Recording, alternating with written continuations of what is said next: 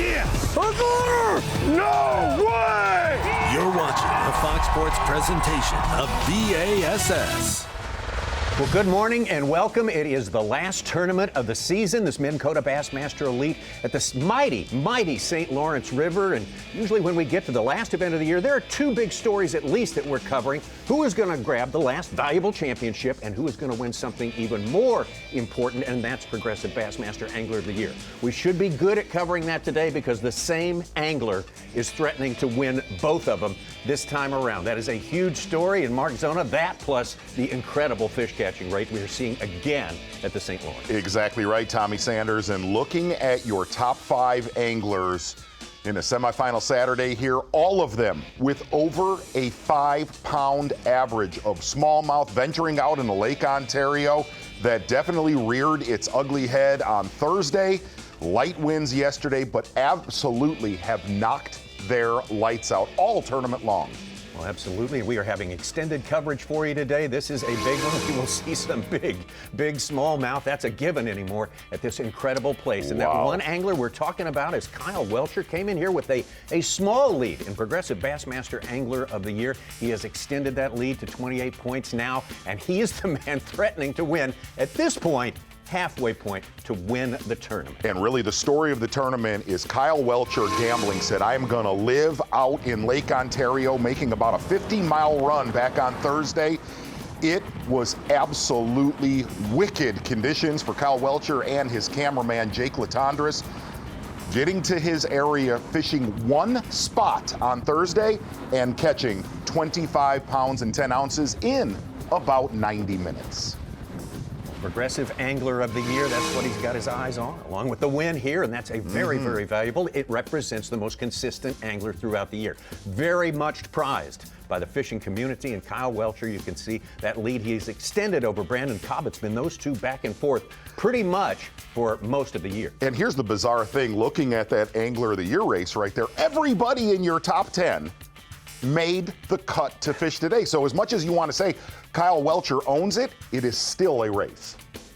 Well, we're so happy to have you with us here. We got a lot to digest, a lot to take in on this very important day. Only 10 anglers will advance from this day into, well, the Sunday final, and we're anxious to get you out there onto that water and see just how good the fishing is. Welcome to the Bassmaster Studio, sponsored by Marathon. I'm Tommy Sanders here with Mark Zona, Ronnie Moore, Mike Suchukon will be joining us presently. And Z, we've had different conditions each and every day. That's a big part of the story as well. It definitely is, Tommy, and really it's the anglers in this tournament that decided to make those long runs out into Lake Ontario on day number 1. Pretty much the entire field went to Lake Ontario yesterday, where the smallmouth, every time the Bassmaster Elite Series comes to the St. Lawrence River, if the anglers are able to get into the lake, it dominates. They're just bigger, and really we're going to have yet another wind shift today. The main thing for Kyle Welcher, it's not like he's on a mother lode of smallmouth. He has just ran to an area of Lake Ontario where they're less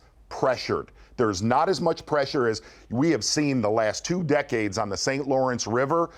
The quality definitely is there. Get there safe, catch about 23 pounds, come back, you might hold the Angler of the Year trophy today. Ronnie Moore, we got a lot of scoreboards to watch today. The classic cut line got so tight yesterday. We talked about after day 1, a lot of our perennial favorites for the Bassmaster Classic at Grand Lake fell out of the Classic. They had to catch big bags. A couple of them came in clutch over 22 pounds to regain some points. Tommy, we have 9 anglers within 4 points of the Classic cut line, either above or below or tied at the Classic cut line. Some of these guys are sitting at home today waiting for others to maybe fall below them, or some others who are fishing to rise above them. There's plenty of sweating to be had. Such an explosive place we are fishing on this week. Just one of the iconic places in the sport of bass fishing. Number 1 for smallmouth, I think you have to say. No doubt about it. Even some anglers that fish some of the best smallmouth bodies of water said on stage with Dave Mercer yesterday, no, this is the Holy Land. Your Minn Kota unlocked the lake, the northeast side of Lake Ontario, and if you really look at those islands out there, you look at Duck Island, Galoo on the right-hand side, but that big peninsula to the left, Prince Edward Point, biggest player in this tournament so far, just not as much pressure. It gets fished a lot, but definitely not a lot of folks from the U.S. side going to make a run out there on their vacation. As you get into the St. Lawrence River, you see our takeoff in Clayton all the way up to Ogdensburg. not as much attention this time around. Probably only 4 anglers making the cut that lived in the St. Lawrence River. That's in Minn. Kota unlocked the lake. We mentioned 5 anglers with a shot at eclipsing the century mark here, but with guys throwing around 28 and 29 pound limits, it could be well below that number. 5 right there. There's the rookie Bryant Smith of California with 29 pounds and 5 ounces on day number 1, setting the record for the Bassmasters for a 5 smallmouth limit here. We'll be out there today. Here is your leader. Some footage from days 1 and 2. Just a tremendous performance by Kyle Welcher. Yeah, the story of the tournament. Kyle Welcher, who has had great smallmouth tournaments and some really bad ones. He has shined here at times, but this time around, a different situation. Lighter winds yesterday, making about, call it a 50-mile run round trip, right around 100 miles.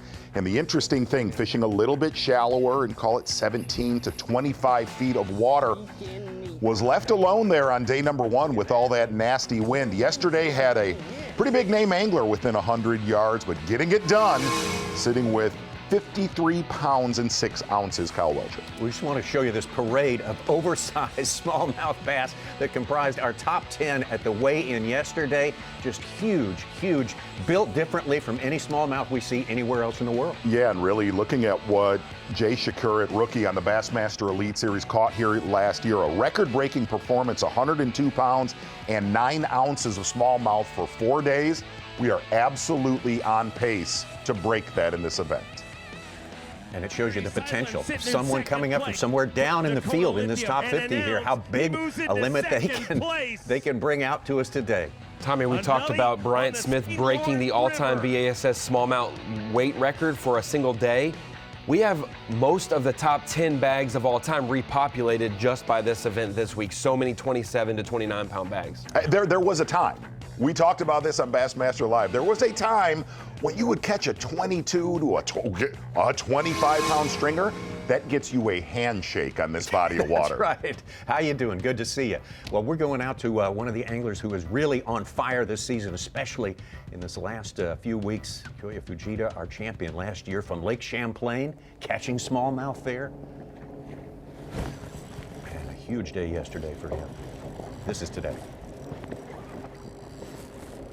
Yeah, and the one thing to watch today, looking at Koya Fujita, your champion from last week, north-northwest winds, which is going to greatly affect a lot of the anglers on the southern side, the southeast side of Lake Ontario. But anglers like Fujita, Kyle Welcher, the Johnstons, fishing that northeast side of Lake Ontario, a lot of protection today and Championship Sunday should they make it.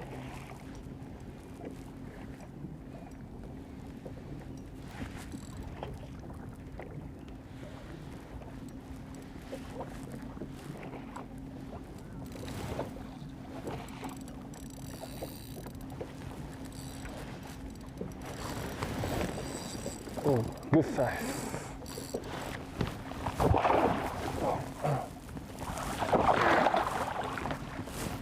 Yes, sir, good size. Yeah.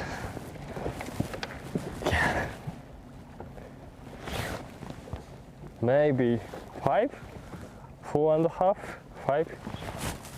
Good size. Yes. Koya Fujita, one of four rookie winners through the first 8 events on the Bassmaster Elite Series at Lake Champlain. He was an absolute marvel. Absolutely, and a different monster on Lake Champlain. A lot of those fish very pelagic, living under bait pods, swimming, losing a little bit of weight where a 20 to a 22-pound stringer meant something there. Evidently, that is not the case this time around. We have a different critter that lives on Lake Ontario. He's a little more lazy. The smallmouth here live near the bottom and just get big. But a huge win last week for Koya Fujita. To put it in perspective, the awestruck numbers we've seen, we had more bags over 27 pounds yesterday than under 15 pounds. And normally everywhere else in the country, 15 is a really good average to have for a couple days of fishing.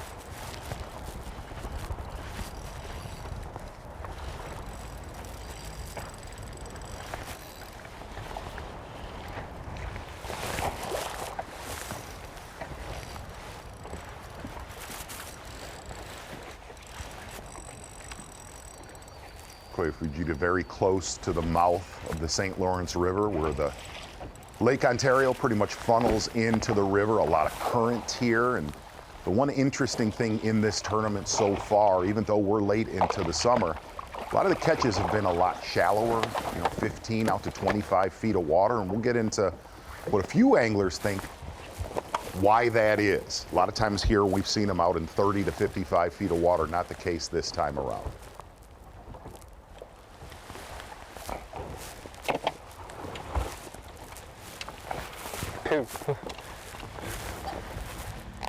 One he will not want to take to the weigh-in there. They're going to be so big today for Fujita and all the rest. We're in the camera. We have cameras in the boats of 9 anglers today. 10 anglers, excuse me. One of them, 4th place to start this day, having a great tournament. Patrick Walters over there, that part of the lake that you pointed out. Spent a lot of time there yesterday. We actually did a few podcasts about this area of the lake and kind of had a vibe after the last Bassmaster Elite Series and some of the big regional Canadian tournaments that this was going to be a big player this tournament around. And Patrick Walters was one of the anglers that said a lot of these fish in 15 to 20 feet of water. I said, why do you not think they're pushed out deeper? And he said, because there is less pressure here, smallmouth are way more comfortable being shallow. Don't get pushed around as much as they do on the New York side, on the U.S. side.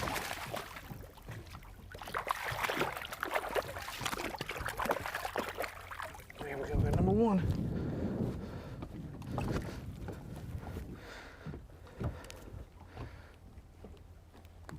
I had to talk to that one for a minute.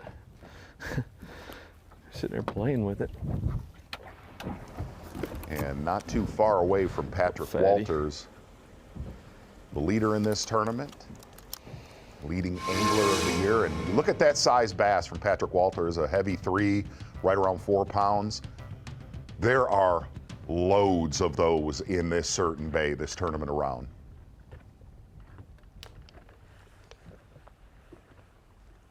Kind of a 4th-year elite angler from Alabama.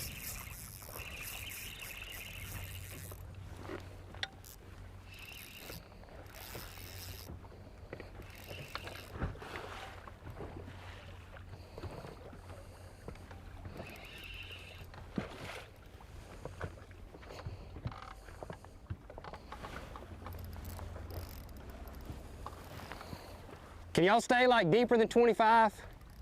If you don't mind. Cause I'm gonna keep going back and forth out to about 25.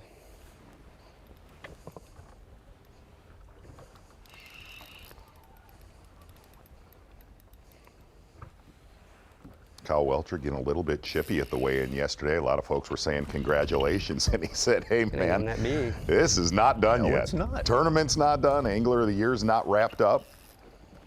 He'll be with his closest rival today, Brandon Cobb. He'll have some work to do.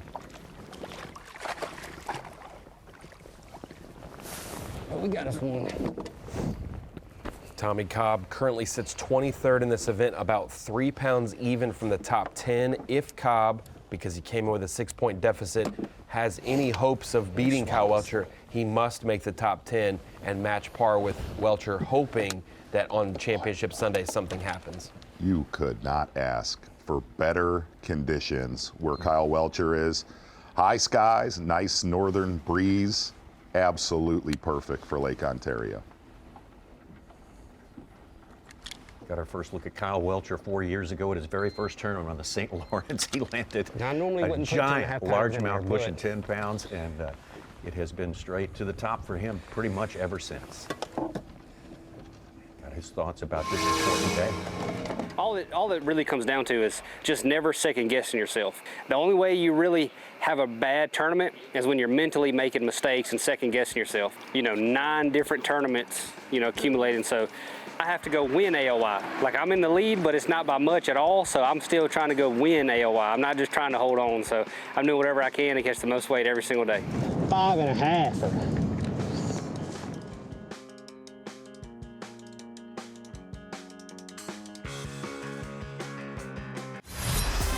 The Minn Bassmaster Elite at the St. Lawrence River is sponsored by Humminbird,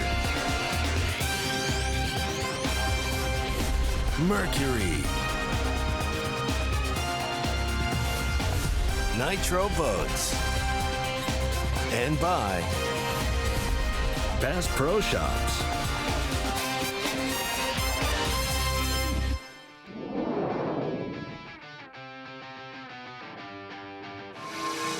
I'm a Taku Ito Bassmaster Elite Pro, so I use a very small crawfish bait and blueberry flavor. This is a very small nickel rig prototype bait, 360 ounces, and this one is a blueberry sauce too. Very good taste. And this one, super secret. Everyone can see, so very secret. So this one is a soft finesse bait, but 5-pounder, 6-pounder rabbit.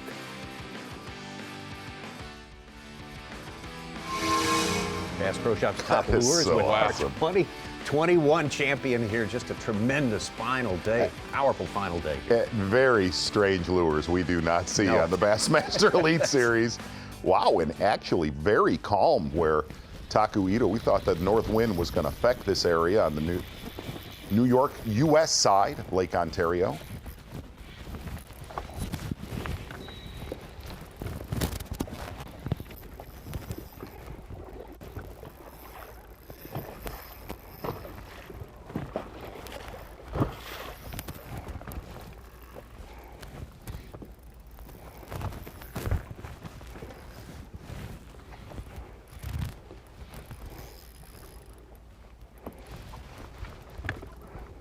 Taku's been fishing 25 to 30 feet of water.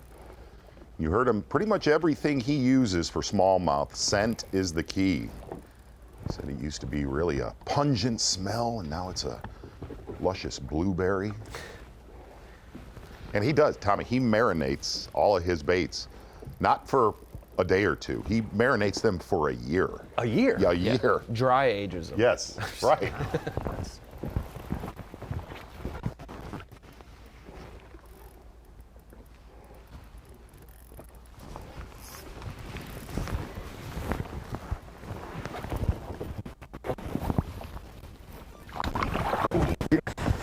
Not so big one.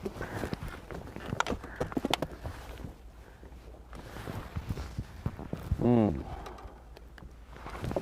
2-pounder.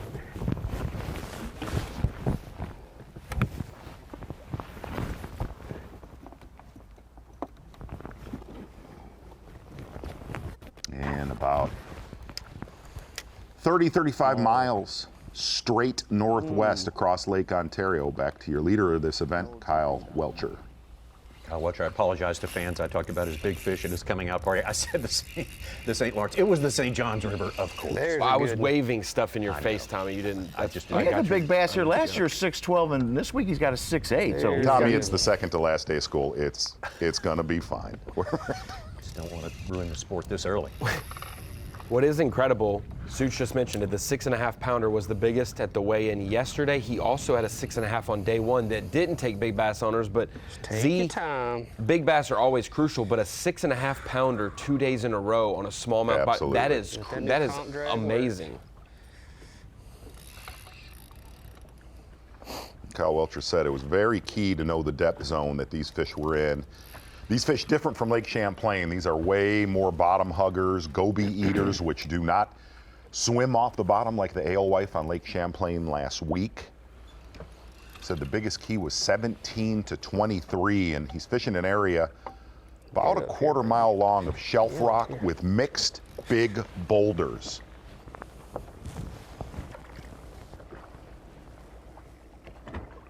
It is not ready yet. About to have to get ready. I think that's a 5.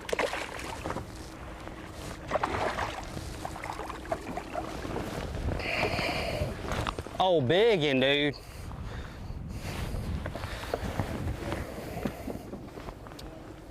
And it honestly feels like every single bass that we've seen with Kyle Welcher, looking at your TH Marine Weather Watch. Gonna get to 71 today.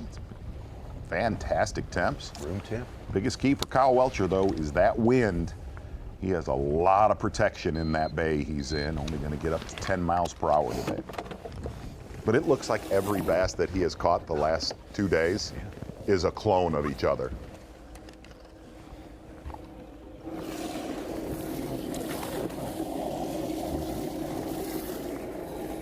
A little bit of live well care right there, some G-juice. Taking care of his catch, been flawless with that this week. Patrick Walters, once again, a great season. One of the guys pushing Kyle Welcher all year long. He's in 3rd place right now. I don't know that Kyle was very happy Patrick Walters was even in that region yesterday.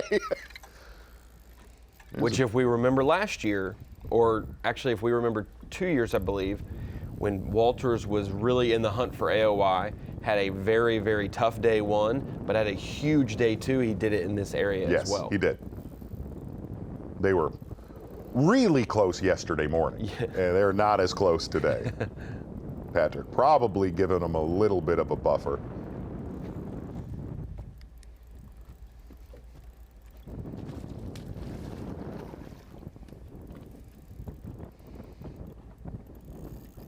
Patrick Walters also using a very popular scented drop shot worm. Very popular on Lake Ontario, same as Kyle Welcher.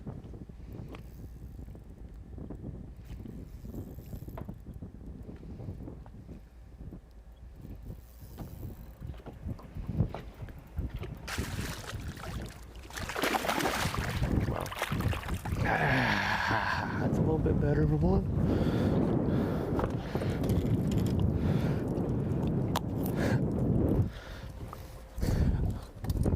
Thickin', son. Thickin'. My boy said, cool. That's the right size. That's what we want.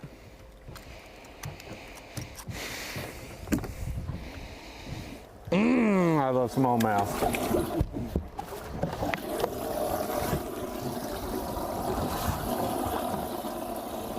When you can grab a handful of tail like that, you got you a good one, boy. Got you a shoveling of good one. Patrick Walters definitely one to watch here today. And always the one to watch when we come to the St. Lawrence is this man right here. It's not a 12-inch. Canada's Chris Johnston. Chris Johnston also concentrating on the northeast side, the Canadian side of Lake Ontario. He's heavy. It's not even moving down there.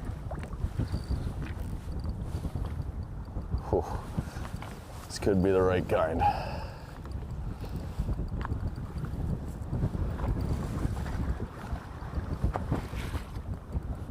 They're not easy to catch. I can't afford to lose one. Come on. This has got to be a big one.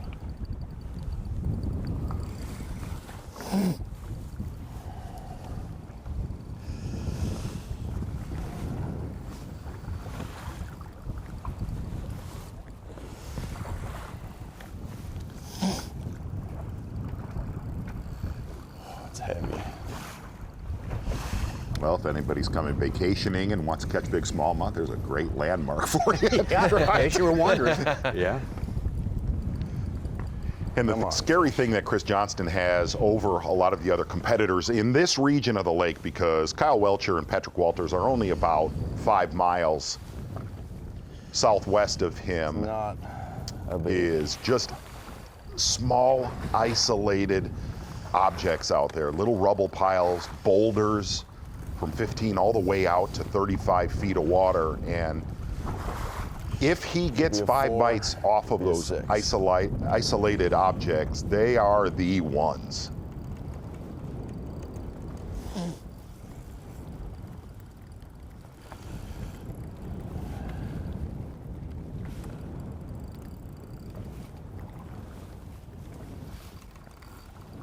Now, Welcher, of course, the leader to start the day, but just 8 ounces behind Chris Johnston. So. Yeah, Chris had a measly 24.11 yesterday. He was very disappointed that he didn't break 25 pounds. I fished this area with his brother Corey Johnston last summer, this time of year actually. And Corey Johnston could actually tell you, I'm not saying this jokingly, on these isolated boulders from 20 to 30 feet, he could actually tell you almost to the ounce how big, what the quality was per area.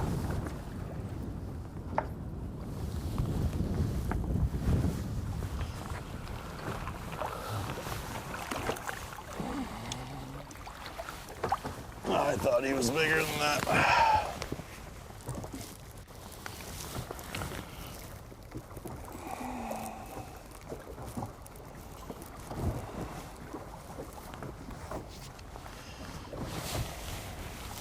Number one. I was hoping that was the one, 5-pounder, but it's a start. Let's see if we get another one. Be satisfied with anything less than 5 pound Yeah, he said average at the least. He said his biggest concern after the weigh-in yesterday, I'm just not on enough heavy 5s in this tournament. Well, we'll see what he can do. Patrick Walters, the man on top right now. Kyoya Fujita, last week's champion from Lake Champlain, keeping it going this week here. And Kyle Welcher trying to win it all here. We'll be right back. Hey there, anglers. I'm Fox Weather's Kiana Lewis, and this is the Bassmaster Elite Forecast. We're looking at the weather on St. Lawrence River in Clayton, New York for today. It does look like we do have a few showers and maybe even a thunderstorm rumbling through the tournament by today. And as we head into today, we'll also see temperatures in the low 70s. Tomorrow, a similar situation, a few clouds, with temperatures also continuing in the 70s as well. Good luck to everyone out there, and don't forget that you can download the Fox Weather app or stream Fox Weather from your favorite connected TV device. Thanks so much to Kiana Lewis and everybody at Fox Weather for keeping us up to date, up to the very moment on what's in store for today. Well, what is in store for us during the course of this event will be the crowning of Progressive Bassmaster Angler of the Year. And you see that man who started the day in the lead of the tournament, Kyle Welcher, with 756 points, 28 ahead of Brandon Cobb, who is in it out there fishing today. So it's not done yet. Huge kudos, easy for me to say, to Kyle Welcher and Stetson Blaylock, officially the only two anglers the entire season to make the top 50 in every single event. They're both in the top 10 in AOY, but Welcher obviously leading by a good margin now. Well, I had one last year, Brandon Lester. Oh my. How about a Skeeter Boats Big Fish Alert? Oh. Gerald Swindle trying to make a run for Classic, the 5-pounder. Easy there. Come on, girl. He's up to 8th place from 45th. If he were to gain those kind of points, he may be Classic eligible. Freaking pie.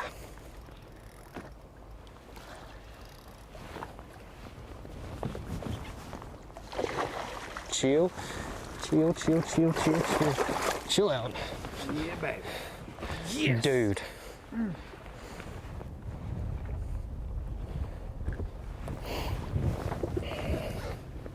This one didn't need it that deep.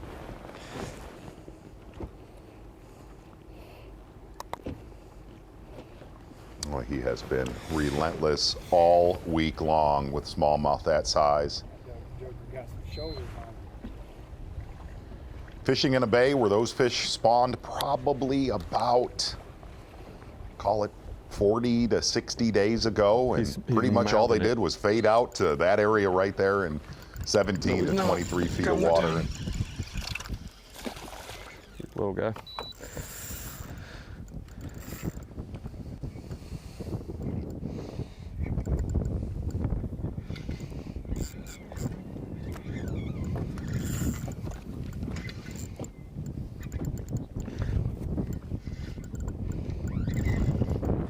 Asked Kyle Welcher, I said, why did you come to this area to practice? Where he said he was going to live in he's always lived in Lake Ontario, every Elite Series event.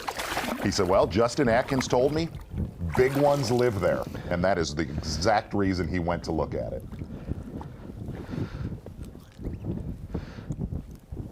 I don't need to put him in the box, but we might, just in case.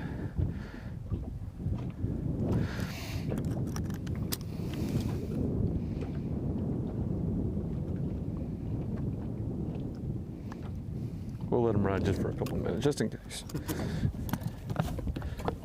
Patrick Walters of South Carolina, been working hard. He's 5 years on the Elite Series to get better.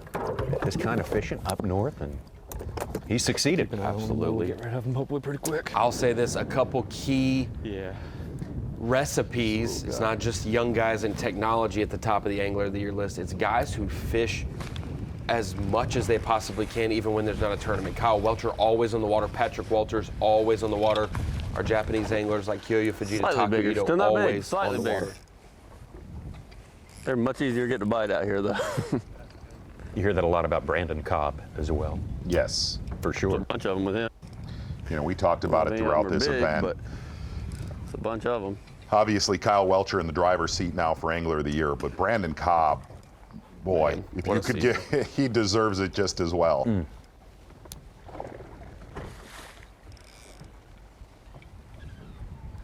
They fight so hard. So the tiebreaker in our Angler of the Year race, or any point standing, is the day 1 and day 2 weight, full field weight I'll put him in there. throughout the season, and Cobb has Please do it. overwhelmingly beat everyone by over a dozen pounds through day 1 and day 2 for the season. He caught them so well this year. You're fine. I don't know if I'm even gonna be able to weigh them out here because of the bounciness, How but about we'll it? try it.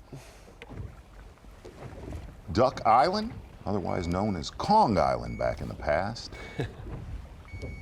Where he's at back in the day, you'd hear people making runs out there and be like, whoa, where it's very common now. A little less than 3.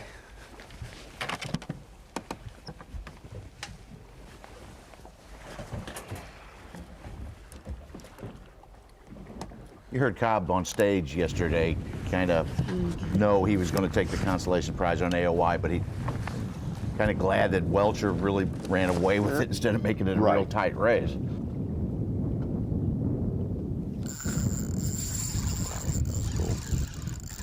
It's hitting the big one. I had to convince that one though. Man, that was weird.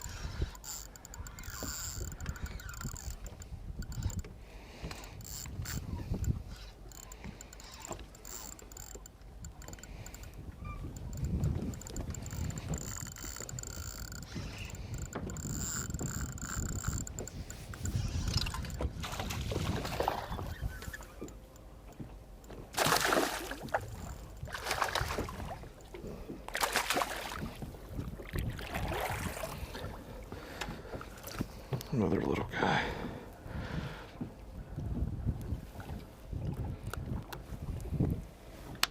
We'll have to get on the hunt for the big ones in a minute.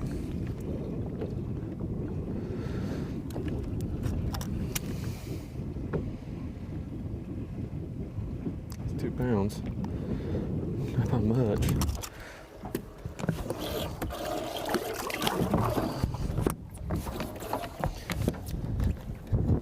Another 2-pounder. Kind of get a look at that bay right around the corner from Prince Edward Point. Big time spawning bay in there, and also on the main lake, the other south side of that peninsula. And just a lot of fish live there.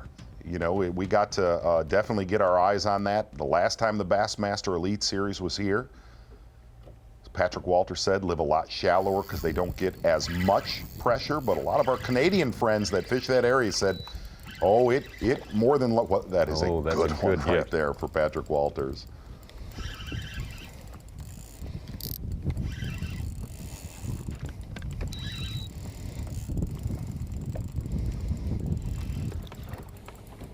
A lot of our local Canadian anglers said that they felt the tournament would be dominated here if the weather let these anglers get to this area.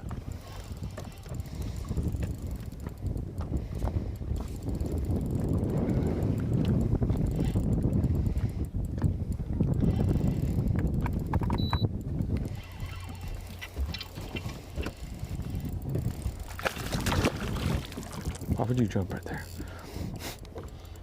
Sucker almost jumped in the boat.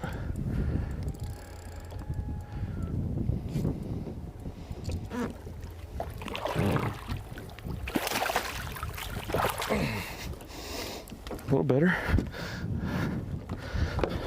A little better.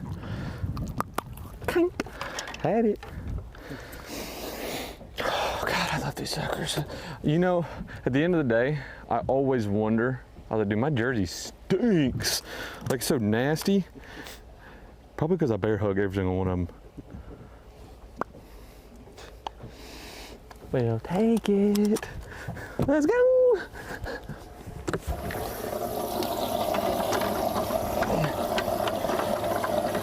Patrick Walters feeling it. He holds the record for the biggest margin of victory in a Bassmaster Elite Series event on what you might call the equivalent largemouth. It's kind of got a vice principal look about him, too. Is that the mustache? I don't know. Yeah. He did that on Lake Fork, and this is the Super place for trooper. smallmouth, and he is on top of our leaderboard right now. Big start, quick start for Patrick Walters today. Not every angler has seen a quick start every day, but a lot of them build it all day long, and we're going to bring you a lot of coverage today. Kyle Welcher, and shooting for Angler of the Year, right there in second place as well. No way! You're watching a Fox Sports presentation of B.A.S.S. Great to have you with us here on the St. Lawrence River and Lake Ontario. This last stop of the year for the Bassmaster Elite Series. Basically a local here. Chris Johnston told us before we came on the air, the river's fishing great. The river's producing as always, but the reality of it is you got to make a run out into Lake Ontario to get the job done. It's been that way for 10 years, as you pointed out many times this week. The template was here long before this event. If you're going to be in contention in the top 30 of this tournament, you either need to be in that lake in Lake Ontario or within 3 miles of that river mouth. And it's been that way every single time Lake Ontario has been open to the anglers.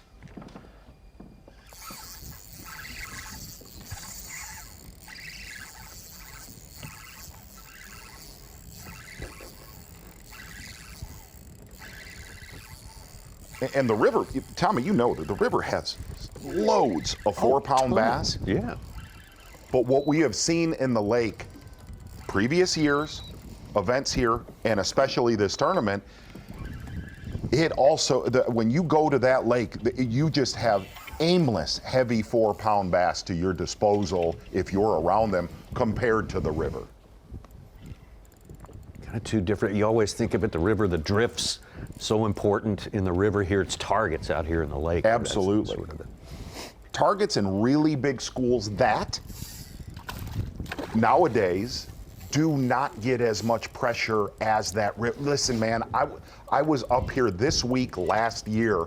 You would have thought there was a 300 boat tournament in the St. Lawrence River with pleasure fishermen. Yeah. Dude, that takes its toll. Yes, that's. And when you'd run down to this area, you might see a half dozen bass boats at most. This is out in the country down here. I mean, Yes. this is that's a bird sanctuary. Yes. Is the big So gorgeous. point that they're fishing around. Cormorants everywhere. Yeah, the beloved cormorant. He wasn't done yet.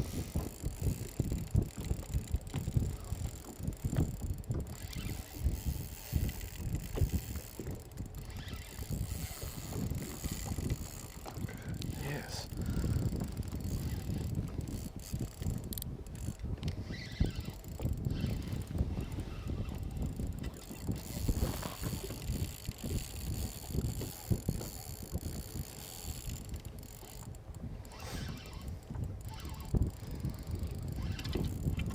God, this one's fought the hardest.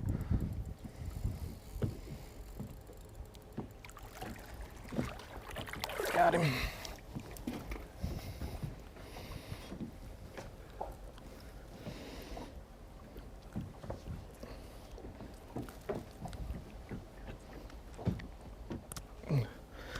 Nico got him good.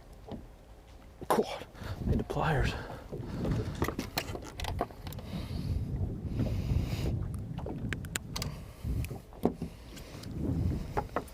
Not even big.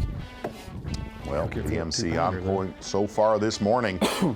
Patrick Walters making about a 50-mile run, just like your leader after day 2. Kyle Welcher, call it 15 all the way out to 23 to 25 feet of water. And Patrick Walters was the one angler that said, there are a lot of bass in this area. And the other great thing, he said, less pressure in this part of the lake keeps them a lot shallower than other areas out on Lake Ontario where he feels pressure pushes a lot of these bigger smallmouth deeper.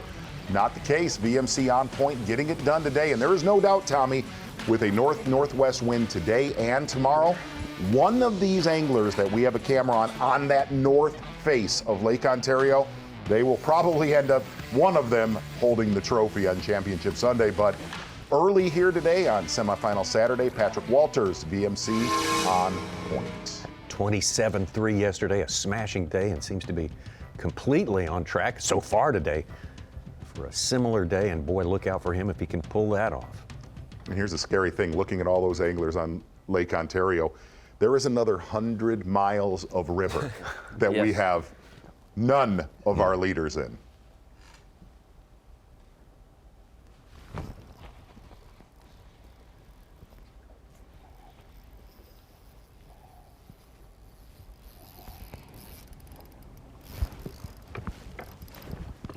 I think pretty good one.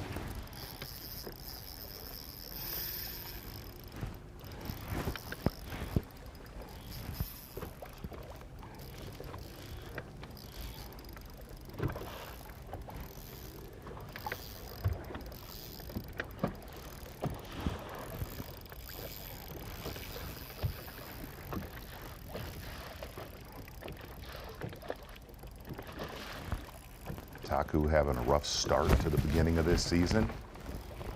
Waving in some friends. Definitely rebounding. We got to the northern swing on Lake St. Clair, Lake Champlain, and here. Turned his whole season around and got inside the classic cut line from the 80s just a few events ago. No, it was very inconceivable. He would have to have exactly what he has done to get to within points, and we'll get to that in just a minute, of the classic.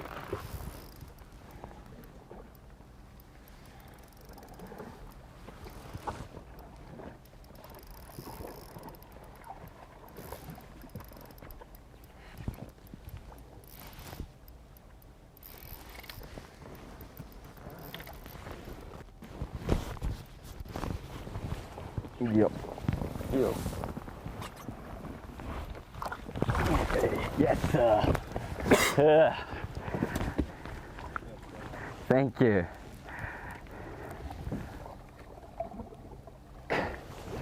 Yeah, number 2. Wow. Let's go, let's go.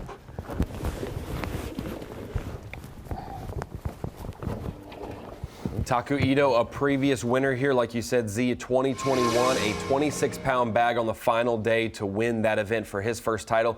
As we bring it into the Dakota Lithium Screen Knowledge, we're going to keep an eye on Taku Ito all day today, not only because he's on camera, but because he is on the classic cut line. For the Bassmaster Classic, if you're just tuning in, don't know much about what we call the Classic, it is the Super Bowl of bass fishing, the biggest tournament in the sport. You win that event, you make a lifetime legacy for yourself. You want to be in that event, and we basically formulate the 55-person field, 41 through the top 41 in Angler of the Year points race, and then we have a winner at this specific event, the season-ending event. They get a win-in berth. Then we filter it through our semi-pro series as well. But looking at some of the anglers that have some work, they've done some work, but they have to stay maintained. David Gaston, Cody Huff, Paul Mueller, Taku Ito, and Cole Sands all in the Classic, but just by less than 6 or 7 points. These guys can't fall. This number right here isn't where they started the day. This is the lowest that they can finish currently in the event and still be above that 515 points for the last Classic spot. David Gaston can fall 9 spots, I believe, and still make it in. Cody Huff like 4 or 5 spots. Mueller 4 spots. Taku Ito can only fall 1 spot currently. And Cole Sands, he started the day in 29th. He has to be 29th or better. Now when we get to some big names that were down the leaderboard like we talked about yesterday, had huge days though, and were able to gain a bunch of points back. One of our most recent Classic champions, Jason Christie, wants to be at Grand Lake in Oklahoma. It's one of his home lakes. He is going to be a favorite in the Classic no matter where it is, but especially on that body of water. He snuck back in the Classic yesterday, 40th place, 515 points.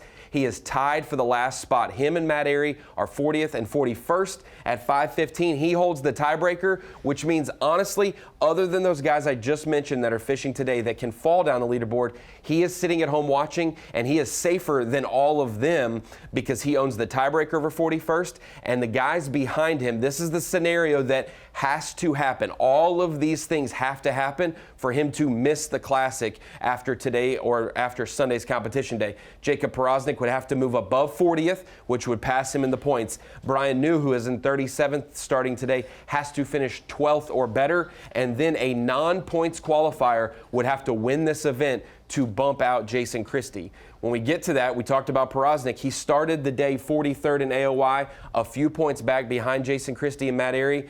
He's 44th in the event. He has to get a top 40 to get enough points to jump into the Classic. He is one that's a perennial Classic angler that we always consider. Now, the big wild card, like we said, win and in for this event. If you were in the Classic already via points and you win the tournament, you double qualify. It'll bump it down to 42nd in points, and a lot of those guys sitting at home would love it to come down one more spot. But for the guys who are not in the Classic, the only way they can make it, as the screen freezes just a little bit, the only way they can make it is by winning this event. These are the anglers in the top 25 that are within range of the leaders right now: Zaldane, Martin, De Palma, Wong, Davis, Fouts, Queen, and Redwine. That's just 8 anglers who were within the top 25. There are 17 fishing today that have to win when it comes to the end of the week to make the Bassmaster Classic. So we'll keep an eye on all of that and more, guys. Well, you're talking about Jason Christie feeling a little comfortable that he's kind of saying, I guarantee you Jason Christie is not feeling comfortable. I wouldn't say comfortable, but I did confirm it with him last night that he has done all he can do,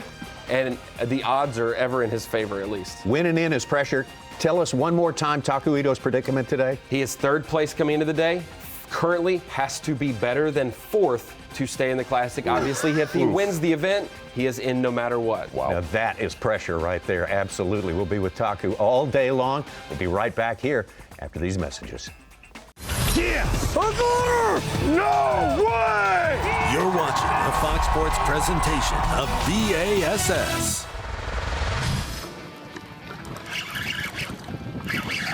Another little one. Oh, I don't know. That would mean a lot to me to win Rookie of the Year. You know, it's not as big a deal as like Angler of the Year or anything, but coming in your first year and to have that on your title, you know, you only get one shot at it. Oh my God! So to win that it'd be awesome. Look at the size of this smallmouth. Oh man, 6-pounder. This is a 6. It's probably 6 1/4. Unreal, unreal. Giant bass, Dave Mercer. It has never been harder to win Rookie of the Year. I think that's Absolutely. a safe statement right there. Joey Cifuentes, though, on the strength, he's won 2 events already this year in his rookie season on the Bassmaster Elite Series, and he's still not put this thing away, not by a long shot. His closest pursuer is right up there near the top of our leaderboard today. Our most recent champion, Kyoyo Fujita, he is 2nd, like you said, 4 points behind. Basically, if Joey gets 16th place or better, he will seal Rookie of the Year because he does own the tiebreaker of Fujita. So Cifuentes stays where he's at in the tournament. Fujita could win and still wouldn't get in. 1/3 rookie. You saw their 3rd place, Brian Smith, set the record for biggest limit of smallmouth ever with the Bassmasters this week as well. That is Bass Company in that rookie. And rookie yesterday, race. 7 rookies have been confirmed into the Classic as of yesterday. A couple could fish their way out today, but 7 have punched their ticket in as of yesterday. I'm guessing that's a record, too.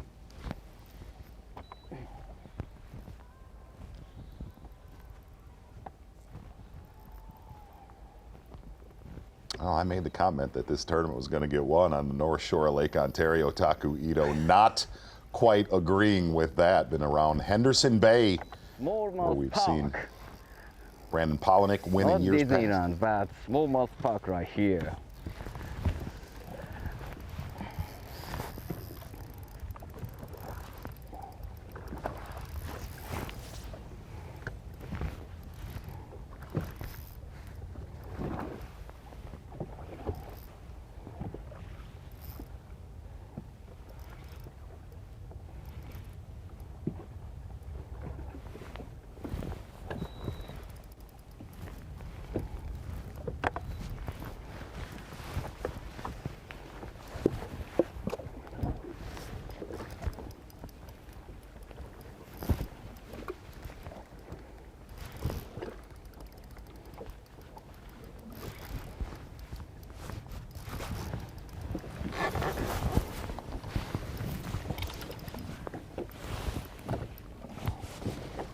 Oh, good one.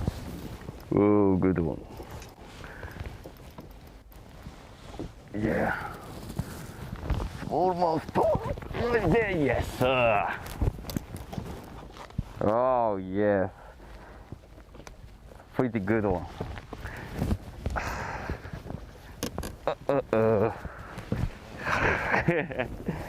Number 2, we need a feeding. Fish always healthy. Fish healthy, tack happy. Fish happy.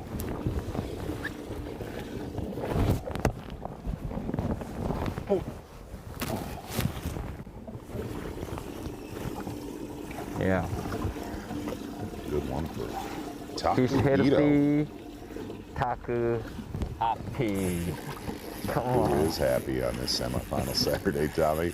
Going to do a little procedure on that fish to let some air out of the bladder so he can be That ain't upright no in the danger. live well. Yep. And there was another one with it. Important here. Non-invasive.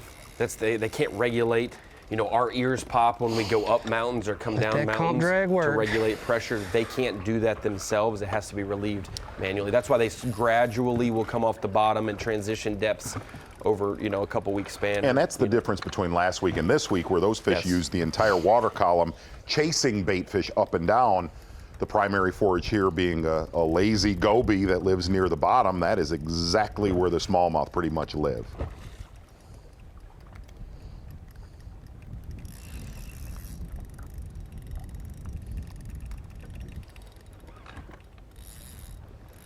And Welcher said this area that he's been in, this quarter-mile stretch of little rubble piles, no grass, grass inside of him shallow, made the comment that really just 2 to 3 fish pods, but when you marked one alone, just a lone rogue, those have been the biggest all week long.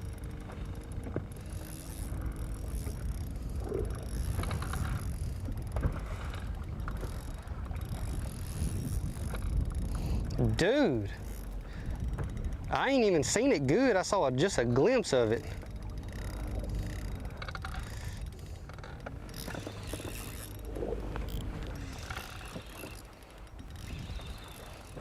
I lost my line. There it is.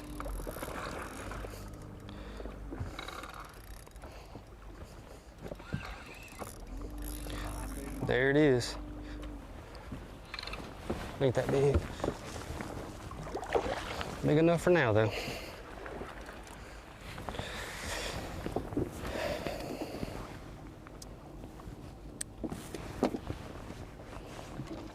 Boy, they are getting his bait today. Mm-hmm.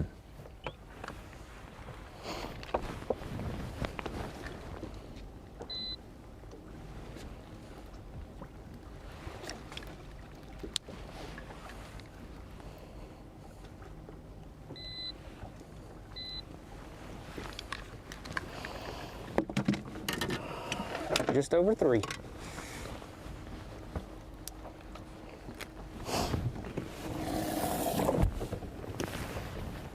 I had one right under me. I ain't really got a bait to throw to it. Welcher in third place as it stands, behind Taku Ito. We talked about the win and in aspect of it. Taku Ito's in the same situation Brian Schmidt was last year. If he finishes in the top 5 or so, he'll have enough points to make the Classic. But if he goes ahead and wins it, he could be double qualified for the Classic, which would also bump down. He would move in via points, and his win would get him a spot. He would go from not being in the Classic at all to double qualifying in the same week.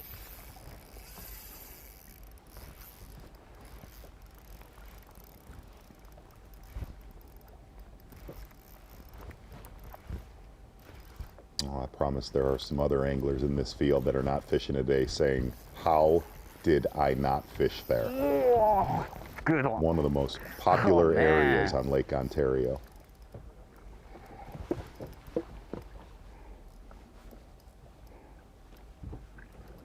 Zebra mussel. I afraid always. Zebra mussel, tack mussel. Tack no mussel.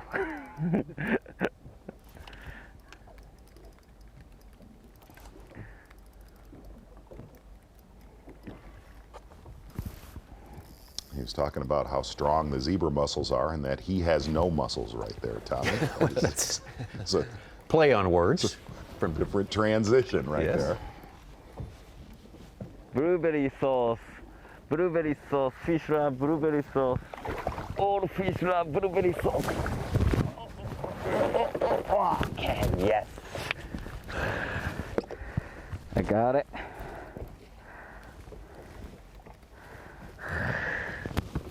Boy, we need to show really the small, minuscule size baits that Taku is throwing that he talked about a while back in the show. They are some of the smallest baits we have seen for smallmouth bass on the Bassmaster Elite Series. They're strange looking. Very strange looking. They need sunlight to even see them. Ito's got a big job today, and he's up to the task so far, that is for sure. Moved up into second place behind Patrick Walters. Got a big morning going out there as well. Kyle Welcher started the day with the lead. He's staying in touch with that lead as well. So we got plenty of action in both our tournament picture and our Angler of the Year picture. Stay with us. There is much more to come this morning, day number 3 on the St. Lawrence. No way! You're watching a Fox Sports presentation of B.A.S.S. Welcome back to the last event of the 2023 Bassmaster Elite Series season, the Minn Kota Bassmaster Elite at the St. Lawrence River. It has been a fantastic week so far, and there's more fishing in store. But before we finish out the year, we got to show you how we got here. Starting the year down at Lake Okeechobee, a legendary body of water, Mike Sukon, and it is a place where we saw something different than we expected for our champion. Tyler Rivette was looking for food. He's catching crappie, and he found a big bass in the river, which we never catch fish up there, and he ended up winning from that spot. First ever Elite Series win for Tyler Rivette. Then we go to Lake Seminole, where we saw a rookie cowboy, Joey Cifuentes, dominate Lake Seminole. He did so fishing in an area that not many other people fished, surprisingly, and he was our second first-time winner of the year and our first winner for a rookie. Out of the trees. Big comeback here. Then we go to Lake Murray in South Carolina after the Bassmaster Classic, and we had a guy who was leading most of the event, Drew Benton, slip down to 10th place on the final day, moves all the way back up to the top and wins with the biggest bag of the tournament. Then we go stay in the state of South Carolina over to the Low Country, Santee Cooper, a big bass factory, and Luke Palmer figured it out better than all the rest. Big bag, 96 pounds, 14 ounces, almost got to 100. Another first-time winner on the Bassmaster Elite Series. Then we go to Lay Lake in Alabama, our 5th stop of the season, and we saw another rookie yet again have some dramatics on the final day to win on his home body of water. Will Davis, one of the most seasoned anglers on Lay Lake, one of the most veterans on this body of water, but he took down some of the biggest names in the sport to win his first Elite Series title. Another victory over Palaniuk, and Christie was right there. Our closest victory since 2011 season. We go to Sabine River, and a guy, Mike Sukon, we have had our eye on. He needed to get an Elite Series win. He had 5 second-place finishes, and Brock Mosley did it on a place that he has had so much success. We had him as the best guy never to win, and he broke through finally. Former college angler at the University of Ole Miss gets his first Elite Series victory. What a great story that was. Then, no, this isn't a replay. This is a totally different part of the world. Joey Cifuentes, though, winning his second Elite Series event of his rookie season. 2 of the first 7 events belong to Joey Cifuentes, and he does so with the biggest weight in Lake St. Clair history for the Elite Series, 91+ pounds. The rookies didn't stop there, Mike Sukon. We go to New York for the next to last event of the season, and Kyoya Fujita takes the title of Lake Champlain. What a dominant performance leading day 2, 3, and 4 for this young Japanese angler who came to America with a goal in mind. He achieved that goal. Tremendous. The rookies have half of our Elite victories. Let's see if it happens again. A couple rookies are in the mix as well this week. Bryant Smith, Cooper Gallant, Kyoya Fujita, and Joey Cifuentes aren't far behind either. Can we have another rookie winner this week? We will find out later this weekend, but make sure you tune in to see the action as it unfolds. The weigh-in will be here at 3 p.m. Eastern Time. to see Dave Mercer lead out the best in the world as they end their season on one of the best bodies of water we have ever seen, the St. Lawrence River. Downs like any professional sport. And of course, we saw the ups, the high moments there of our season. 8 tournaments down and 1 remaining here. And this is a big one. A lot to be decided here. And only having his career-defining moment early on in his young career last week was Kyoya Fujita with the win at Champlain. 4 top 7 finishes this year, including that victory. He's got a second and a third. Second at the very second stop of the year.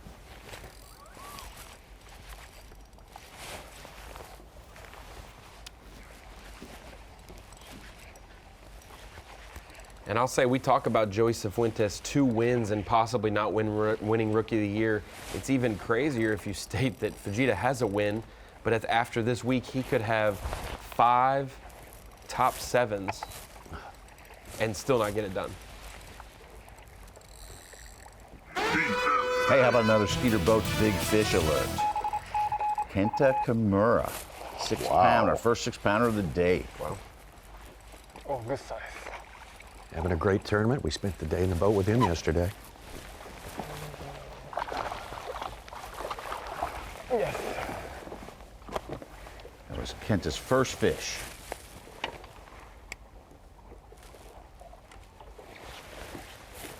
Maybe. 3.5?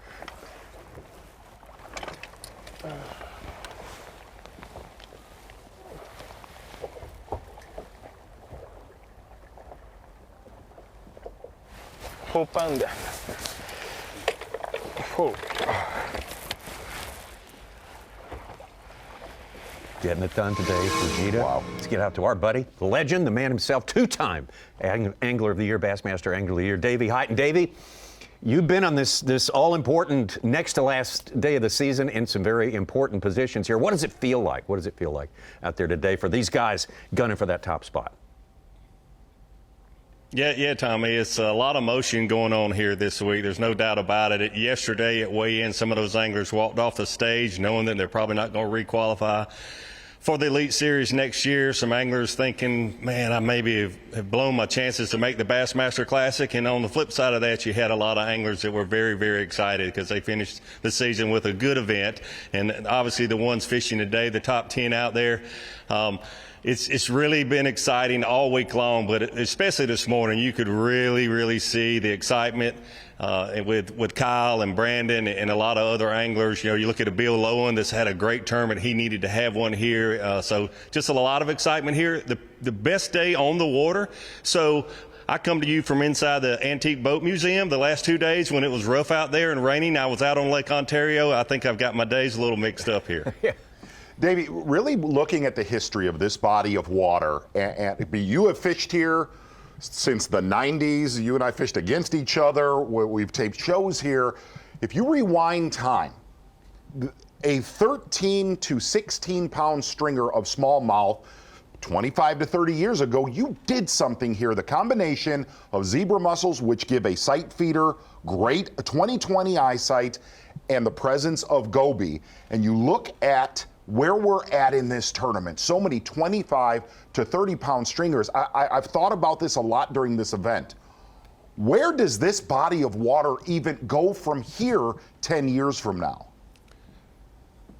Yeah, that's a great question, Z. I don't know if anyone has the answer to that, but I can't see it going anywhere but up. And it's amazing. I was talking to some of the anglers yesterday about how it was 30 years ago, and they weren't 30 years old. The anglers in our top 10, it was really incredible talking to a Patrick Walters or some of those anglers that really had no idea the way this fishery has gotten so much better. And like you mentioned, in the 90s when we had Bassmaster events here, you and I were here, if you caught a 5-pounder, you were a rock star. And to think that there was a limit weighed in on day one here this year that broke the all-time smallmouth winning single-day catch, 29 pound 5 ounces, a 6-pound average 5 bass. This is incredible, and I don't see it slowing down. I mean, these fish every year, I think, man, will they keep getting bigger and better? It looks like we could have a great chance to break the 4-day record of over 100 pounds that was set last week. So if you leave here this week breaking the single-day catch and the all-time 5-fish 4-day tournament weight, absolutely incredible. And I don't see it going away. I think it's going to get better and better.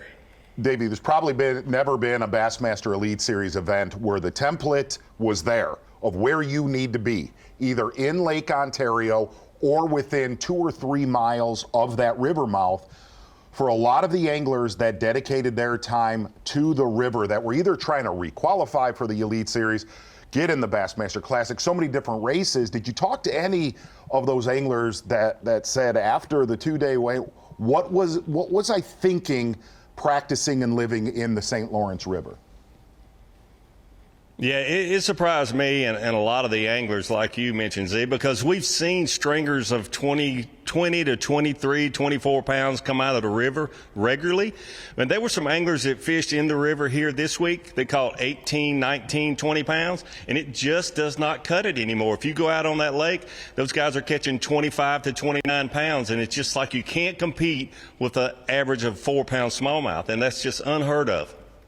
Davey, thank you so much. Coming to us, as you say, from the Antique Boat Museum there, the great Davey Height. And that museum, I tell you what, it is a tremendous place. It's not some little roadside attraction. This is a big project. So much mahogany.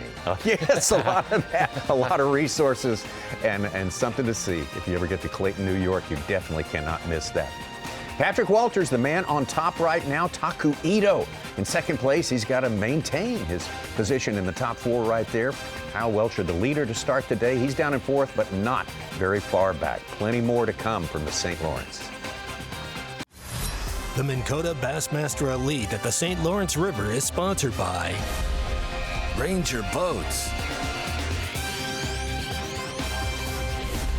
Yamaha, Toyota, and by Dakota Lithium.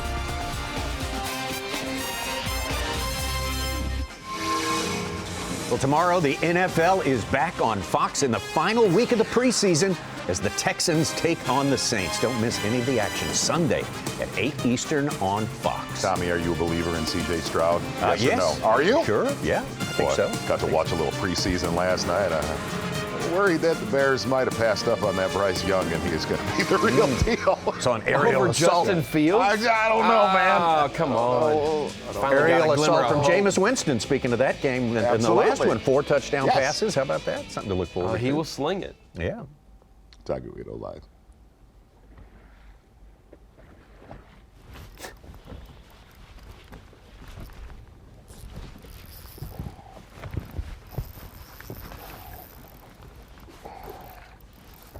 Had a flurry of 6-pounders. Tyler Rivette took over Phoenix Boats Big Bass with a 6-2. I think pretty Douglas good a 6. Tyler Rivette fishing very close to Taku. Hit the shake. It's a big one. Yes, like that.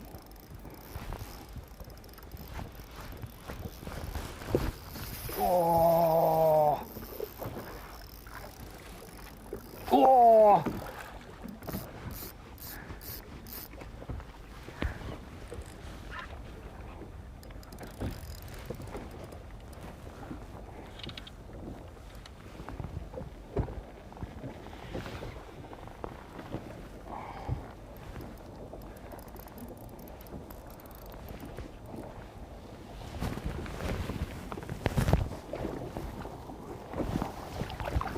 Okay, yes. Okay, yes. Oh, sorry. Fat.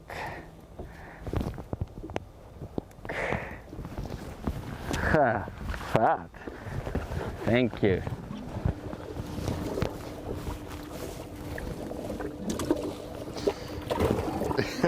That is a fat one. That is a great day for Taku so far, as Ronnie Moore said.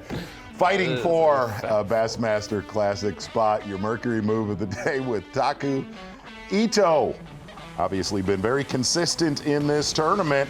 24 pounds, 14 ounces day one, 27.7 yesterday. and a strong morning. And the scary thing right now with Taku Ito, he is starting to really dial in this U.S. side of Lake Ontario that we have seen in years past with him. Right now, unofficially sitting with 19 pounds and 12 ounces. And if you watched yesterday, a lot of his bigger ones bit late in the day as the sun got a lot higher, positioned some of these deeper bass. 25 to 30 feet of water, very small, strange baits we've never seen on the Bassmaster Elite Series. I know we'll show those again, but the Mercury move of the morning, U.S. side of Lake Ontario, yet again with Taku Ito. 21 champs, got to be in the top 3. Yes. At the end of the day, what a predicament to be in, but he's getting it done so far. After the 5th event of the season, he was 83rd in our points race, has moved up over the last 4 events, jumps in and started today in 38th, just 1 point ahead of the classic bubble, and he is 3rd place in the event. So yes, 4th place is as far as he can drop. Oh, it's 2 of them now. There's the leader, Walters.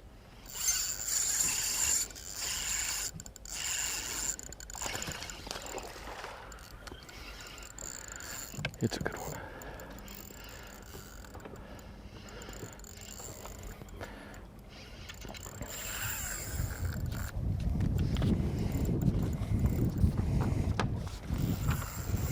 See, I don't think Patrick Walters has ever played it safe a day in his life. No. I think that he goes for it and risks it, and that's a huge aspect on the Elite Series. Absolutely. If you're willing to do that, 75% of your competitors aren't willing to do that at times. Patrick Walters is very, very eerily similar to Kyle Welcher. He is all in. We know Kyle Welcher used to be a professional gambler, and that is the way he fishes. At this tournament especially, there was 0 playing it safe.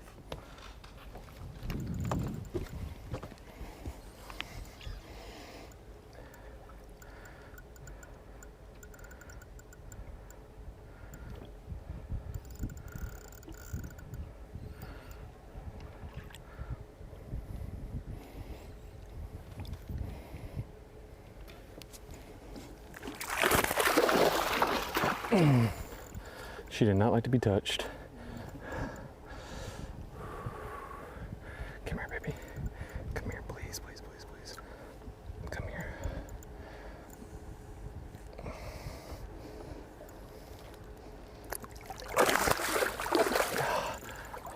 Why does this one freak out so much? That's what I think for. Oh, man.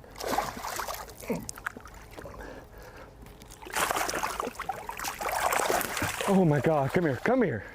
Don't do this to me right now. Oh my God, come here, please. No. Yes! Oh, that was the worst landing in history. I might have a heart attack. Probably that C4, but this is a hammer. Oh, my leg is shaking. I missed that fish so many times, and all I could imagine was just that little baby hooker. I love you. That's a good one. Oh, dude, I can't even stand up. That'll make a go. Oh my God, dude, my leg's shaking. Calm down. Yes. Not as big as I thought, but he's good. Tell me that doesn't get you fired up. Dude, I can't even. That was the worst landing I've ever seen in my entire life. Tommy, any chance you think that Patrick Walters had an energy drink because he sat in Clayton this morning? He's naturally all in to begin with, and you add some extra fuel, you get some amazing bowed up, amazing results. I don't even know which one I had to call. Their second angler to top 20 pounds today. We had 48 20-pound bags on day 1 and 61 on day 2. Decent one. That's how they're supposed to eat it. That last one came 10 feet off the bottom, charged up like it was gonna eat it on the fall and then never ate it. It's a 4-pounder. Oh, look at them out there.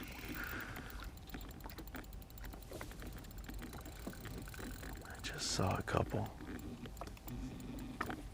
Where'd they go?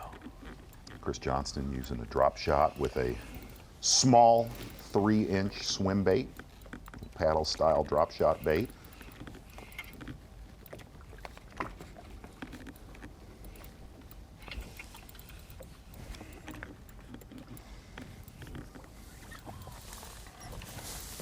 Let's get this one in. Wind's supposed to be good tomorrow, is he? Coming out of the north. So anybody fishing that north face, I really thought, in all honesty, when I came in the studio, I talked to you guys about it, I thought it would be way rougher where Taku and Tyler Rivette are around Henderson today. Come on. You're not that big. It is premium smallmouth conditions for these anglers fishing out in the lake. Little guy. Not even a 4. 3-pounder.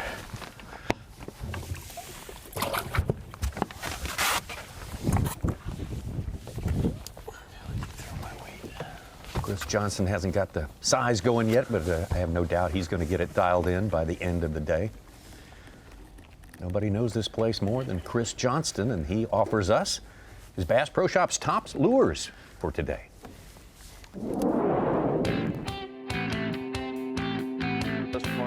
Holy, that's a giant. Chris Johnson here, just at the St. Lawrence River, and caught a ton of fish this week. Almost 95% of them been on a drop shot. I had a couple different baits, but this was kind of my main player. It's a CJ Smasher. I was using a green pumpkin and a shad color, changing it up, just giving the fish a variety of colors to look at.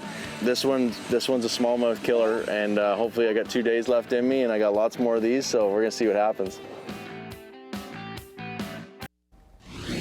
Deion Sanders, Coach Prime, is coming to the biggest season opener college football has seen in years. As his Colorado Buffaloes face national powerhouse TCU, big noon Saturday on Fox. Starts next Saturday.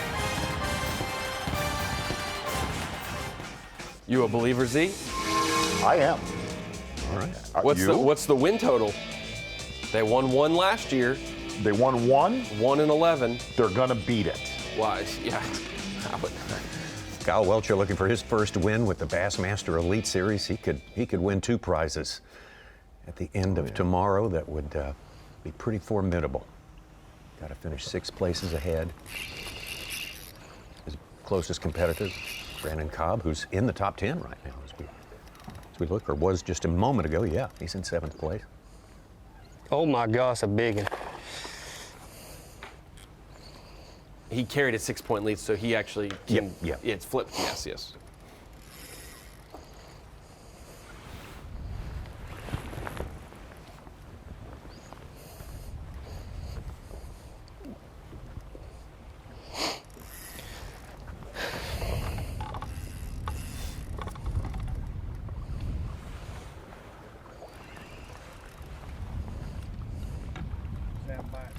By itself. No, it ain't big. It's over 4 though, I think.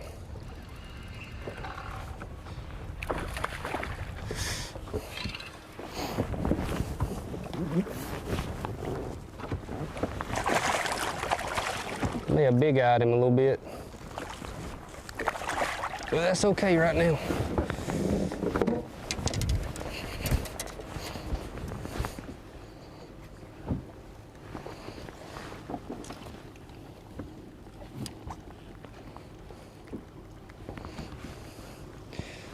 My weight is through his gill. Fish ate the weight and his bait. How you do that, buddy?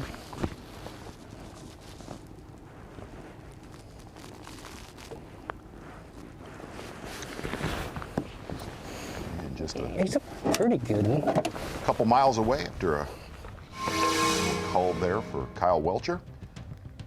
Just shoot across the bay.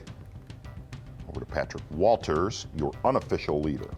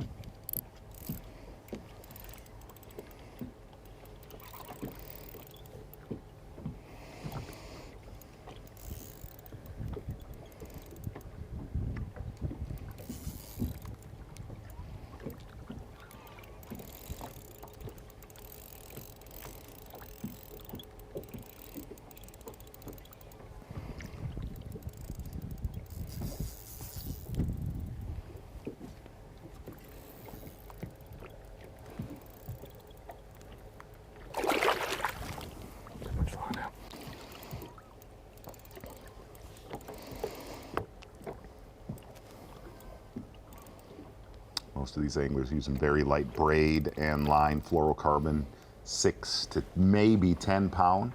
We have seen very few lost fish in this tournament. Ooh, tried to slap him in there.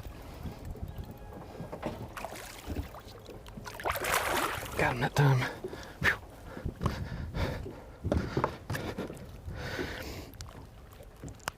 No doubt a coal. Here we go, fat one. Whew. I don't know if that's a camera guy or just a spectator. Oh yeah, we got a 310 coal. He's definitely. Oh yeah, 4 pounds. 4 pounder, sweet. That's the ones we need.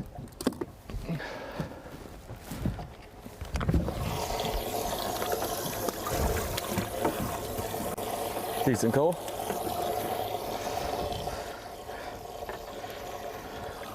Take a bite of that little guy. Means we got 1 4-pounder left. 1 3-pounder left, excuse me. That would have been nice. Yep, 1 3-pounder left. Working on a little bag. Unofficially 22 pounds for Patrick Walters right now, and yet Taku Ito, Kyle Welcher, they're within a pound, pound and a half of him, so it's a margin of error. Very, very close, possibly. Koya Fujita fishing just into the mouth of Lake Ontario. No idea, depth, bait, nothing. Just where he's at. That's all I know, Tom.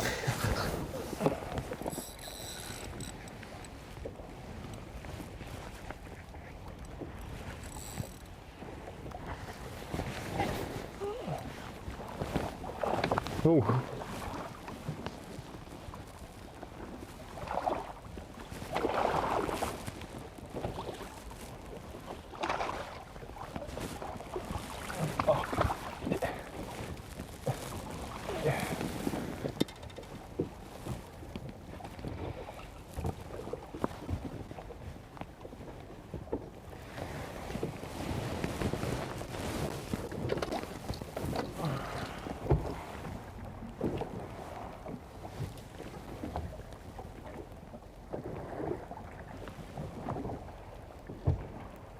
But Joey Cifuentes stuck on 3 fish. He's fallen to 25th.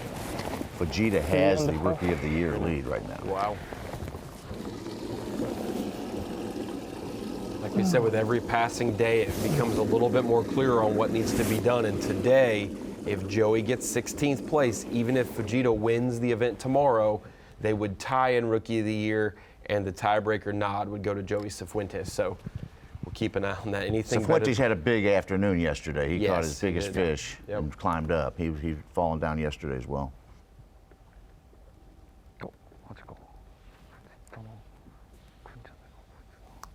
Actually, Z, I'll answer some of those questions we had about Fujita. Okay. I have a guy out on the water that's near him. 10 to 18 feet of water right now, rocks with small boulders and lots of sand around, only throwing at big dots. So if you see him not casting, obviously, he's not seeing anything on his graph, only waiting until he sees the biggest of the big dots show up. I don't know that Fujita would like that information just got out. But thank you. Luckily, Really good. he won't know until like Monday when he sees the live. You can get a head start. Yeah. Right. Yeah. But that would be actually good. He might text me back. He might Like, not. He might text I would me. know what I know where I put my money. He back already out to Taku Ito live. He already doesn't text us back. Whoa, mini bass, mini bass, mini bass.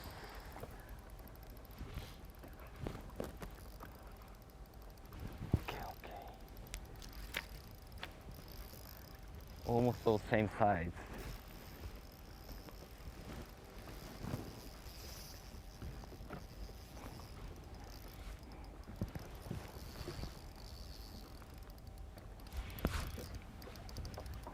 Well,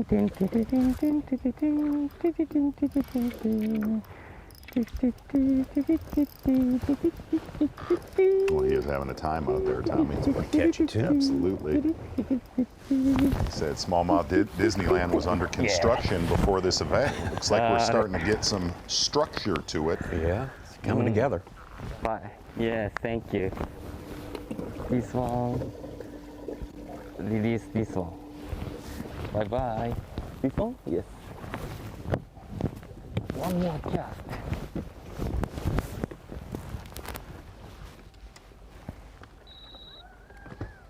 You heard him make the comment. He marked a bunch of them coming in with that bass. 2021 champion here, Taku Ito, up to just under 21 pounds unofficially.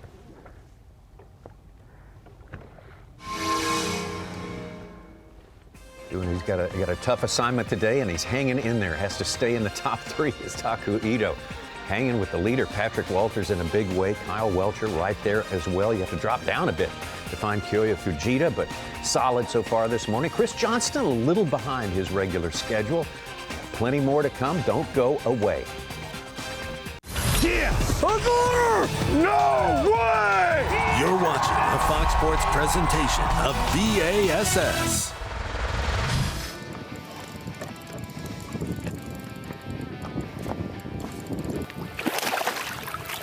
A little better.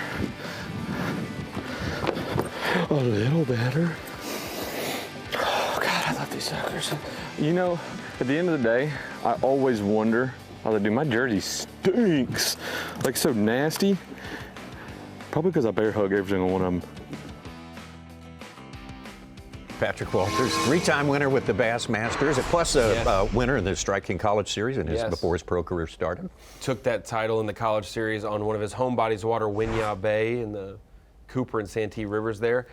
Those 2 victories in the Opens, and then the Elite Series title, like you said, the largest margin of victory in Bassmaster Elite Series history, 29-pound win a few seasons ago. Plus, we know now he's a hugger. Yeah. He is. Yeah.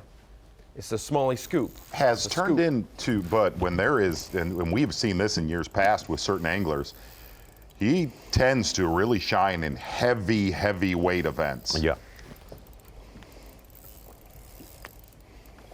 Yeah, his big record-breaking margin of victory was at Lake Fork, which is kind of to largemouth what this place is to small. Yeah. I think you could fit like 9,000 Lake Forks in Lake Ontario. Made probably the eastern end. Yeah, just what's in limits.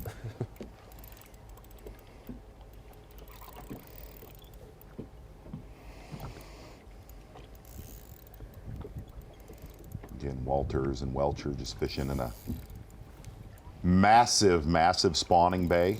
A lot of these fish spawn from 1 foot all the way out to 20 feet of water with the water clarity here.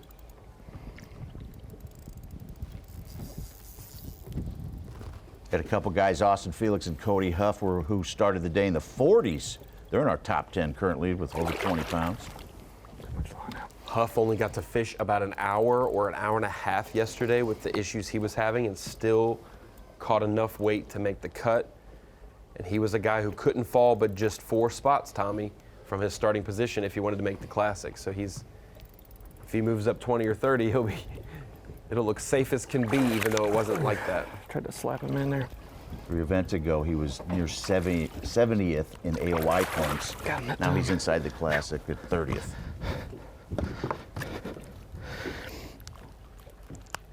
No doubt a call. Here we go, fat one. Whew. I don't know if that's a camera guy or just a spectator. Oh yeah, we got a 310 to call. He's definitely. Oh yeah, 4 pounds. 4-pounder, sweet. That's the ones we need.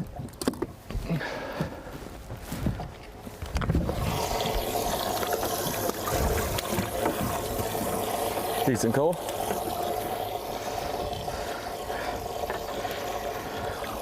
Second bite of that little guy. Means we got 1 4-pounder left. Everything in the live well now for 3-pounder left, excuse Patrick me. Walters, over 4 pounds across the bay. Get over to Kyle Welcher, trying to lock a whole bunch of titles up today. Slow and steady. Talk about running it down, dude. You ran him down, or No, he ran the bait down.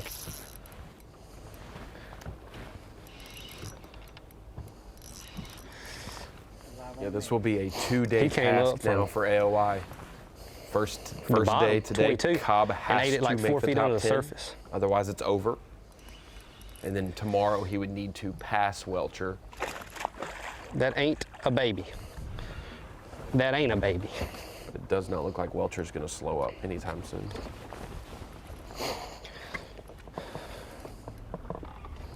It spit up something huge. Don't spit nothing else up. I want you to weigh 5 pounds.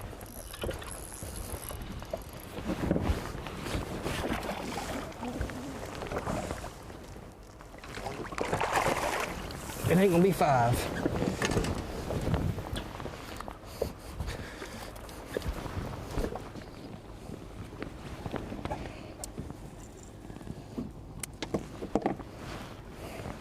Started bleeding too.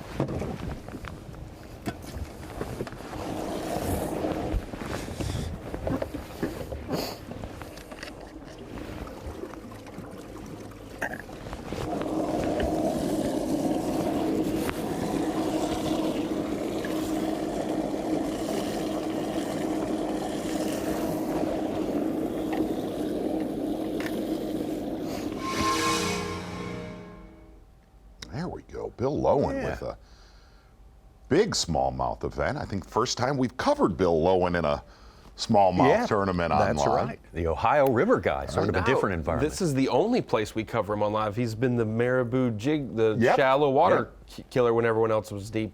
I think 2015, maybe 2017 as well. It's been a little while. Said he has caught some huge fish on a bladed jig, tungsten thunder cricket. 23-11 day one, 25-3 yesterday, to get in the top 10. Got to get it started today.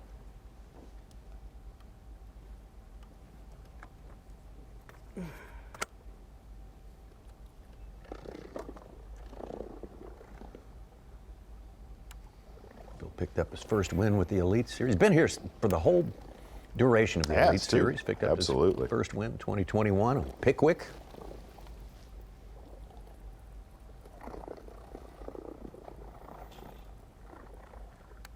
Qualified for 11 classics. He's just missed the last 2 years. He'd like to get back. He's okay now, isn't he? He's got to finish. He's got to catch him gotta, today. Yeah, he's got to. So he wasn't one I put at the screen because he is so far up there, but I had to put it in consideration. He started the day in 6th place. He has to stay above 36th place. So as long as he doesn't have the fluctuation like he did at Okeechobee where he was 60th up into the top 10 and then back to 40th, he'll be fine. But yes, above 36th, Lowen is in the Classic. No fish. He's fallen to 34th right now. 25-3 behind the leader. Wow.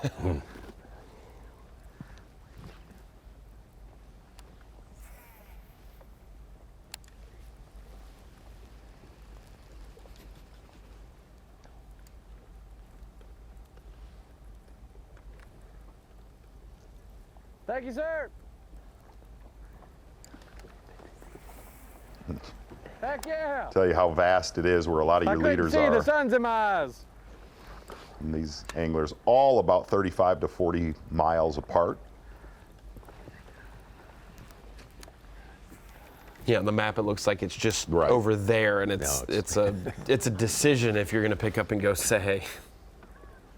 You're just picking up with us. This is day 3 of competition here. We started out with our full field at 102. Unfortunately, 52 of them wrapped up their season yesterday as we made that cut to the top 50 for moving day. Truly some heartbreaking lack of weights for some guys and some career-saving weights yesterday. Some guys fell below that 70th mark. If you're looking at the Angler of the Year standings and you want to know who's in the elites for sure next year, 70th place and up. Guaranteed a spot in there. Obviously, we have to get our field size, for next year is 100 people, and then we'll have legends and medical exemptions that are added onto it. So probably about 14 anglers or so, 12 to 14 may not requalify next year based on their career average. There's colors to the Great Lake finesse and stuff. And there are some guys today, Tommy, who are not really a color you'd think of. Still in the action that need to move up 4 or 5 points to maybe stay safe. In our 50. Yeah. Great Lakes finesse stuff it's the juice. A lot of guys here for a long time, they just didn't tell us about it. And now there's a lot of people coming up with shapes similar to theirs, but what's good about their stuff is it's so tough. Like it's not, I mean, it's neutrally buoyant, but it's tough. Like it'll last. A little sketchy service there with Luke Palmer. I hope I just decided to start catching bigger fish. Y'all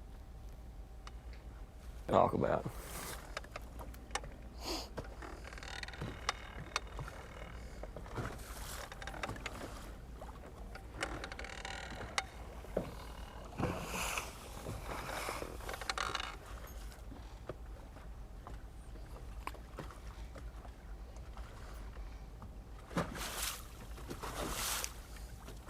And as we've seen, first 2 days of this event, actually not that much yesterday, a little bit of a lull, but boy, the afternoon bite when that sun gets high and kind of sets up these deep water fish. You can also look for a few anglers may creep up shallow today. Pretty prime conditions to get fishing shallow, something Ken Kimura has used throughout this tournament.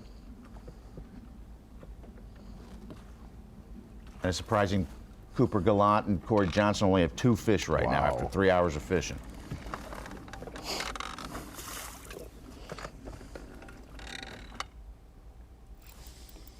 Same with Kenta Kimura, but he's got a 6-pounder. Whoa. Limit builder. I know we're looking at who has caught them so far today, but do not count that guy out. No. Come on. We need a good one here.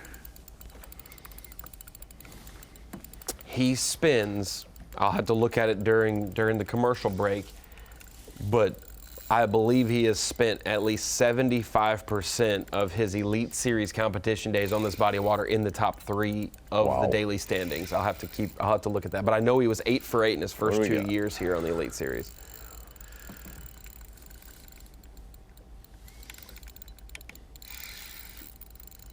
He's on 3 fish right now.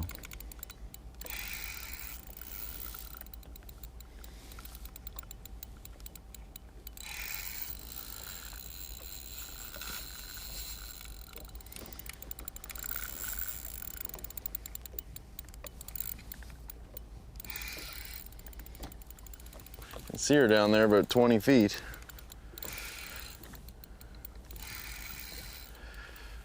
There she comes. Does not look huge.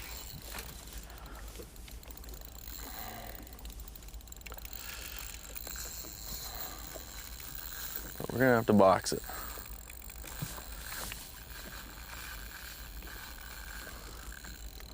Just went right to bottom.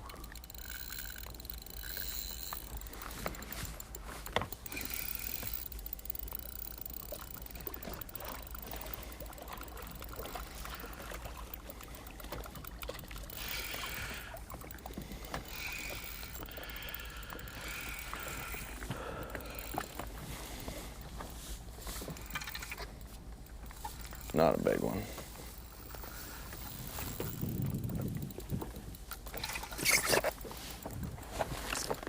I'm back on the 3 to 4 pounders today.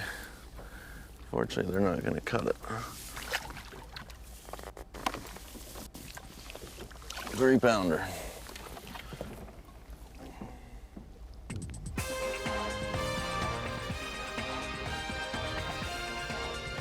Fish number 4 for Chris Johnston. It's certainly behind his schedule, by his standards, of course, not on a size schedule that's working either. Patrick Walters, though, the man on top. Kyle Welcher, a leader to start the day. Leader in Progressive Bassmaster Angler of the Year points in 2nd place.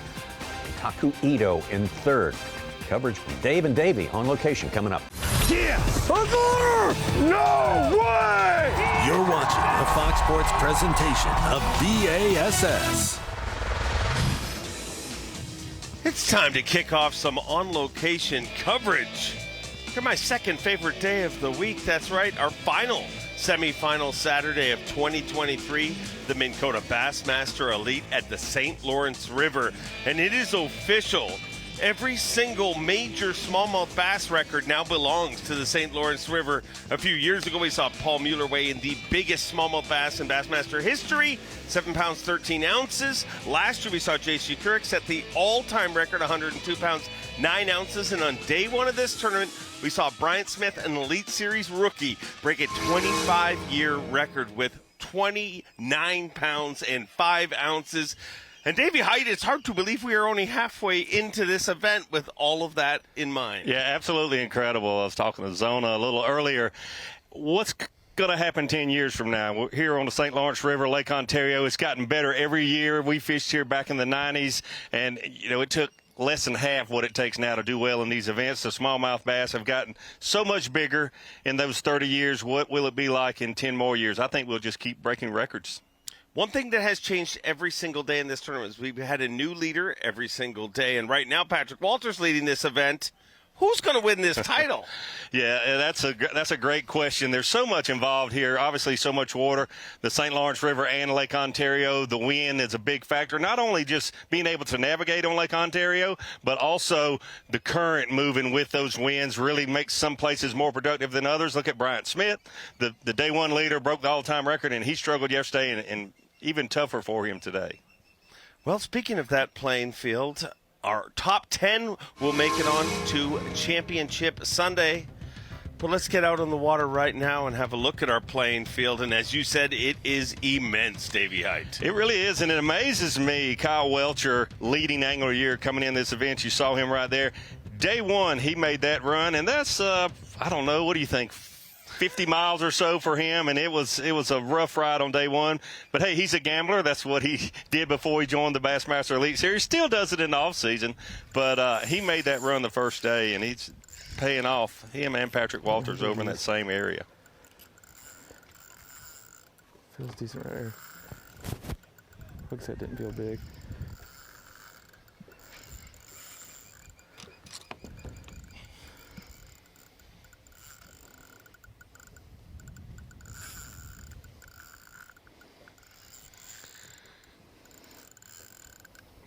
Patrick Walters has really sharpened the weak tool in his box, so to speak, because, I mean, threatened for Progressive Bassmaster Angler of the Year multiple times, but comes up north and struggles.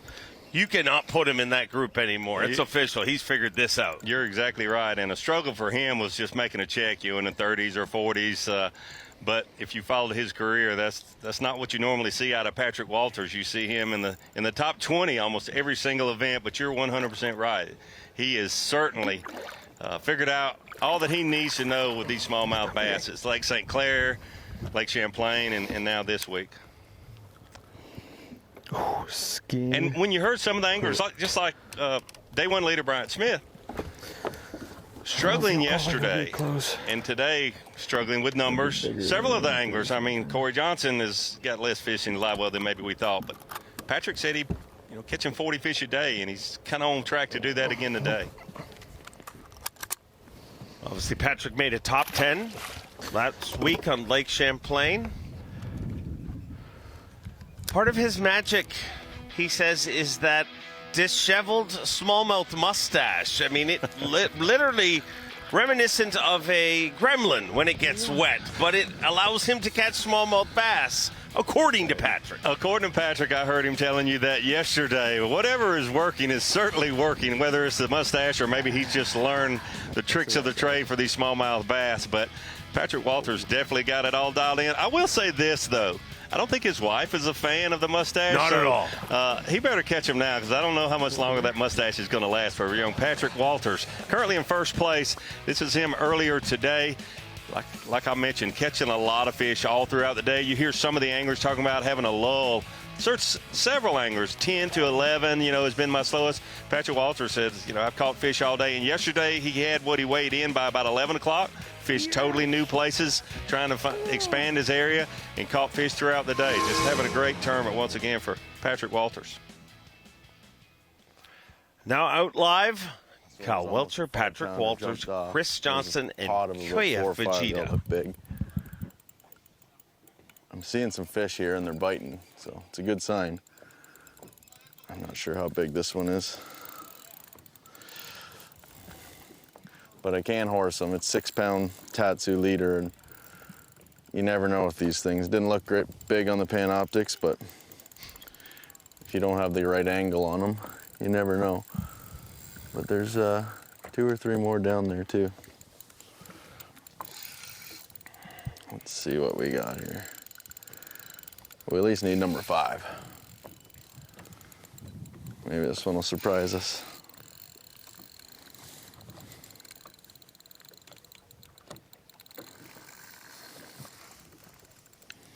These anglers, especially Chris Johnson, make it look so easy. But with so many fish being caught here, a lot more pressure here on Lake Ontario and the St. Lawrence River, excuse me.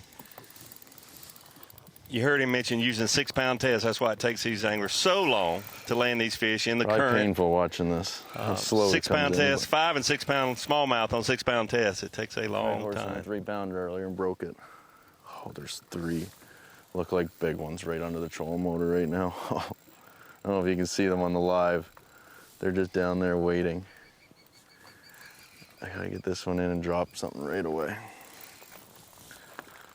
Look at those things down there. They look big. Let's see what I got here. This is probably the biggest one of the day. Definitely is. If we get 5 like this one, might be doing all right. That's the first good one.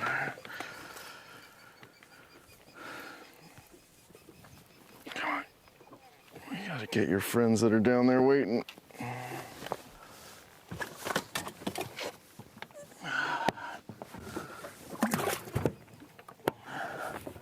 One, two.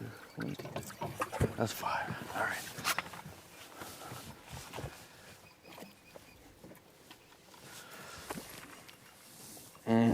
Tangled. Kidding me. A little later than we expected for Chris Johnson to put his 5th keeper in the live well, but no doubt it was going to happen. Last week's champion, Kota Fujita.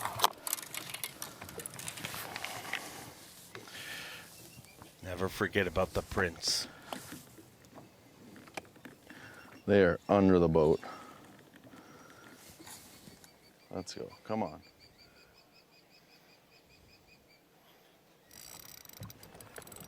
I mean, I gotta say it though. Like, how is it possible that Joey Cifuentes has won 2 Elite Series events and Kota is still chasing him down for Rookie of the Year? Yeah. I mean, there's a very distinct possibility that Joey Cifuentes does not win this. I mean, he's still in control of his own destiny. As you saw there, 16 points. He finishes 16 points higher than Kota. He wins it. Yep.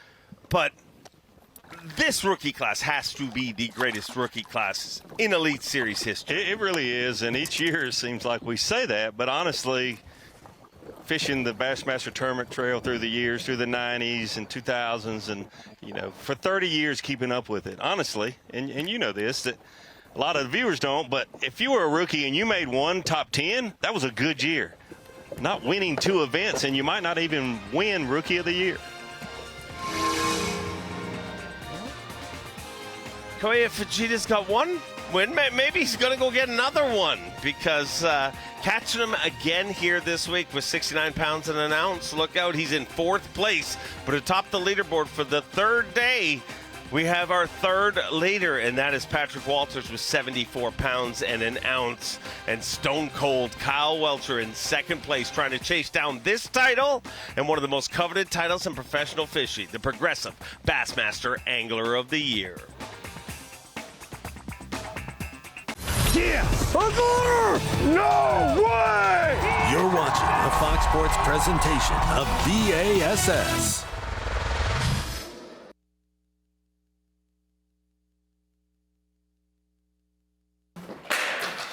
It won't break. We're in Peterborough, Ontario, Canada. This is where I grew up. This is kind of the homestead.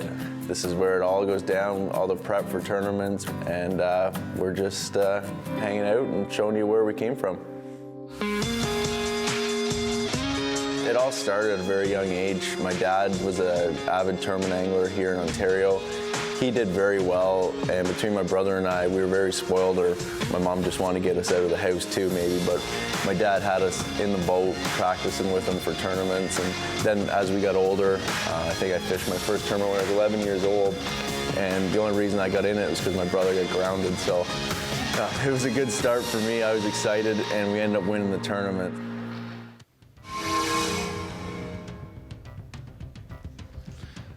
From a small town in southern Ontario to the top of this sport, the Johnson brothers have gone, and this fishery so dominant here. I mean, there literally has never been an event where one of them did not contend for the title. And I don't know if we've covered one that Chris didn't, even if he didn't win the event, led the event at least one day, including this week.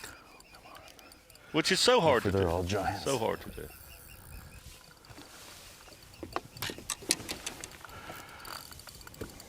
Oh, come on. She feels solid. Definitely feels big. It's a good fish. It's going wherever it wants. For him to say it's a giant.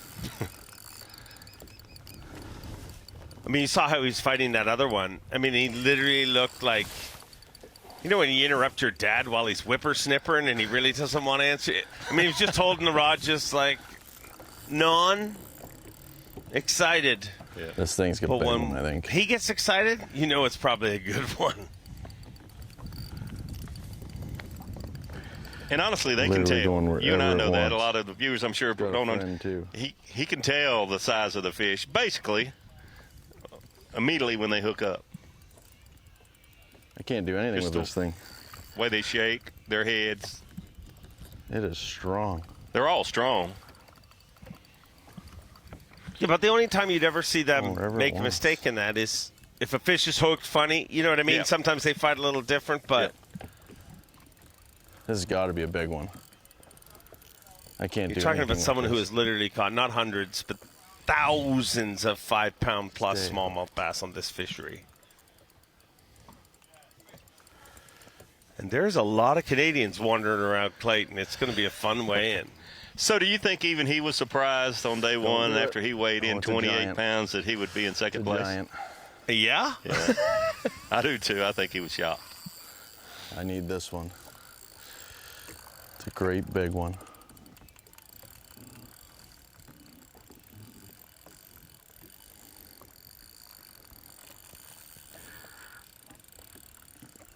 You guys just try to stay on that side, just not on the point, please. You're good, just, I'm gonna go back out that way. This is a big one. So a lot of people compare our sport to golf. Big one. It is an individual sport. Fair comparison, I guess, but it's like he's putting and he's asking people, could you move to the other side of the green a little bit while I'm... And that's what he's doing while he's trying to land. We're close now. Potentially the winning fish, or definitely give him a great chance to take the lead if it is he's a 6-pounder. hitting the putt and holding the shush sign at the same time. Yes. Man, this thing's strong. I can't do anything with it. Here we go. Keep in mind, 6-pound test. It could be a 6-pound fish. It's a giant. So you have to be very gentle. Yeah, baby. Wow. Let's go. Wow. Yeah, that's what we're after. Woo. Oh, now we're cooking. A giant. All right. We got 2 good ones now. 6-pounder? And there's more down there. Let's do this. I'm thinking. Yep. It's a slow start.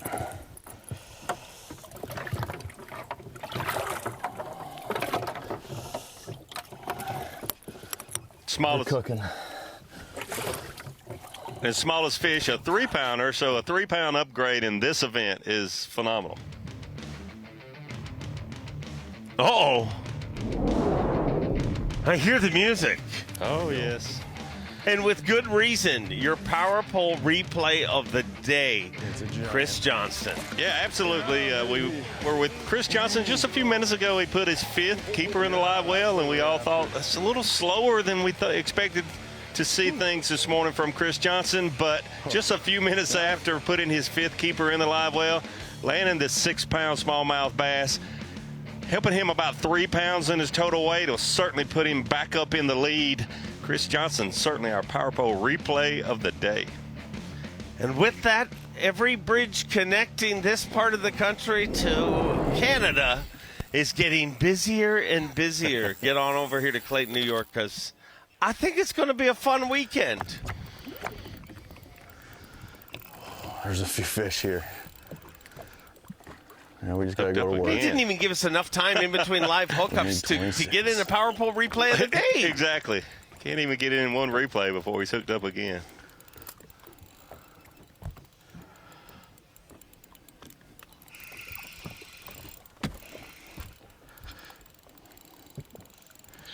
This one will help. He's not a giant.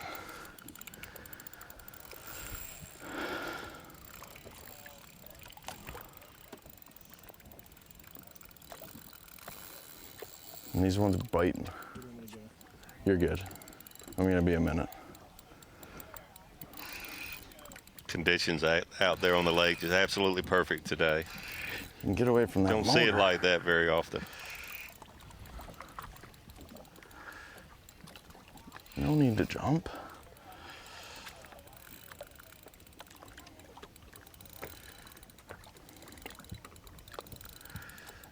Had 4 with this one.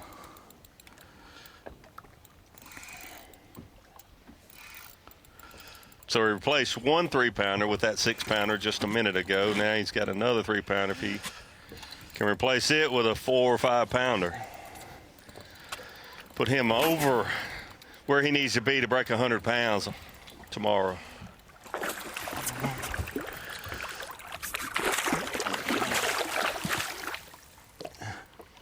If you remember, J.C. Currat did a little Johnston Brothers trash talking. And they, Johnston Brothers, would love to give it back on Sunday. Do you think they would? Yes. Absolutely. Get in here.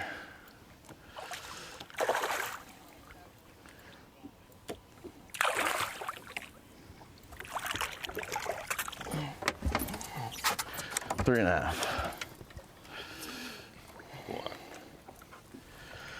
But they're biting.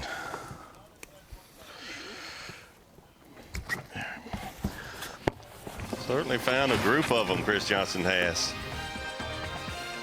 While fighting that fish, he said there's 4 more with it. So Chris Johnson not just catching giants, but catching numbers. And unofficially, he's your brand new leader with 74 pounds, 12 ounces. And as you said, Davey Height, just ounces away from being on pace to crack 100 pounds again. Just keep breaking record after record here at Lake St. Lawrence River. A record-breaking fishery. Yeah! No way! You're watching a Fox Sports presentation of B.A.S.S.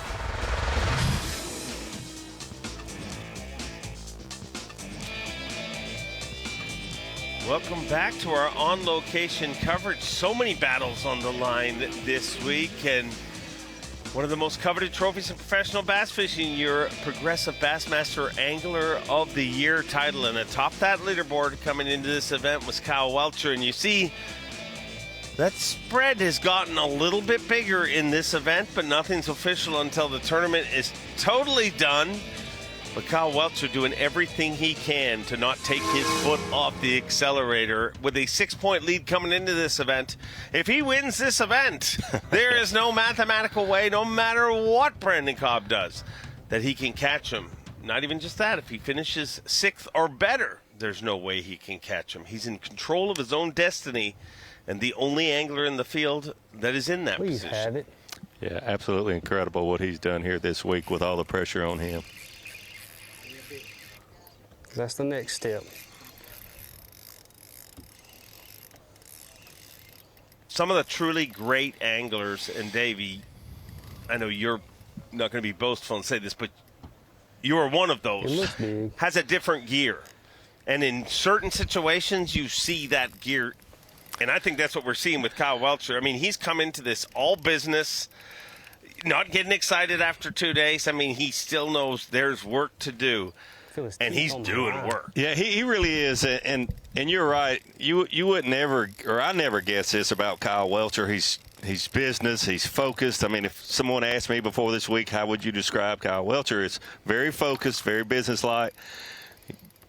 Focuses on the numbers just like a gambler does. You know, I've got to do this, to do that. But yesterday I talked with him quite a bit. I think. And he said, oftentimes I'm just overconfident. I never would have thought that about him. I never would have thought he would say that. But that's a good thing in this sport. Yeah. Because when you leave this dock and you go make the run that he made on day one, 50 miles in the conditions he made, you don't need to have second thoughts about what you can do. You need to be overconfident, or certainly fully confident, to go get the job done and come back. I think all sports are that way, don't you? The successful people have a lot of confidence, and they back it up. That's a lot of time by yourself. You have Yes. to have confidence. Yes. I mean, there's nobody giving you a pep talk. There's nobody, I mean, that confidence goes a long way. And, I mean, I just really feel like he has. Wow. That'll help your confidence. Showing up in a big way and continues to.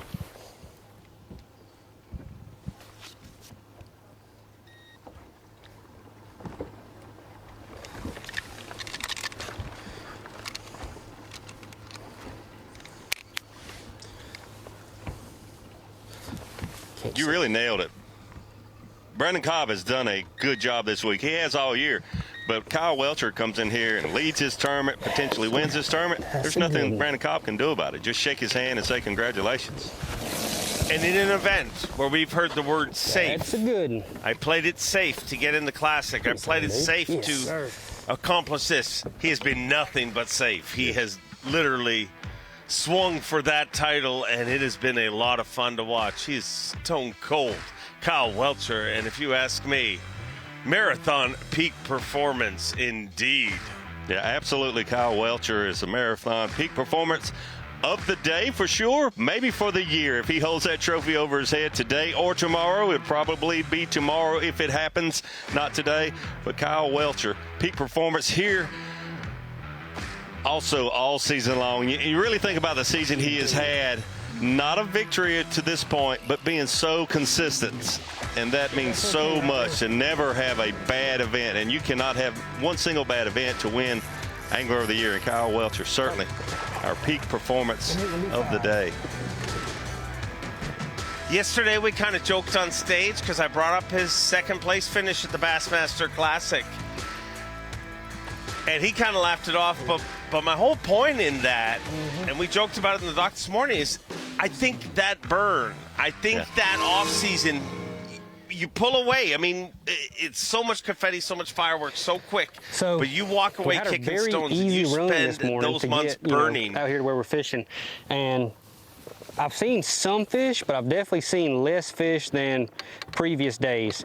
But there's still quality here. You know, I've caught 3 over 4, and I've still got 2 that are, you know, in the 3.5 pound range right now. So, I mean, the quality's still here. I've caught 2 5s, just definitely not seeing near as many bass as I've seen in the previous days. And I know they didn't swim a mile away, and I've been really moving around a good bit, just trying to figure out exactly where they did move to. I mean, it's not like they swam, you know, 10 miles, but they're definitely going to be positioned somewhere a little bit differently today. And I was expecting it, and I've kind of moved around and covered water a lot more than I have in previous days, and I just haven't had that collision with them yet. But either way, we still got a good while to fish, and we're like 2 bites away from a really, really good bag. So just gonna keep panning for bronze out here. I think what you were saying about that second place finish in the Classic is 100% correct. It gives you because you're that close and you felt it or you tasted it just a little bit and then somebody ripped it out of your hands. I think it definitely has helped him be where he's at right now. And I got to say this. If he seals the deal on this title, look out. Because, I mean, honestly, so impressed. I mean, he's fishing with Jake Latendresse, you know, his camera guy, and even Jake said it. Jake said he's so dialed in, so precise, he's an Alabama guy, and at times you look at Kyoya Fujita and you're like, he's so precise. Welcher has all that and more. I mean, he's an incredibly talented, versatile angler and has had that stone-cold killer attitude from the first day I met him. I mean, he's here to win the poker game. Yep. There's so much going on if you never fish bass tournaments. You know, you have a check-in time. You have to be back at the dock in an official check-in time. Get penalties for a lot of different things, and you don't want to make those mistakes. Like you say, and you got to be 100% dialed in, and Kyle Welcher certainly has been that. This has Kyoya Fujita, one of our amazing rookies this year, and he's trying to chase down Joey Cifuentes in our Dakota Lithium Rookie of the Year race.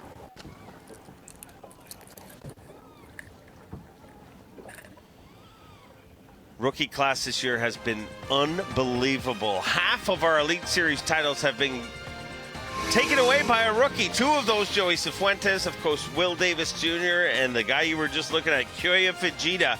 But it all comes down to these final 2 days of competition. Joey Cifuentes has led it all year long, it felt like.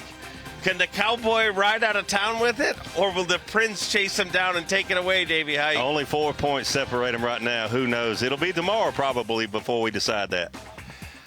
What a year, and what a Dakota Lithium Rookie of the Year race.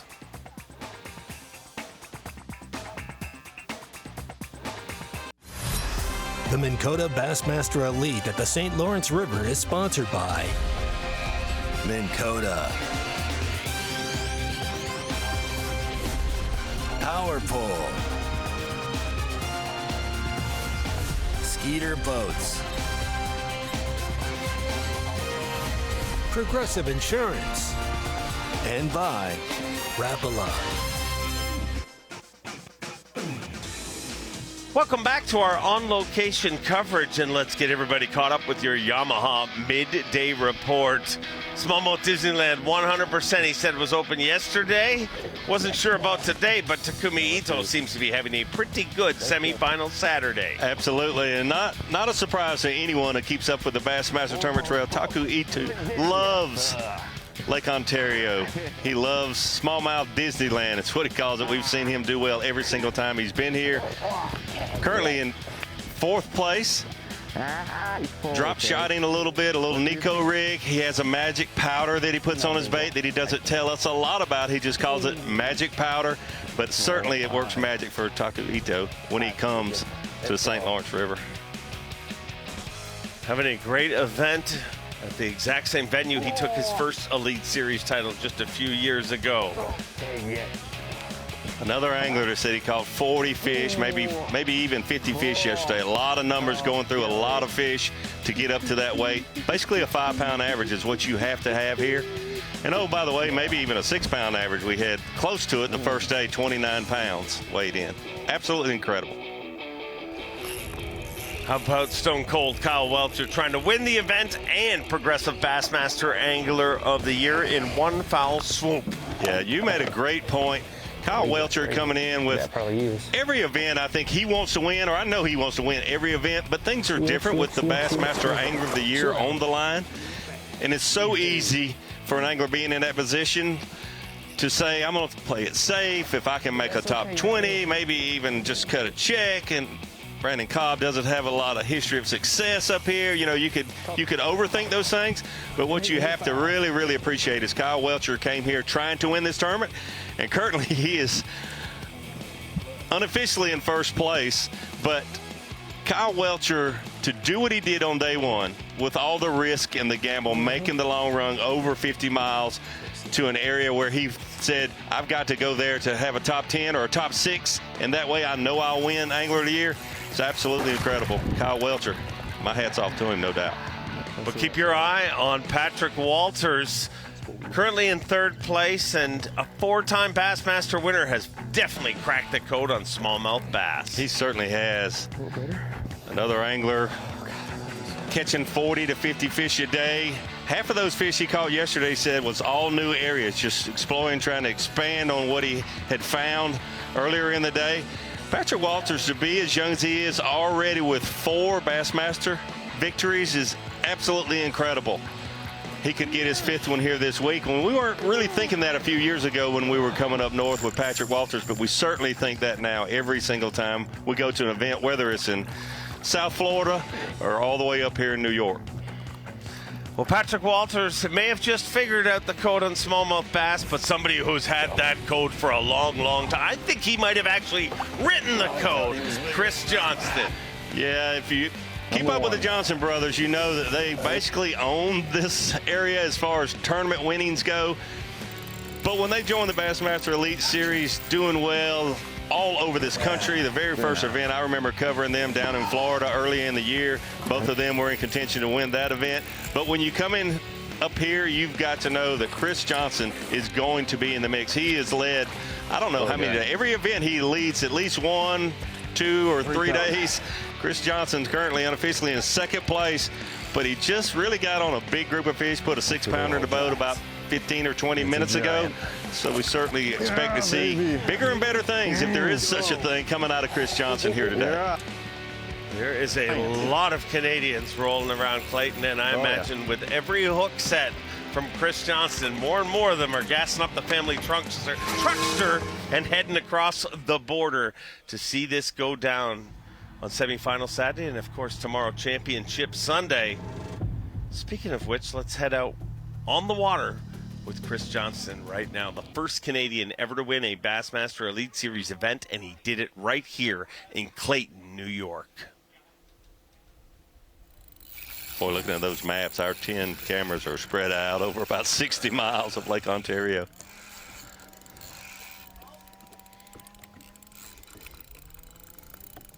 I don't know if you can see that. It's pretty cool. They were suspended.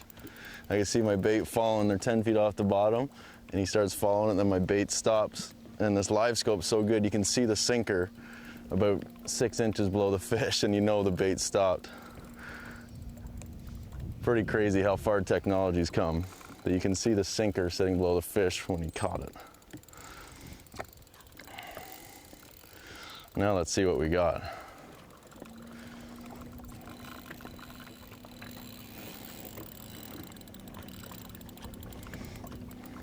Certainly agree with Chris Johnson.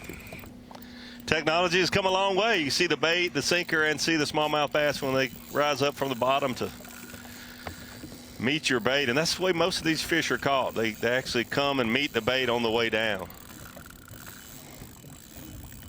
A lot of the anglers talk, if it makes it to the bottom, and that's where a drop shot is fished. Yeah. But if it makes it to the bottom, oftentimes those fish just lose interest.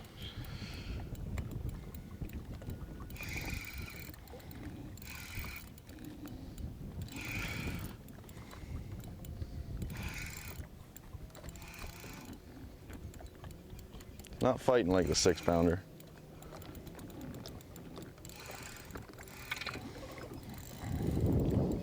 Doesn't look like a giant.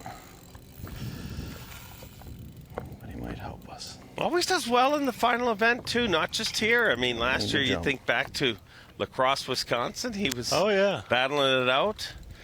Brian Schmidt ended up winning that tournament. Decent one, I think.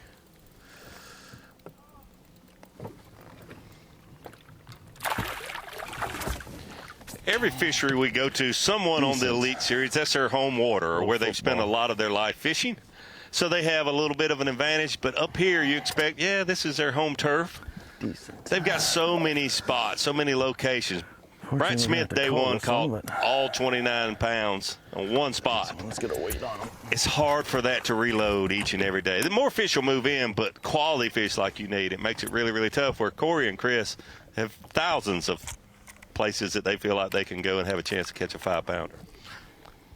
And what makes that even scarier is Brian Smith has talked about it, and several anglers have confirmed his last day of pre-fish. He boated 32 pounds of smallmouth bass for his 5 biggest, had a 7.10, and weighed 29.5 the next day from there. I had a hard time understanding why he boated 30 pounds, to be honest with you. But, hey, he's leading the event, caught 29 pounds on day one. I'm not going to disagree with anything he did. And he said, I wasn't estimating. I weighed over 30 pounds, 5 fish over 30 pounds. And 3 of them from the spot that he caught his 29 pounds on the next day.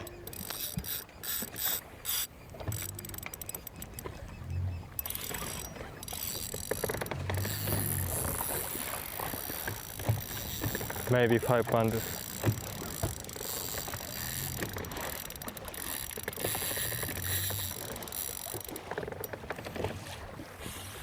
You want to know how focused Kyoya Fujita is on catching bass and just accomplishing goals?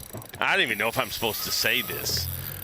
Lisa Talmadge went to give him his check after he won last tournament. He said, no, I'll get it after the St. Lawrence. Didn't even take the check. Said, I got to get to the next tournament to start pre-fishing. That's got to be like the first time ever. We've been around a lot of these events. I've never heard anybody do that. I'll just hold that 100,000 until next week, and you'll be handing me another one. Just hand them both to me at the same time. That's incredible. I'm with you, though. I don't know if you were supposed to say that or not either. I don't know. I mean, I say a lot of things I'm not supposed to say. Shout out to Lisa Talmadge, our tournament director, doing a great job this week, lifting literally thousands of pounds of bass on stage. Yep. And hopefully all that niceness will make her forget that I talked about that. That is amazing, though. I'm glad you did tell us. But I've never heard anybody. The point was, I said, well, what? She said he just wanted to get going. He wanted to get here. Yes. Maybe 5.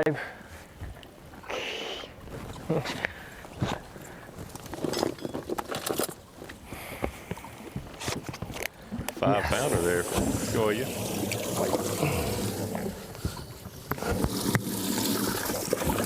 Our friend Sago, photographer, told me that early on in the season, he was not, even though this is his rookie year on the Bassmaster Elite Series, not concerned about the Rookie of the Year title at all.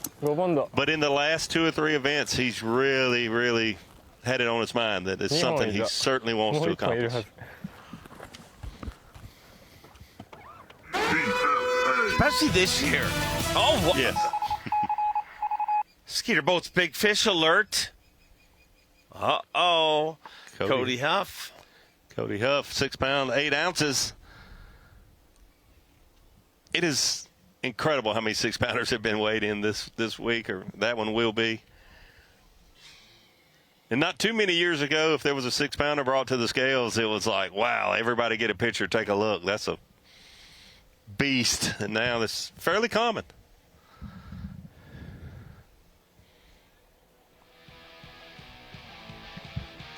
So it wasn't even a week ago we watched Kyoya Fujita win on a very rare championship Monday. But he's looking to make another one of those final rounds. Yeah, he certainly is. And one thing I heard him say after he won last week at Lake Champlain, there were, even though we were on such a big fishery, there were a lot of boats kind of fishing in the same general area. And he said he felt like in the past, fishing around crowds in Japan helped him so much be able to deal with that as the week progressed. It's been an incredible rookie season. It's been an incredible season overall. And look at that. Kyoya Fujita in the top 5, trying to chase down that Rookie of the Year title. On top of the leaderboard, stone cold Kyle Welcher trying to win the event and win Progressive Bassmaster Angler of the Year title. But he's got Chris Johnston trying to chase him down.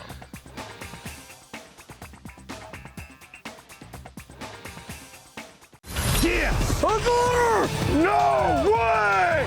You're watching a Fox Sports presentation of B.A.S.S. Our live coverage continues here at the final event of the year for the Bassmaster Elite Series. Minn Kota Bassmaster Elite, the St. Lawrence River. Hoping you're having a great Saturday. We've got more coverage to show you on this very, very important day. I guess you'd call it the penultimate day of the year, the next to the last day of the year for this long season, which started down in South Florida a long, long time ago. All through that year, though, has been the race for the most consistent angler of the year. Progressive Bassmaster Angler of the Year, and this is one of the two that have been locked in that race for most of the time. Brandon Cobb got a big mountain to climb, though, if he's going to catch Kyle Welcher. Absolutely does, making a long run into Lake Ontario out to the main Duck Island area we have seen in years, many decades past. A big one. I don't think it is. Brandon Cobb live. Bunch of them right there. Tommy Cobb came into the day in the 20s. And if he was to slip a little bit farther down, he's not only at risk of losing AOI today, he might finish third in AOI with where Patrick Walters is in this tournament. Yeah, good point. That would be a phenomenal year to just somehow finish third. And still having a great tournament. Yeah, still making the top 30% of the field. Yeah. He might. He's going to at least be annoying to call. Can't tell. No, I don't think so. I'm going to grab him, but I don't think so. He's fat. That's the only thing about him. He's really thick. He might actually help because he is so fat. It's getting hot. Brandon Cobb definitely needs fish like that and bigger if he wants to maybe jump into our championship Sunday top 10 in the standings. As we bring it into the Dakota Lithium Screen of Knowledge, got some movers and shakers. Some guys fighting to stay requalified on the Bassmaster Elite Series. Some guys fighting to make the cut. Some local guys that we really expect to be higher had to make some big jumps. And two of those big movers for Mercury Drain the Lake and Rapala Bassmaster Fantasy Fishing. Anytime we come up north, these two anglers are high percentage picks. They are almost sure things. Brian Schmidt last week at Lake Champlain, he was a favorite going into that one. I think he finished in the top 20 there. A great result, but not a win. That's what we expect when we pick these guys. Same with Corey Johnston here this week. We expect him to be in the running to win the event. And after day one, he was 51st place, 19 pounds and change. He was actually the first man outside the cut to fish this event. He was also only 3 spots ahead of the classic cut line, so he needed to catch him this week. 27 pounds yesterday, jumped from 51st all the way up to 12th. Another good bag today, and he could be in our top 10. Every single year we're here, though, at the St. Lawrence River, it seems like Corey Johnston has one tough day. Normally it's his day 3.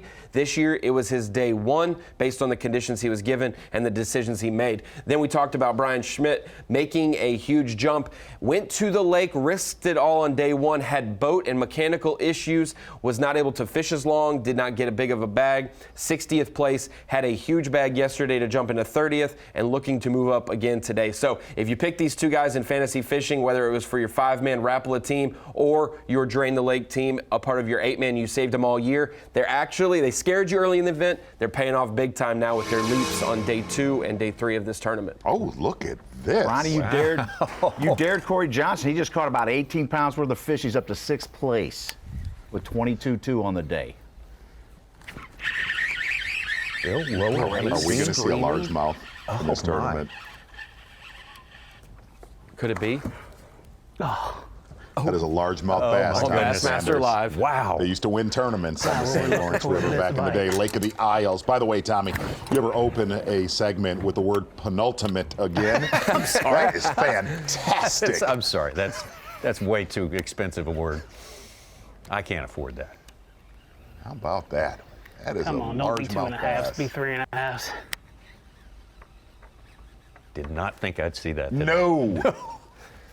No, most of his work, smallmouth fishing, drop shotting in 30 feet of water, backing it up with some bladed jig fish. Back out to Luke Palmer live. Greg Hackney was one guy. He caught 18 pounds of largemouth on day 1 below the cut line, went out and smallmouth fish yesterday, caught 5 smallmouth, jumped into the cut. He might be the only one who's done that routine and pattern. Practice, I caught like 4 or 5 pounders out here in like 30 minutes. It's like, I pulled in here yesterday and I caught a 5 and I don't know how many 4s. Palmer got his first elite win this season at Santee Cooper in South Carolina. Tommy, you like this? Yesterday morning, Luke Palmer got to see the Koya Fujita show and made the comment, I literally could not take the beating he was laying on me and just had to leave. A lot of people felt that way last week as well. Exactly. Get your big booty up in this boat.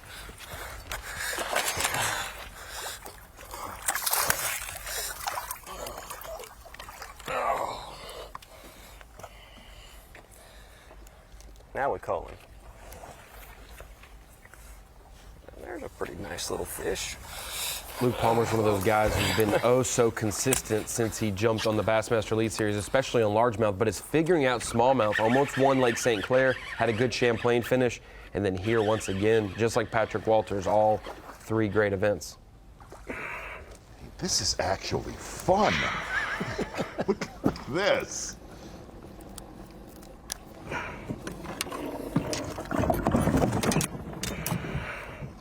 Started at day 6 with 0 fish. He had fallen to near the classic cut.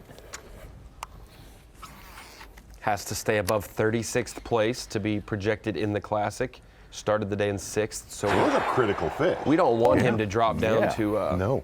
to 36th at all. Currently, like Such said, just above that mark.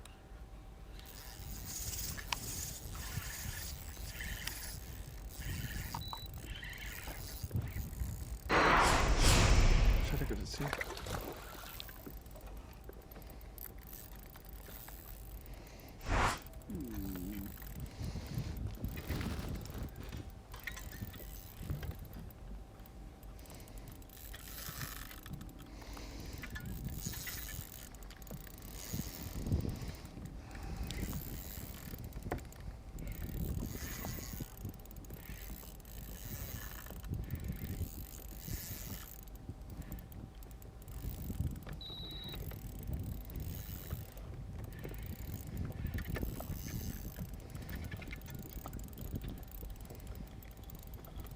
Patrick Walters' giant bag of fish yesterday, 27-3.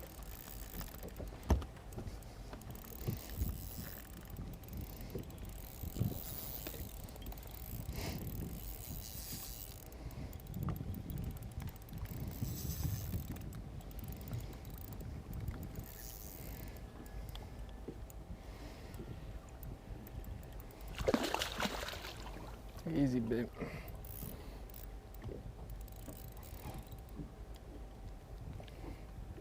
Come here, big girl.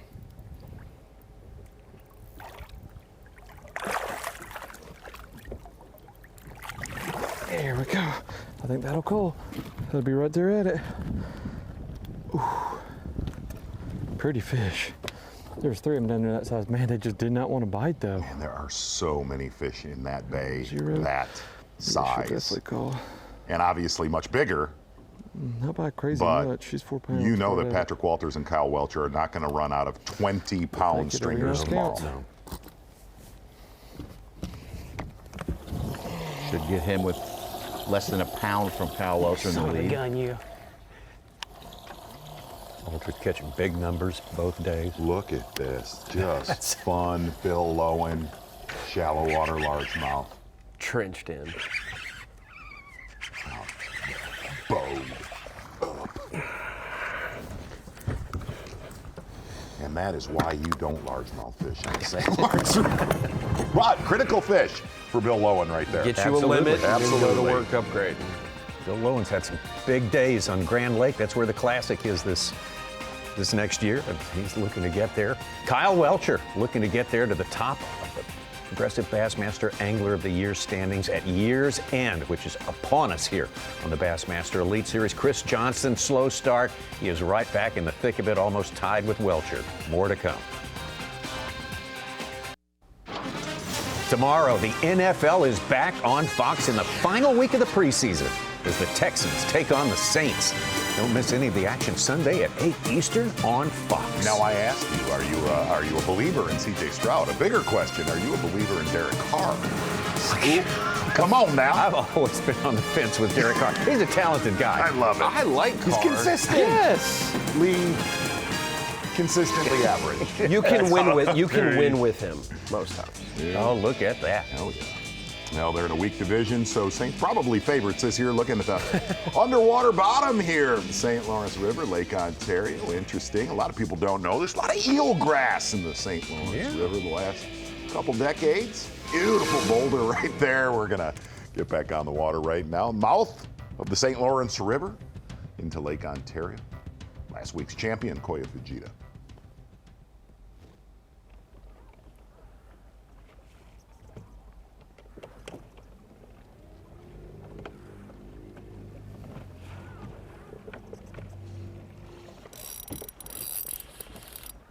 Hooked up again, darn good tournament here, 24-10 on day one, 26-15 on day two.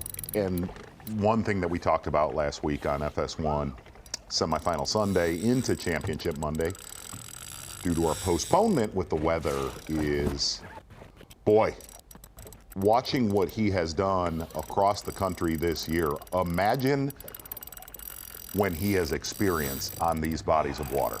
Yeah. Because these are not small playing fields he's done well on.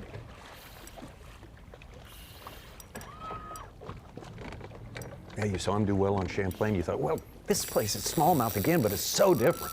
Surely he's not going to just lights out, but been pretty close to it here. Surprisingly, actually, Koya Fujita, crazy New Orleans Saints fan. I didn't know that. I don't think Kyoya did either.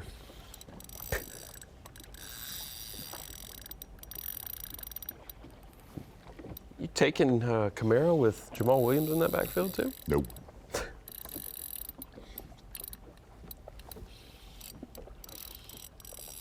Good size.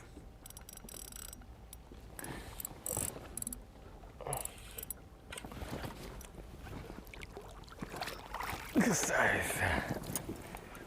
Yes. 4.5.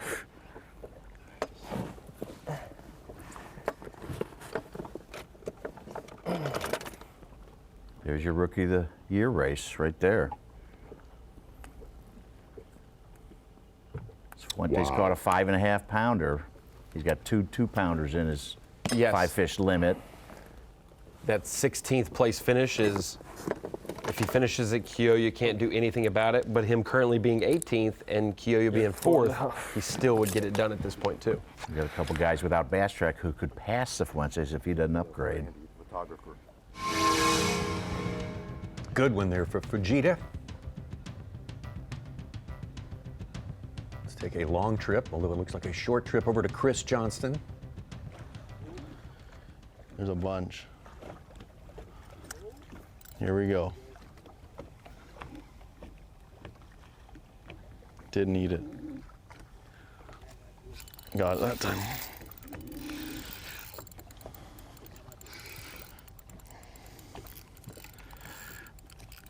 There's a couple of them down there.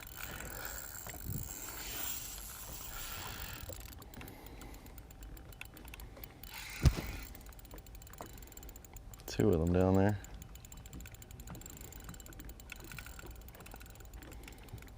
Catching some fish. We just need to get a couple 5s. Watch every fish Chris Johnston catches. We watched it all tournament long. His head is on a swivel, knowing exactly how many fish are in these little wolf packs after he hooks one. Need some 5s, come on. Literally any throw could be a 3.5 or it could be a 5. Put a 6 in the boat about an hour ago.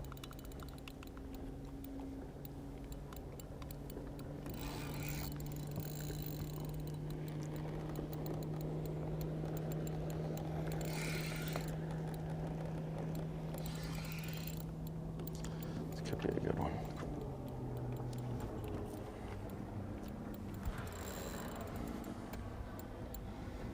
In that area right there. Just a very slow tapering flat from 15 all the way out to about 25 feet of water, just broken up rubble.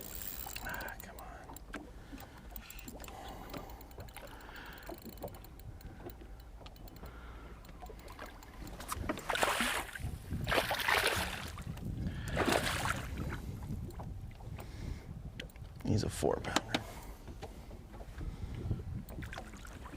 Skinny one too. 4. 22, 23, you? 22.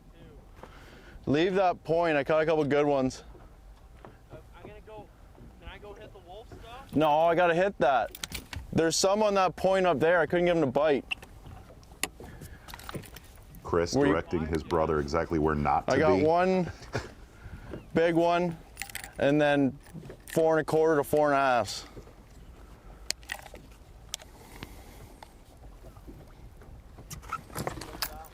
Hey, that is actually amazing how they work together. Oh. They split all of their winnings, and they are both equally powerful on this body of water. And Chris obviously in contention to win this, telling Corey, nah, don't be over in that area at all.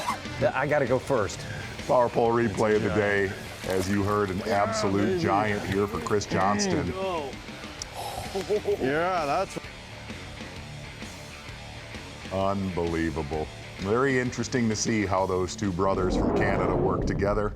That's your power pole replay of the day. I want to hear more of that commentary between the two. Go try to catch those ones that wouldn't bite mine. They seem easy to catch. I had a pretty slow start. Just again, getting 4-pounders, and I know there's 5s down there, just couldn't get a good bite. And I pulled up to the spot I'm on. Actually, the spot before this, I was seeing some good ones on the live and really couldn't get them to bite. Came here and there were some groups of 2 to 4, and these ones were biting. And I did 2 passes, caught some, and now I can hardly even see a fish. So it's amazing how they catch on so quick and they just vanish. I'd be a rich man if I knew where they went. But we're gonna give this just a couple more minutes, and then we're gonna run to where I caught some big ones on the first day. Finished the day out there, and I've caught some big ones there every day, and it's been good to me. So I'm not panicking yet, but I need 2 more 5+. And I think I'll stay in contention, although someone's gonna get 27 today. I did jump off one about 5 pounds. It was a good one. There's some big ones around this spot.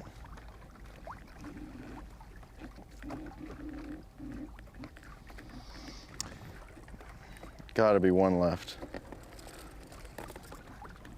One that didn't catch on to the program.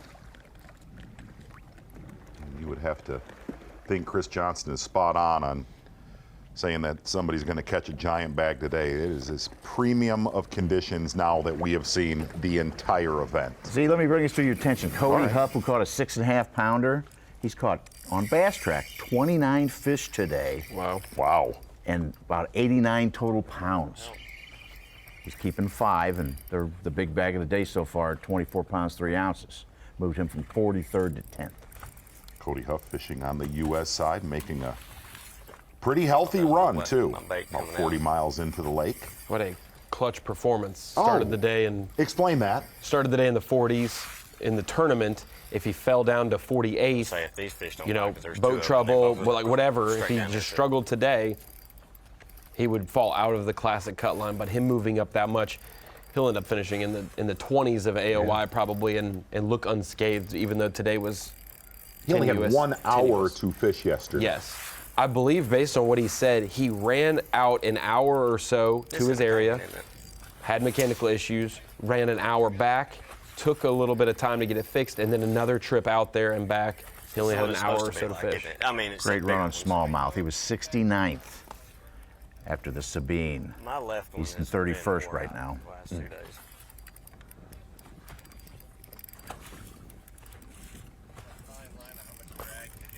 I know.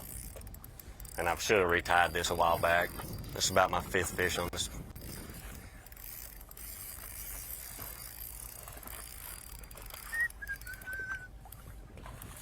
And this is how we do story time.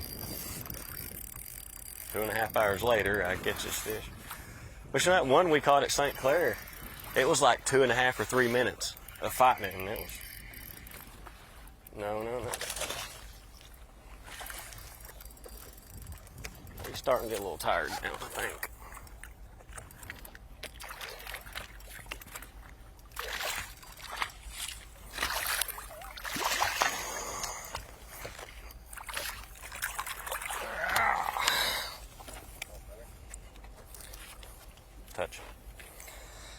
Oh, Gammy gets my ass. Hit pending.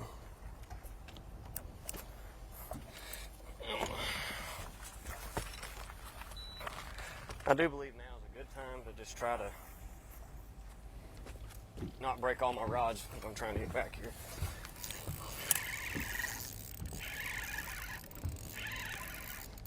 Luke Palmer started the day in 70s, just outside the top 10 right now. Come up and jump. Let me see how big you are.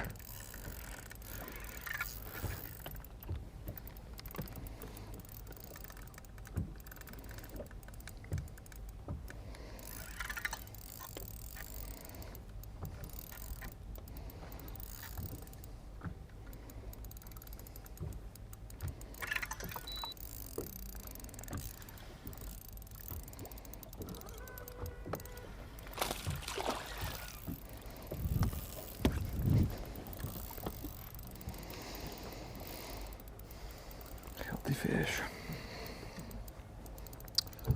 Boy, we had two special events, Lake St. Clair and then Lake Champlain, but this is in another stratosphere what's gone on Lake Ontario this week. I think you guys were wrong when you said we'd be hard pressed to top last year here in the last two events, because come on up here. It's going down. I don't know who said that.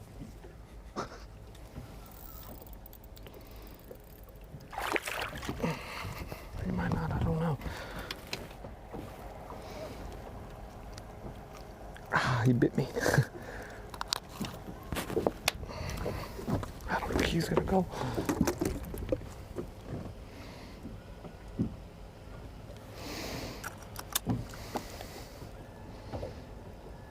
Nope. Good looking fish though.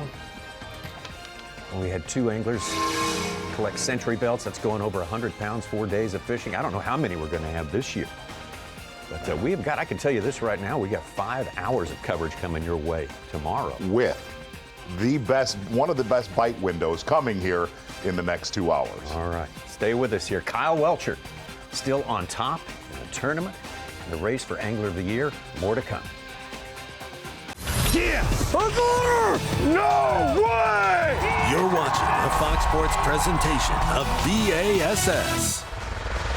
A lot to keep up with here. It's been so fast and furious on this last tournament of the season for the Bassmaster Elite Series at beautiful clear water in the St. Lawrence River on its way out to the Atlantic Ocean through Lake Ontario and the river proper. Oh, look at that mix of grass. Eelgrass, milfoil, zebra mussels.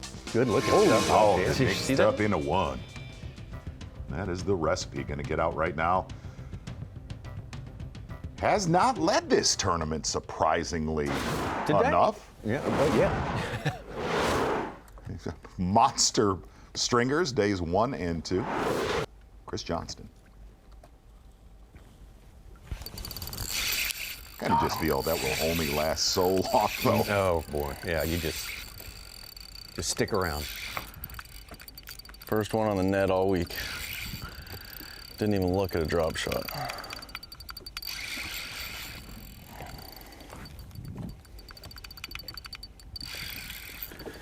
Come on.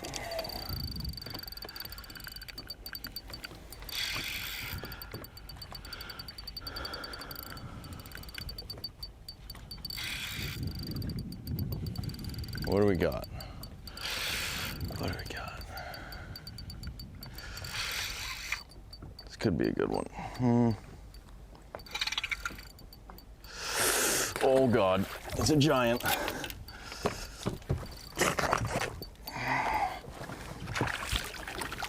Yeah.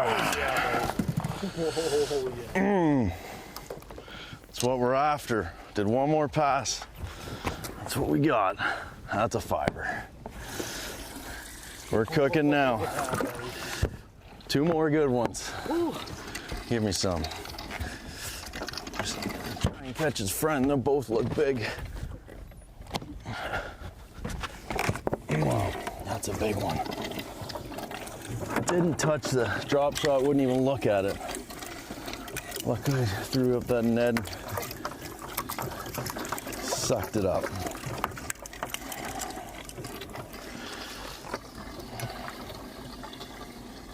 Panther-like footwork here. We're coming off the front deck.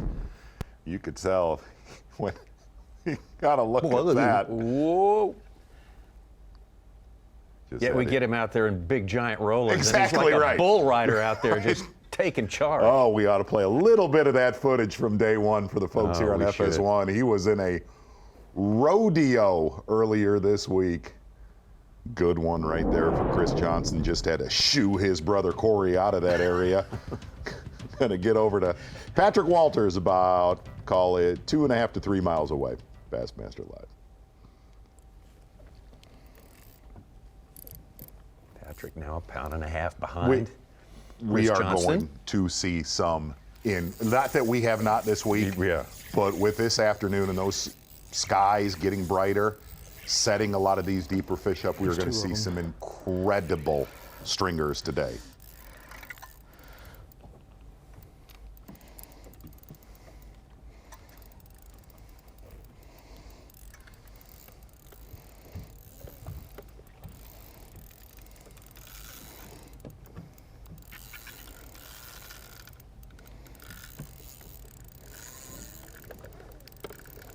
Trying to get me in that grass.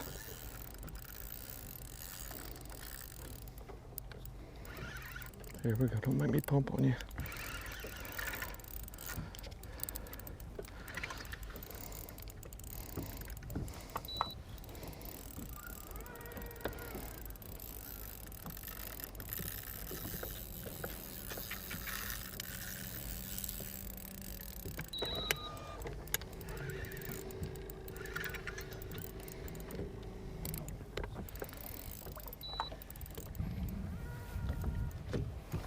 Never seen a tournament on the St. Lawrence before. You'll notice that the guys are very careful landing the fish. They use extremely light line because it works better here. Yes, very clear, calm days. You can see all the way down to 15, maybe out certain days to 20, 25 feet of water.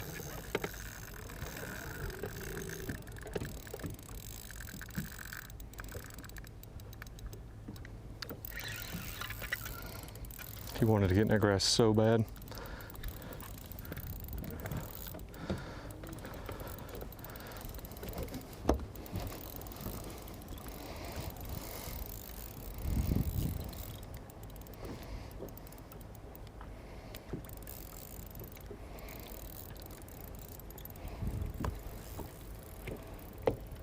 He's doing a little tuna shakes. Yeah. Yes, this is a grown one. Oh my gosh. Ah, he bit my hand. Oh my God. That's a hammer. That calls. That calls. That one's got me shaking. Pretty good shot. We're going to have multiple anglers over 100 pounds on Championship Sunday not holding a trophy. Oh. Yes. This would be the, how many years in a row, Such, have we had Just a century 5 years. club? Ty, our best string of 2006, 2010. Since Fork in 2019, Brandon Cobb, we've had 100 pounds every year. Yeah, this would be the only hope that they had. Last year we had the most ever, 3 tournaments over 100 pounds. As crazy as it sounds, it is. I know a bunch of our smallmouth Great Lakes viewers looking at this weather, it actually gets better tomorrow. Over the years, there's been 38 anglers who've topped 100 pounds 54 times. Walters may be the first to do it on smallmouth and largemouth. Almost. He did it at Fork. They're just not big ones. I ain't seen. There's a few in that. When I caught that first one, about, it was closer to 4. That school there had some decent ones in it.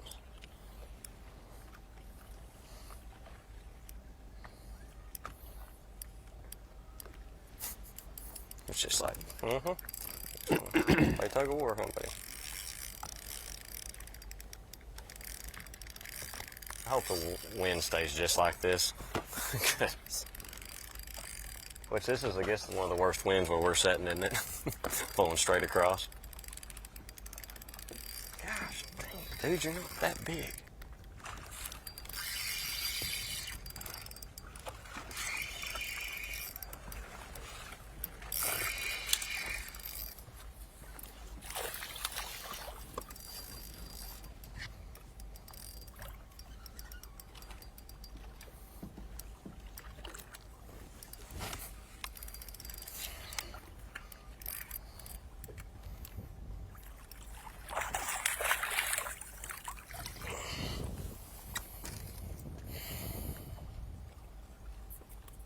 I'm guessing he air mailed my weight too.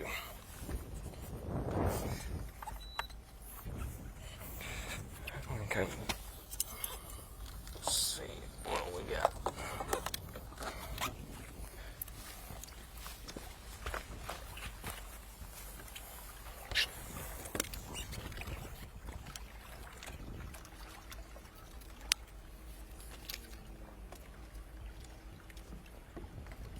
After Palmer's win at Santee Cooper, he had his 2 worst finishes of the season at the Lay Lake event and the Sabine River. Worried about missing the Classic after finally breaking through winning an event. But St. Clair, he almost won that title, had a great finish at Champlain, now just well within. So we'll have, if Christie stays in, we'll have 2 of the best Oklahoma anglers represented in the Bassmaster Classic. And I don't want this to sound the wrong way. There's guys that obviously have pretty much already qualified for the Bassmaster Classic. For sure. Probably We've about got the some top open 35 guys open are safe. EQ guys that have qualified for the Classic. They are really hoping Jason Christie does not get in that tournament. That's why we have to keep an eye on guys like Matty Wong, Clint Davis, Chris Aldane, Scott Martin. Those are the highest guys that have not, they can't do it via points, have to win an in.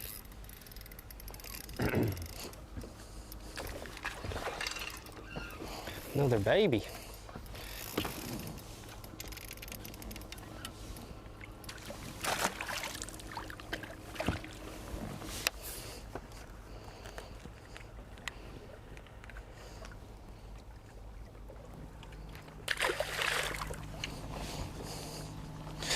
I'm gonna troll back down at like turbo speed.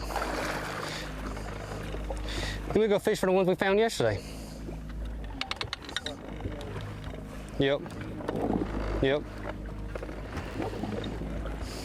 Kyle Welcher, of course, we've been watching him all year. He has made every single cut, which is a very, very hard thing to do, and that has a cumulative effect. Once you've made about 4 or 5 in a row, you can't help but feel that you have something special going on. You've got some momentum in your favor.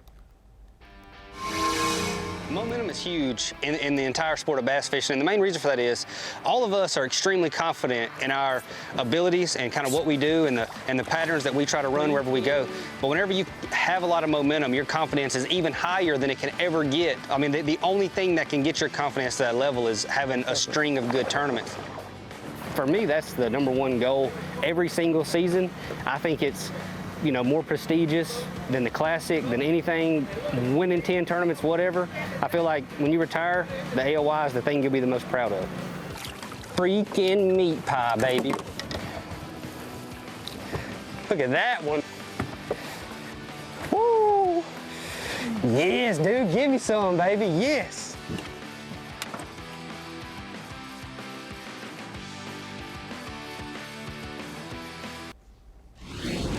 Deion Sanders, Coach Prime, is coming to the biggest season opener college football has seen in years, as his Colorado Buffaloes face nationwide powerhouse TCU. Big noon Saturday on Fox starts next Saturday. To finally get here. Oh yeah. Saturday's in the fall. Not quite the fall, according to the calendar, but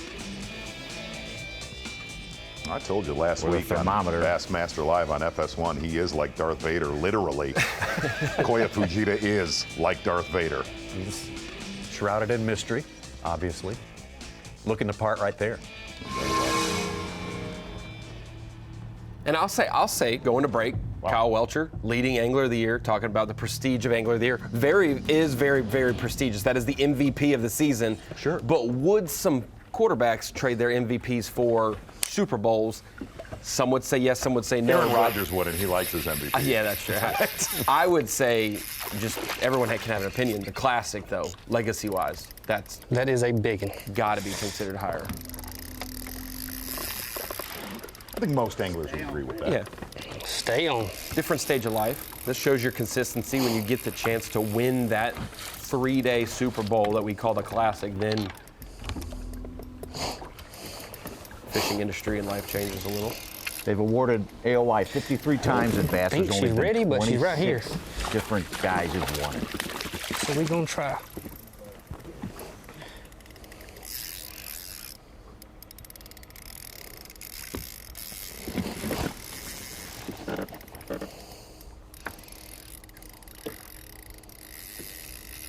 I wouldn't think of Kyle Welcher as someone who has fished to protect his standing in AOY throughout this year. No. He fishes to win every time we tee it up.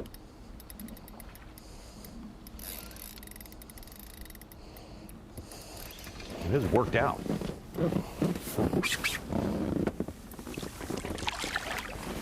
God, it ain't as big as I thought. When it was jumping, I thought it was a big one.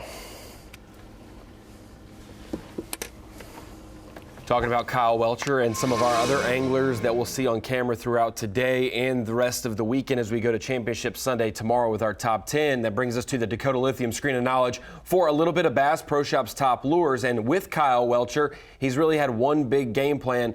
He may have mixed in a Ned rig a little bit, but a lot of drop shot action. A small drop shot worm scent is huge at the St. Lawrence River and anytime you're fishing for smallmouth. One key thing that I noticed looking at his photo that he sent to Mark Zona last night that Z was able to transfer to us is threading his drop shot hook into the bait, not nose hooking the bait, threading it on there. Oftentimes there's different reasonings for that, but Welcher has been on point with that bait. Then we go over to Bryant Smith, 29.5 on day one, the biggest 5-fish limit of all smallmouth that we've ever seen in Bassmaster history. He did so with a Strike King half shell. And this is basically one of the most translucent colors you can get. Very natural, very light line. Bryant Smith, coming from the West Coast, is known as a good finesse angler, able to downsize in those clear, deep waters in California. Then we come to the guy who deemed it smallmouth Disneyland here at the St. Lawrence River, Taku Ito, our 2021 champion. He talked about how natural his baits have looked. Oftentimes we think natural, and guys go translucent or guys go, really matte colors. And a lot of Taku's colors are matte finish colors. You can see how small, in comparison to his index finger, how small and skinny that one drop shot worm he mentioned earlier today was. He also has a smaller profile crawl bait on a drop shot. And then, like we saw him win in 2021, mixing in a Nico, which is just a different way to present. If you do not know, a drop shot keeps your bait here and the weight is below it. A Ned rig is the worm and jig head connected on the bottom. And then a Nico rig is the weight is in the bait and the hook is out the side, kind of more of like a wacky rig or a weighted wacky rig situation. So that's a couple top lures of our top anglers this week.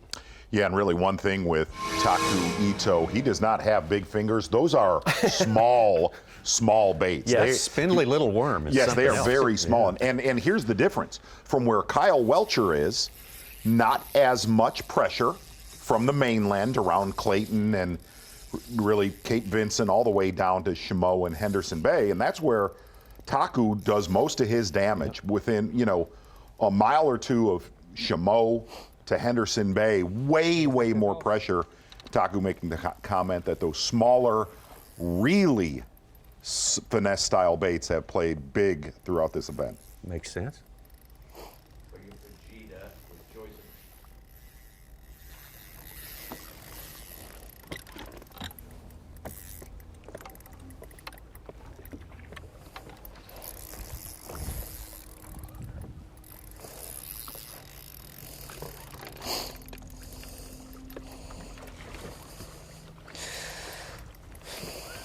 Oh, it is a sheet of glass. It was violent. I ain't seen it yet. I got a good feeling about this one.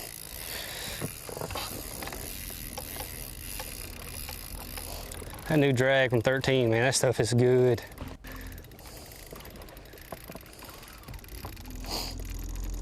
Two days that really stick out in Kyle Welcher's year if he goes on to win Angler of the Year. Day 2, last week on Lake Champlain when he needed to make a big comeback. And by far, day one in this tournament, running down to this area, literally scared his cameraman, Jake Latondras.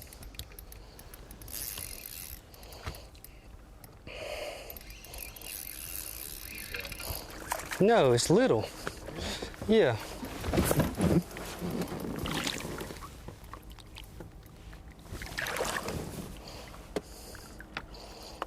Man.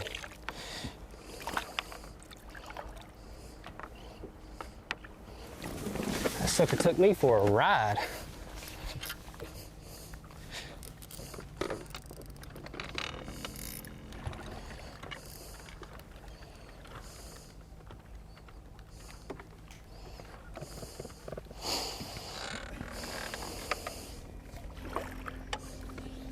It's always very interesting, though, to watch these smallmouth tournaments through the years. And there definitely is a connection with smallmouth and scented lures. We've seen so many Berkeley flatworms gulp through the years, and things that we've seen with Taku in the last couple years, how much he scents and marinates his lures. Man, There's definitely a connection. Looking at Kyle Welcher's tournament, making about a 50-mile run in this event. And he said coming into this tournament, he would not fish in that river, would not play it safe. Concentrating from 17 all the way out to about 24 feet of water. Little wolf packs, 2 to 3 fish wolf packs, but Kyle Welcher also making the comment, fish like that right there, lone rogues, has been key throughout the week. Well, that's okay right now. Big spawning bay on the northeast side, Lake Ontario. Kyle Welcher seems like he is definitely in position to hold Bassmaster Elite Series Angler of the Year title as of now. Laid so much of the groundwork yesterday with a weight of 27 pounds and 12 ounces to take over the lead going into today. Let's see. Really been an impressive, we saw the beginning of his career pan out very well, 2020, 2021, fantastic 2 years, both of them in the top 15 in points. He was thought to be one of the next big things. Last year, made one cut, almost won the Classic. This is a giant as well, so great rebound after his toughest year as a pro last year. So disappointed by that second place finish in the Classic. Biggest one of the day. It's bigger than one I lost.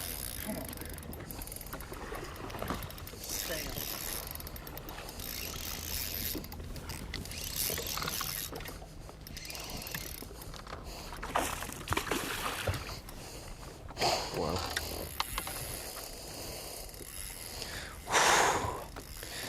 Trust your equipment. Take your time. That sucker was just right at the boat and it's super hot. Oh, I thought he came off. He just rolled.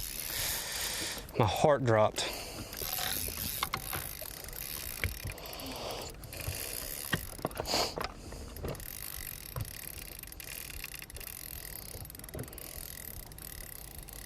This is a giant one.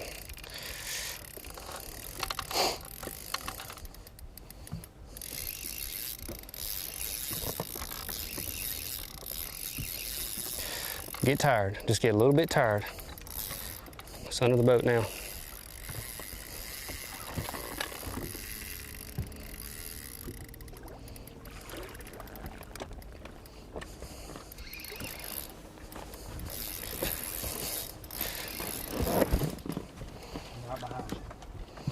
Don't want him to jump.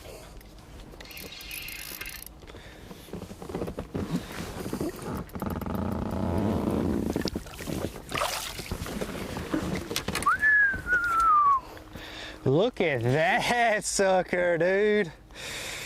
Oh my gosh. That's a giant, bro. How about a daggum giant? Ooh, look at that one. Not bad for somebody that struggles with smallmouth, huh? Man, You would think to yourself, hey man, get back to our takeoff in Clayton, hold up the Angler of the Year trophy. But I promise, Kyle Welcher, his sights now are totally on winning this tournament. Why not win 200 grand instead of 100 grand? We have got to be going tomorrow now. You're going, Kyle. Bro. You're going, bud. Agree. Not a bad one to throw back either. Good for him, man. He said it. He's got a very big Justin Herbert, Snake Plissken style look about him. That one should put him back in the lead. Ahead of Chris Johnston. It's impressive. There's some shaking further down the AOY leaderboard should cure it.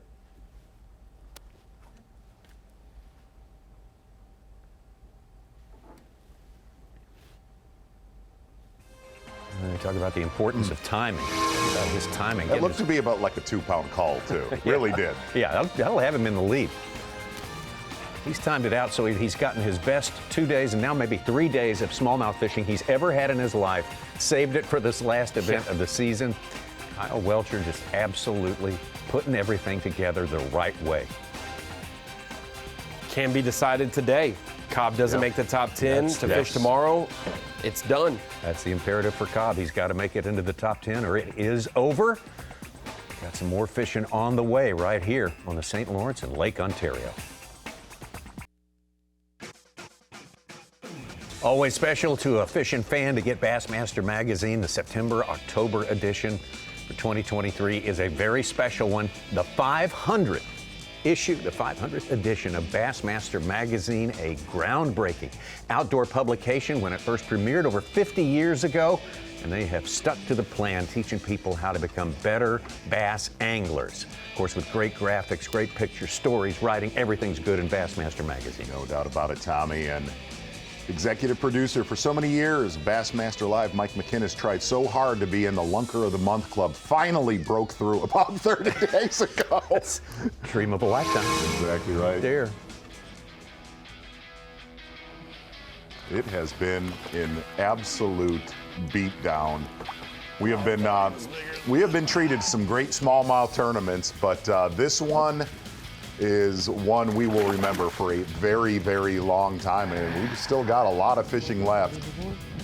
And it's fair to say, in this event, a 4-pounder virtually has meant nothing out on Lake Ontario. Maybe. Speaking of Bassmaster Magazine, this place is either first or second for the last couple of years among the world for bass fishing. Those Bassmaster Magazine ratings, the best places to bass fish, are very important, and this place just takes the cake. We're seeing why. With every passing minute, Patrick Walters. Goodness! Wait, what was that? We need that again. I thought that was from the soundboard. Get out. This is a good one.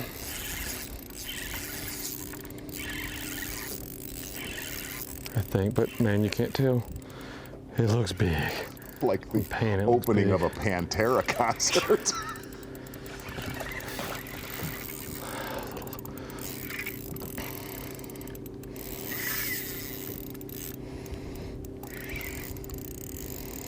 Come on, baby, be big. That was a fish's head shake.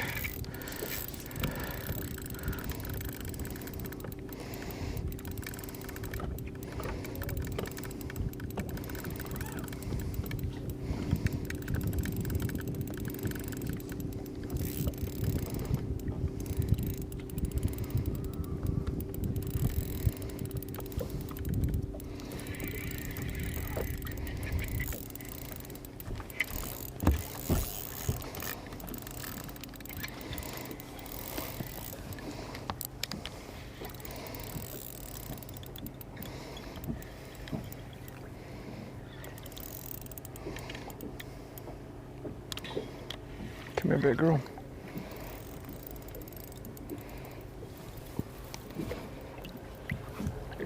Blimp.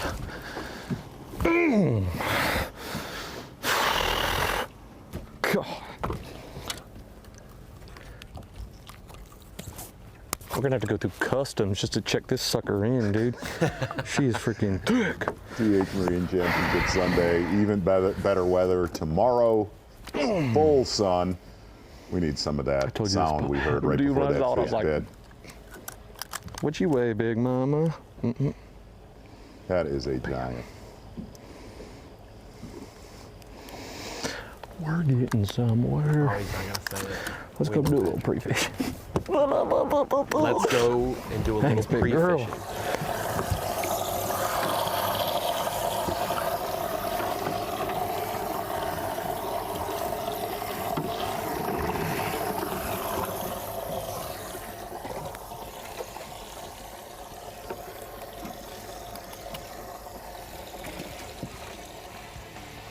Well, the first of our guys to get over the 25-pound mark for today, and there is more fishing time left in this day.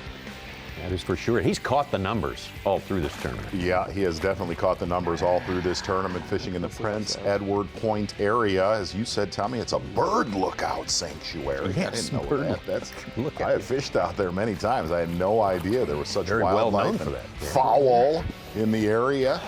That has been a foul beatdown with Patrick Walters, 15 to call it 24 feet of water starting across the bay this morning from Kyle Welcha, who he was within a couple hundred yards of yesterday morning, giving way to that area, and that was a great call. Yes. Patrick Walters looks like he is going to weigh in yet another big bag of smallmouth. Unbelievable. All of his work with a drop shot.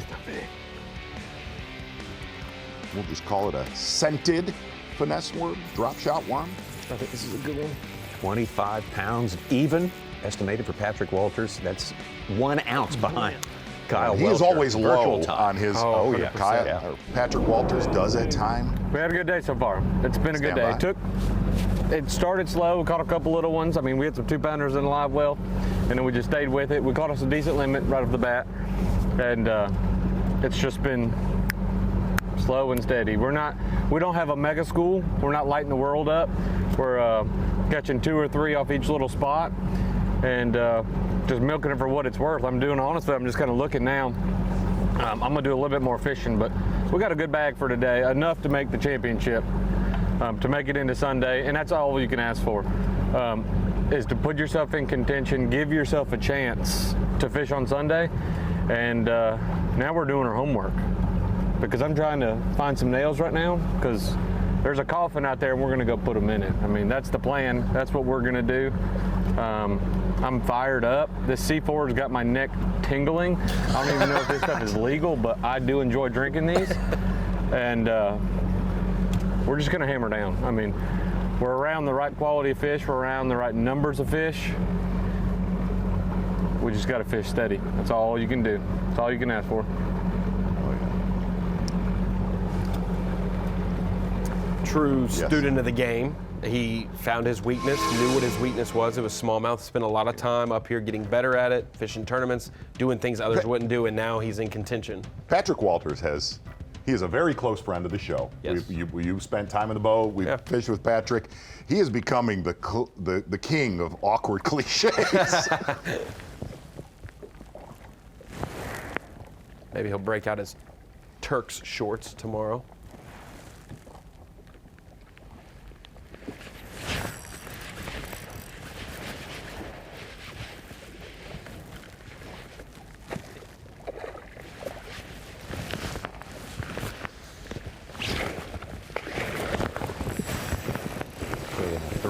Behind Patrick Walters. He's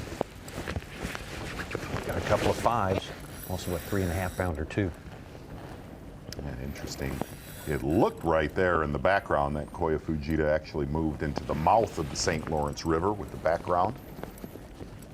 We got to see a lot of big fish on day 1.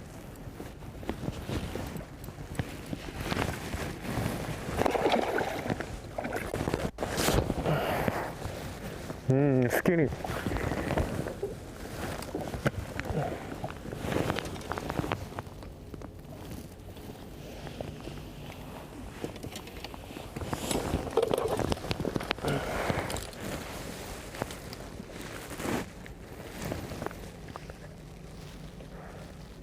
$3.12. 3 what? $3.12.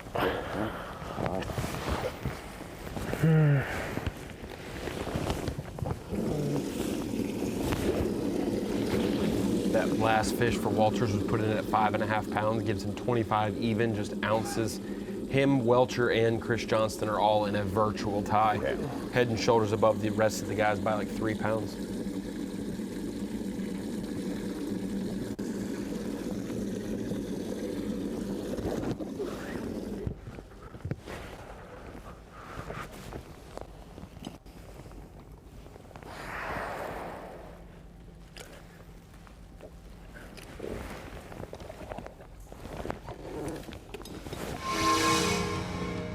Welcher on top right now, and certainly on top of the standings. Progressive Bassmaster Angler of the Year, Brandon Cobb, came in here within 6 points of him.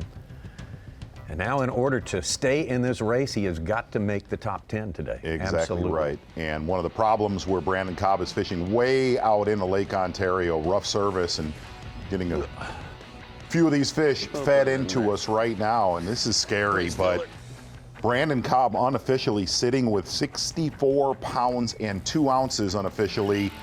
It is not a case that Brandon Cobb did not do his job. He has just been beat by Kyle Welcher in this tournament so far, and fishing in the mouth of the river earlier this week on day one, back on Thursday, and then making his way into Lake Ontario yesterday and today. And we talked about it. Doesn't look like Brandon Cobb is going to hang in there for that Angler of the Year title, but definitely deserving of it. That's a look at Brandon Cobb's day so far. Definitely a top-tier guy since he came out here on the Bassmaster Elite Series in 2019. Let's get over to another angler who joined that year, Luke Palmer. You can sum up a 9-event season, one bad day, and that was day 2 at the Sabine River, will cost Brandon Cobb Angler of the Year. So we go over to Luke Palmer, a guy who had to rebound from a bad mid-season in hopes of making the Classic and has done his job the last few events. I'm amped.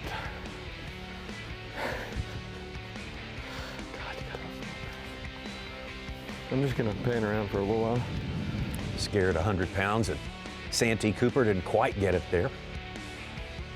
Collected his first elite win. 14-pound victory there, one of the biggest margins of victory we've seen in the last decade of the Bassmaster Elite Series. My gosh, what a day of bass fishing.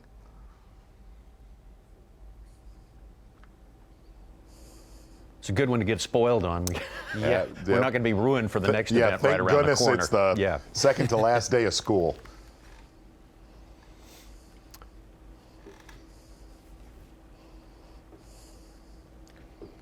We talked about it maybe 30 minutes ago when Chris Johnston caught his most recent giant.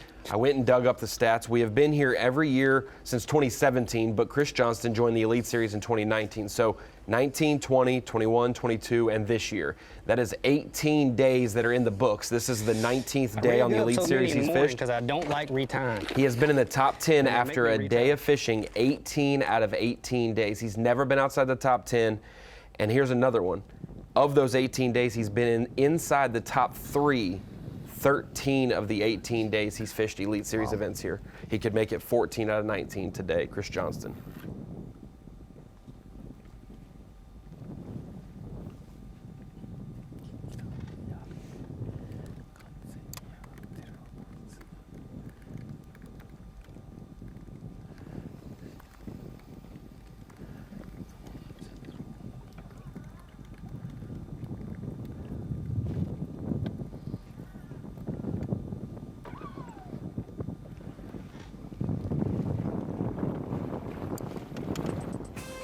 Chris Johnston definitely in that race for the win here, positioning himself just about perfectly. A virtual tie, as you mentioned, between Patrick Walters, Kyle Welcher, and Chris Johnston. It's all going to be settled at the weigh-in coming up at 3 p.m. Eastern Time. Promptly at 3 p.m., Dave Mercer will crank it up there in Clayton, New York, at the Antique Boat Museum there. Yeti Hot Seat, Kyle Welcher. Don't miss that at Bassmaster.com. Yes! No way! You're watching a Fox Sports presentation of B.A.S.S. This semi-final day is a football game. We're heading into the last quarter here for sure. We're in it, as a matter of fact. Clayton, New York, a fantastic host city. Thousand Islands Chamber of Commerce, another one of our hosts here who do such a fantastic job, both bodies of this. Keeping a great tournament going. That's why we've been here so many years in a row. Kyle Welcher seeking out that Progressive Bassmaster Angler of the Year trophy, so prized by anglers. He's got the upper hand as it stands right now, that is for sure, in that race. And he's ahead in the tournament as well. He's looking to do 2 for 1 here. That's pretty frightening that somebody's going to catch 22 to 23 pounds and get sent home, not fishing on Championship Sunday.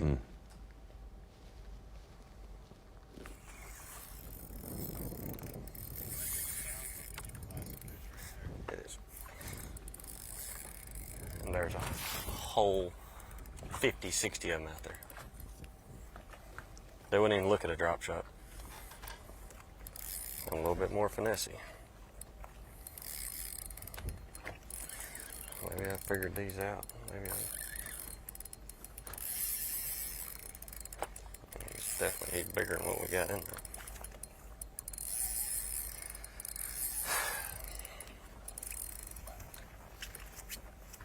Luke Palmer started 7th place. He's in 12th right now. He needs we're going to have a couple of good upgrades to have a shot at the top 10. The comment, he's on a school of 50 to 60 fish in front of his boat.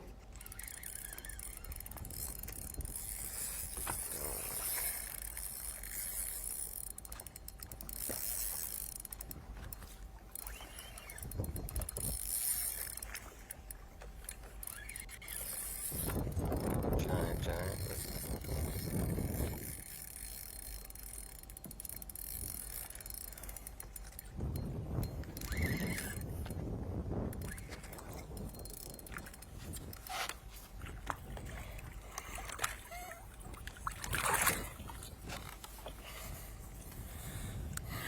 Still ain't that big though.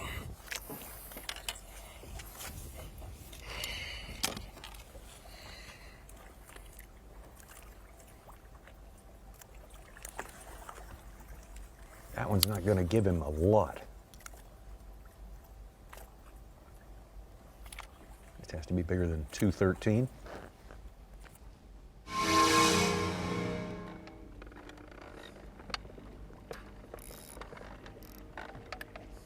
So, Ronnie, you pretty much have the numbers dialed in. The way it sits right now,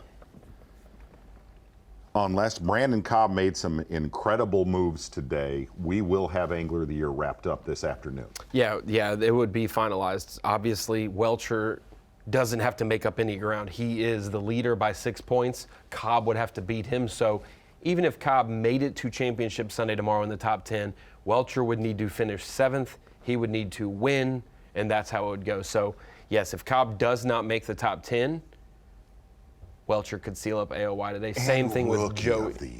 And Rookie of the Year, Joey, 16th place for Joey Cifuentes, means Kiyoya Fujita would win the event and still only tie him and lose the tiebreaker. So anything below 16th So that may opens not the door be solved for Fujita. today. It may not. If Joey does not stay in the where he was coming into the day. Now I'm going to have to weed through them maybe. I just want to see if there's good ones down there. I don't know if it's a school of little guys. It just shows you how incredible Welcher's season's been. Oh, Bill Lone, this is huge. Came he off needed. That's not number 5. good. And when you get bit on a bladed jig shallow on this body of water, it is one you want.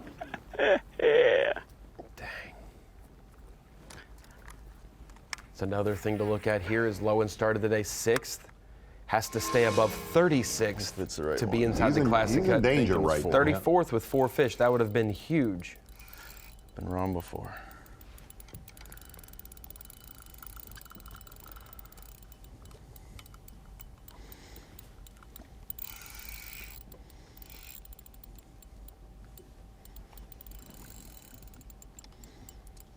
area. Might help.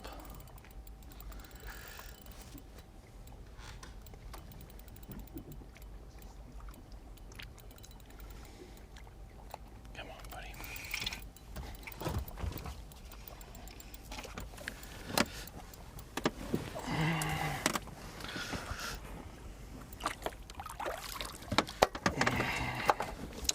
Just another good one.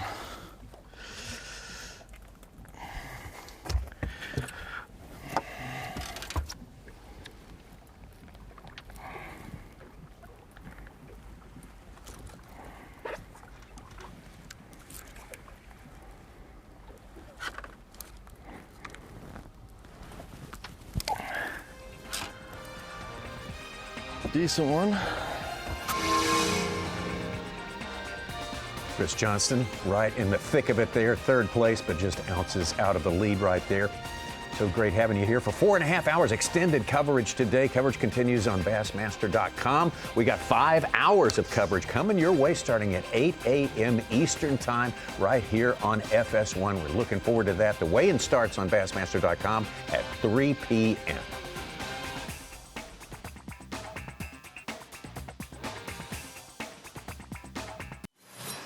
The Minn Kota Bassmaster Elite at the St. Lawrence River is sponsored by Minn Kota, Power Pole, Skeeter Boats, Progressive Insurance, and by Rapala.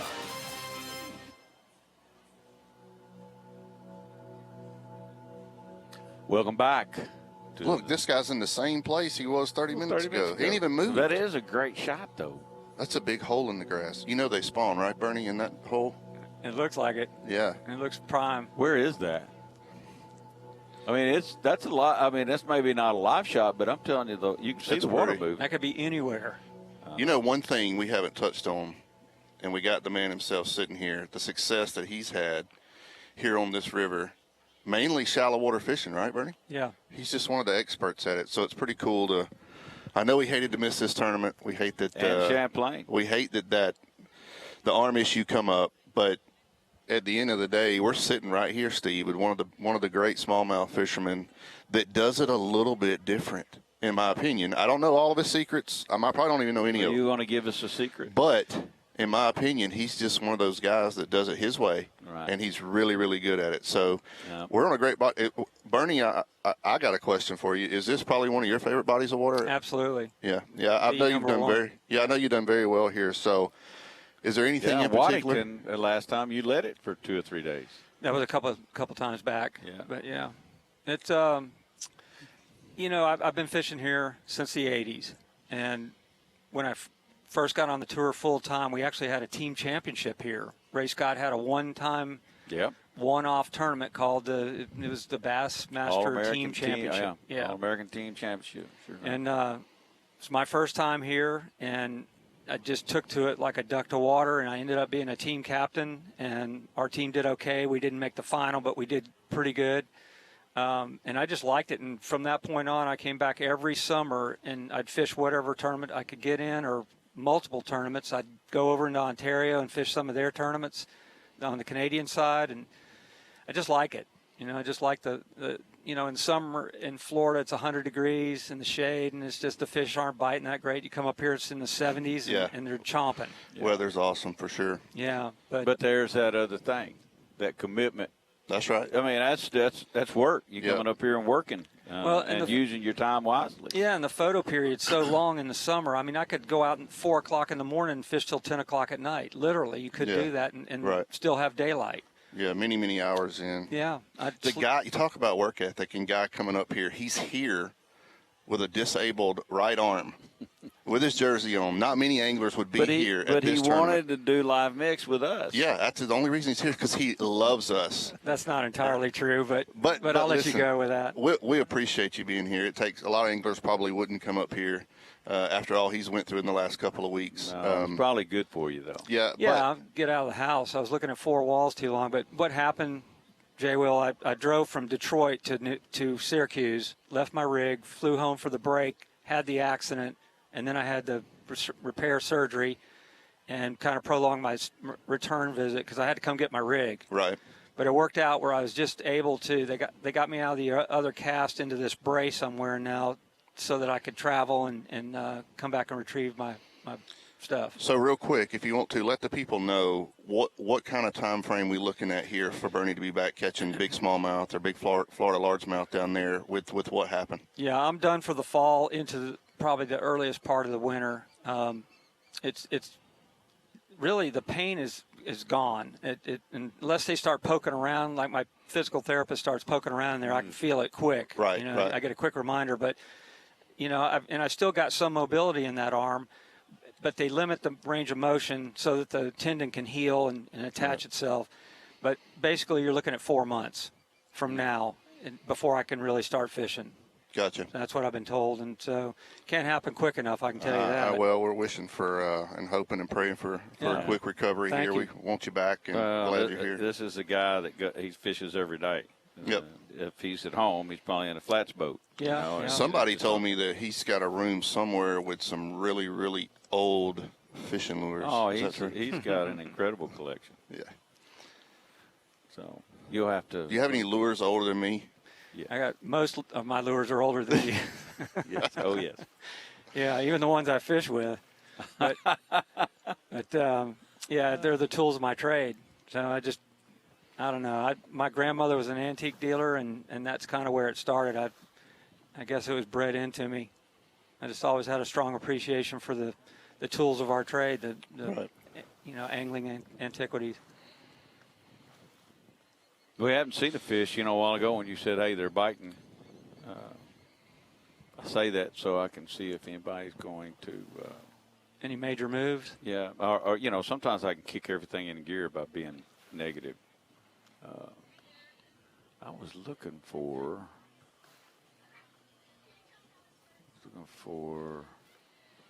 a couple of guys who were, Alex Redwine. Saved himself the last two tournaments. Last three tournaments, actually. Somebody was asking me about Hank Cherry, and I don't see Cherry. He didn't end up making it, I don't think. I don't think he made today. Where is he? He had a terrible tournament. You can tell when Hank had a terrible tournament. See, he's in 42nd. So basically what Hank is doing, he's in 42nd in AOY. That might change this and that because Porosnik may have been below him and he's still fishing today. Clark Wendlandt is in 43rd. He's below him. He's not fishing. Porosnik is out there today, but he's probably not registered anything. Yeah, he don't have anything. But, he's got something, so it could change there. But what Cherry is hoping for is that Chris Johnson, Kyle Welcher, Patrick Walters, Koya, Taku, Corey win this event, or Kenta. He doesn't want Zaldane, Matty Wong, or Clint Davis to win this event because all those others are double qualifiers.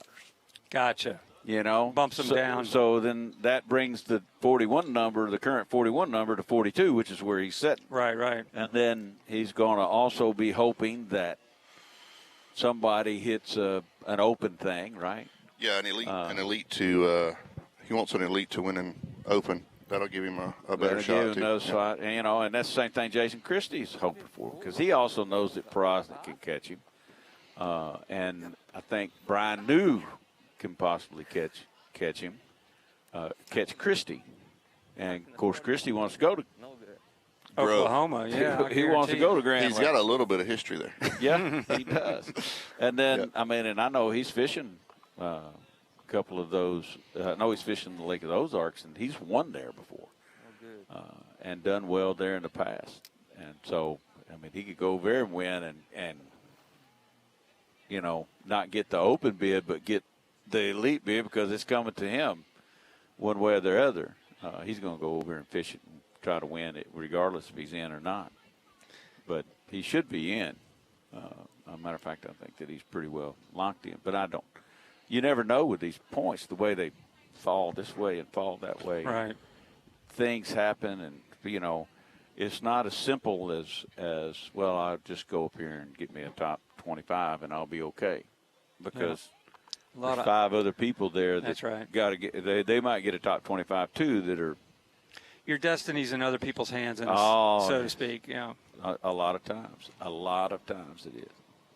Yeah, when you stumble and you have a bad event, you're at the mercy of everyone else, and the only time you're controlling that is when you're out there, you're out front, you're excelling. Exactly. Yeah. And when you're having success, you're controlling it. So it's complete opposites. It's almost like there's no in between, Yeah. Even when you're in mid-pack, you're still being controlled by everybody else, because you didn't do, a good enough job that particular event. So, yeah, there's been a lot of fluctuation in the points. So. You're going to look at this.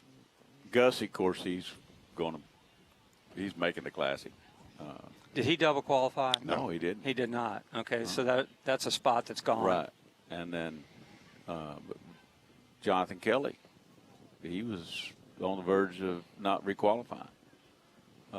Yeah, he's another one that Justin Atkins was not qualified before. For next year, you're talking about. For next year. Yeah. But now he is. He gave a farewell speech yesterday, it seemed like, on stage, so he probably didn't know he was going to requalify. No, you may be thinking about somebody else. Okay, who was I talking about? I think you're talking about Micah Frazier. Okay. But Micah's not going anywhere. Micah's not? I don't know. We're not talking about those things here. Anytime, for starters, we got to, yesterday's an emotional day. You hear all kinds of things. You know how many guys quit yesterday? None. Yeah. But you know how many said they were? Probably half the field. Yeah. I've quit a million times, but I'm still here. 100%. So, we let some of that kind of just go over and see how it floats away. And then to see them when the schedule gets announced. There you go.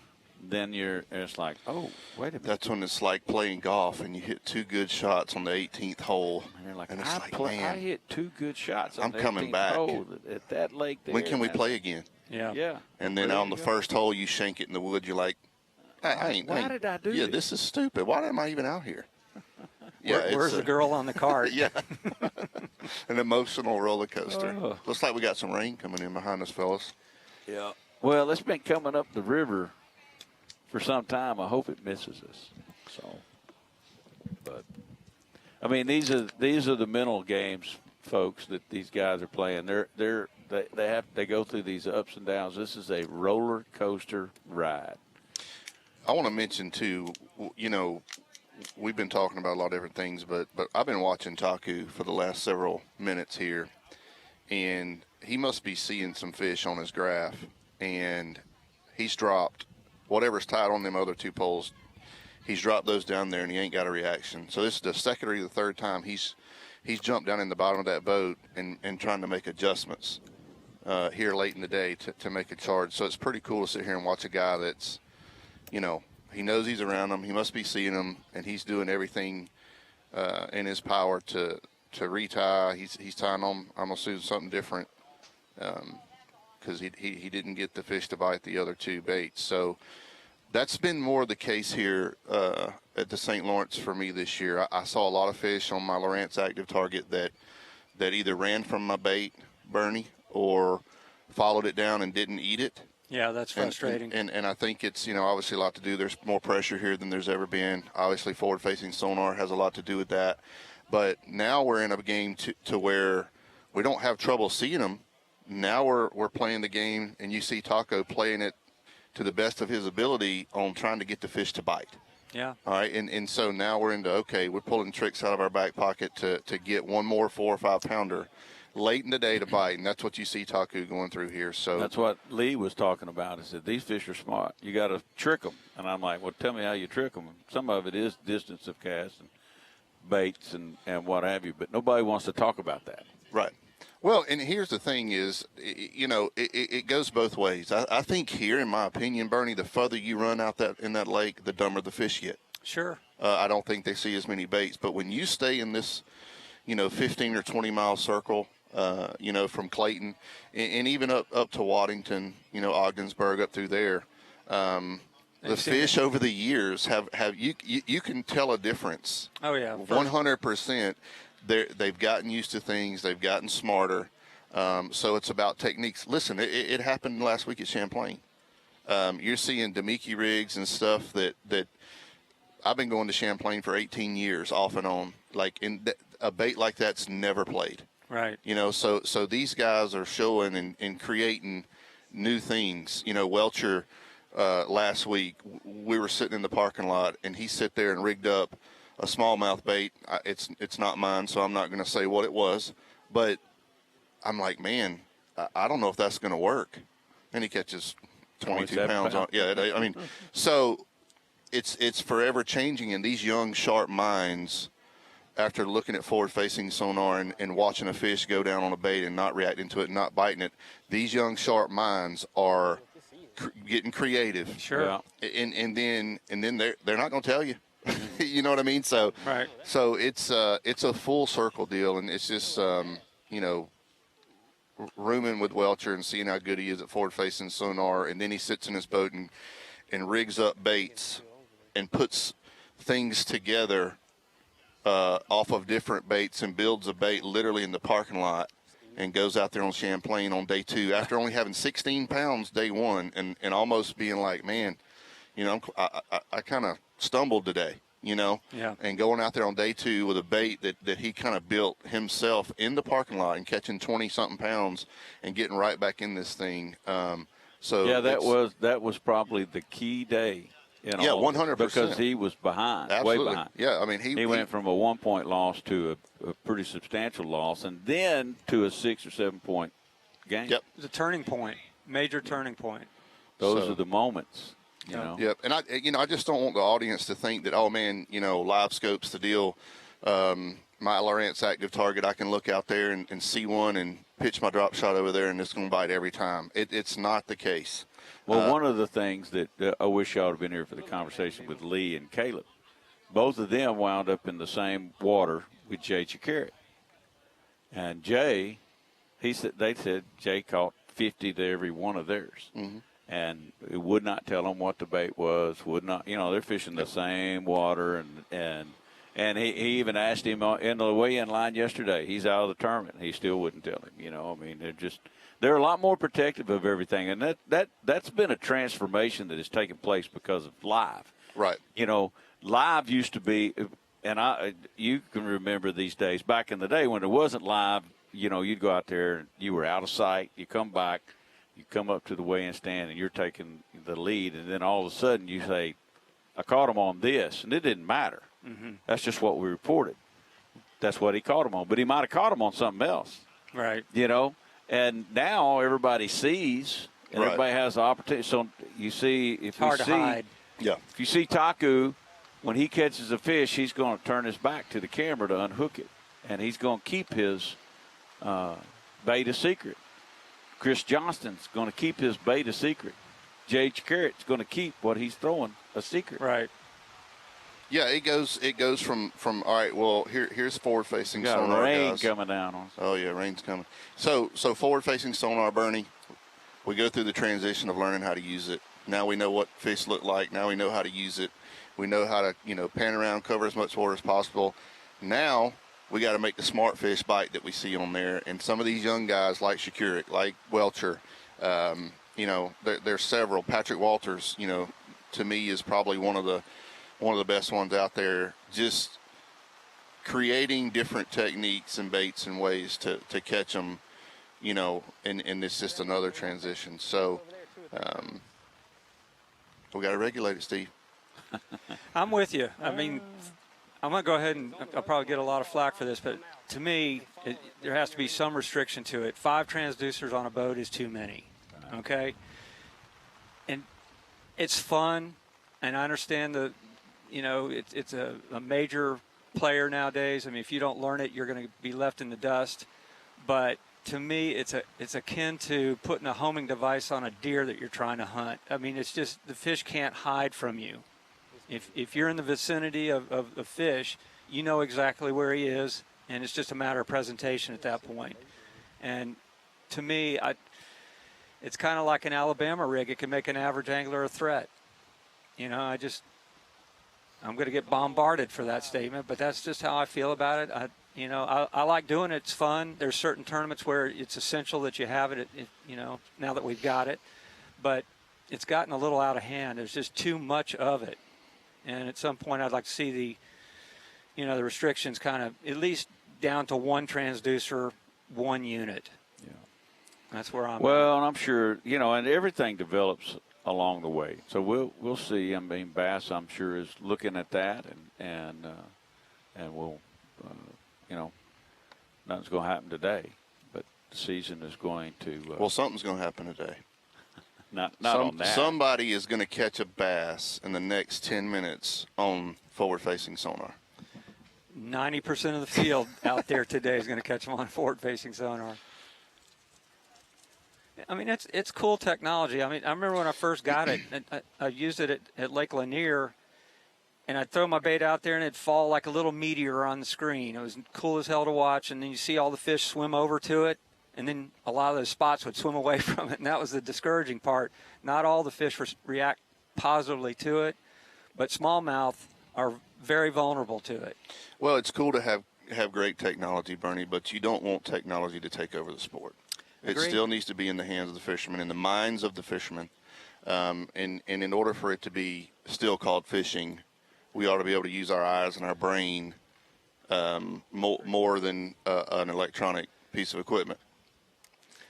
That's just my opinion. I wish it would go away totally, but if it don't, I want it to be regulated to where there's only a couple events a year maybe to use it. I understand the thousands or even maybe millions of dollars that these companies have spent on the research and development and creating this. However, it's one of those things to where the perfect comparison is the Alabama rig. I don't think it's good from a conservation standpoint. These lakes and these fish that get out there in deep, Champlain, perfect example. I mean, there's 30 of us out there in the middle of the lake. None of us would. There's no chance any of us would be there even fishing for that group of fish. We wouldn't have no way of knowing they was there, right, how much they move, and they're not on any type of structure. They're just out there swimming. So I don't like it from a conservation standpoint, and I just don't think it's legit bass fishing. However, that's just my opinion, and if people don't like it, I'm totally fine with that. Well, I'll just say this one thing. To me, pure angling is gone with that type of technology. We're not angling anymore. It's just a video game. And that, to me, it's old school philosophy, but that's where I'm at. Well, I like Tyler Rivette, but I'm going to bring, like, when he won Okeechobee with it, glad to see him win. Like, he's a hard worker, deserving angler. But when he won Okeechobee with it, I thought to myself, I'm like, man, coming down here and visually with your polarized glasses and my blue otters looking at a mat of grass, or even up here for that matter, largemouth fishing, and your eyes and your brain telling you where your bait needs to go through that mat at, no longer exist if you've got a guy out in the middle of the lake or up in a river live scoping. You can't compete. And for me, that was kind of the turning point of, man, this is going a little too far. Yeah. So anyway, just a couple of personal opinions. We back to Welcher. Actually, he's got a little bit of room to cull, I think, Steve. He does. Yep, he's got a 312. Yep. And I think he's a little light on his guesstimate there as well. Okay. I think that both of these, all the top three for sure, and potentially the top five are much closer than what those estimates are showing. So now I don't know if Koya is how I don't think he sandbags as much as Patrick and Chris, and I'm not sure about Welcher. And a lot of it has to do with the cameramen in their boat. Yeah, sure. Well, I don't think, if some of these cameramen know, they'll look at the fish and say, no, bro, you're not calling that 4-pounder 2.5 pounds. I'm going to put it in as 3 1/4, whatever. We got 2 hours, right? Or closer to realistic. Well, Wes is really good at that kind of thing. Well, the consistent thing across the board is that even whether it's my marshal, I think a camera guy, you'd rather be a little bit under. You don't want people out there in the world, especially families, thinking, man, he's got 24.5 pounds and you weigh in 22 and a quarter and you're 30 spots lower than you thought. So it's kind of like you want to definitely under it, whether it's, obviously some sandbag and do it purposely and whatnot. But, maybe we need to make the prize for being accurate a little bit more. Yeah. There are some guys that play that game and play it well. That's money on the table. So, well, y'all have opened up a couple of cans of worms. I'm not commenting, obviously, but I might. I have an opinion too. My opinion doesn't matter. My opinion is more. My job is more to get y'all's opinions, and I was. Well, you're a part of the Bass Fishing Hall of Fame. You've been around longer than I have, and I think your opinion does matter, and I think you have influence on some of the decision making. Don't say that out loud. He knows the guy. Yeah. He's been around too long. The difference is the guy signs my check. Well, it's okay to give an honest opinion. Don't worry. And you about can keep that. it to yourself today. I get it, but he will get my honest take on it. So. And I'm not going to tell you that I agree with you or disagree with you, because he'll get my honest take on it. Okay. Okay, Mr. Middle of the Road. I am a politician. Yeah. I've learned in the last year. I've learned in the last year to hedge my bets. A politician, a policeman, concert. Like what are you?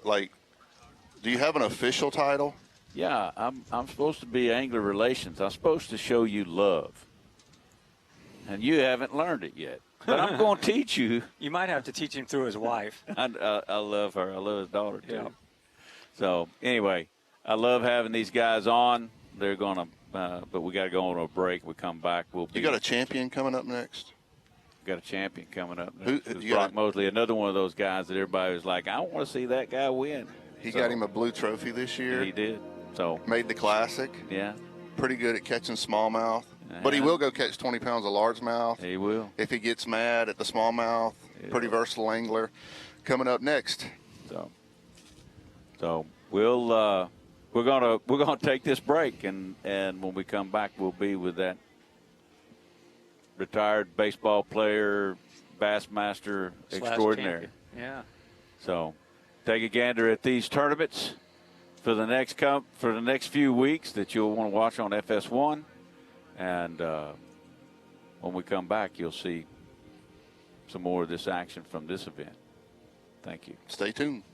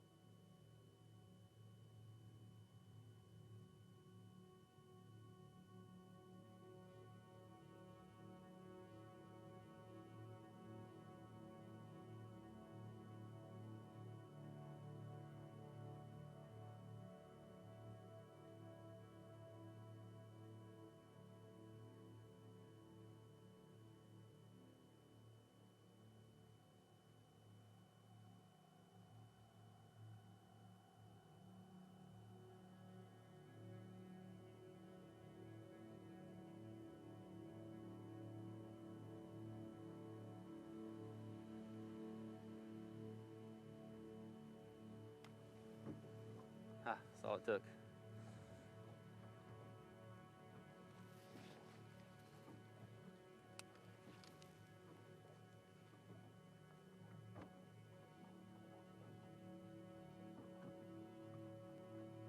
He was hooked on it. He's not here.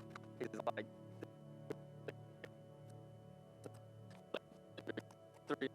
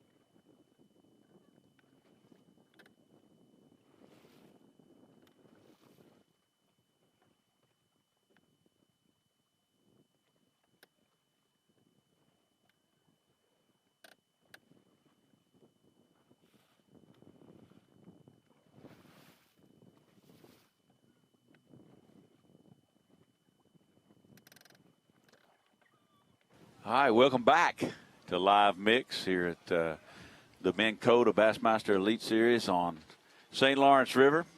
Sitting here with Bernie Schultz again and Brock Mosley. We kicked the loveless Jason Williamson out. Jay Will. Got Jay Will. Happy to do it for you sitting guys. on the road. We love Jay Willie.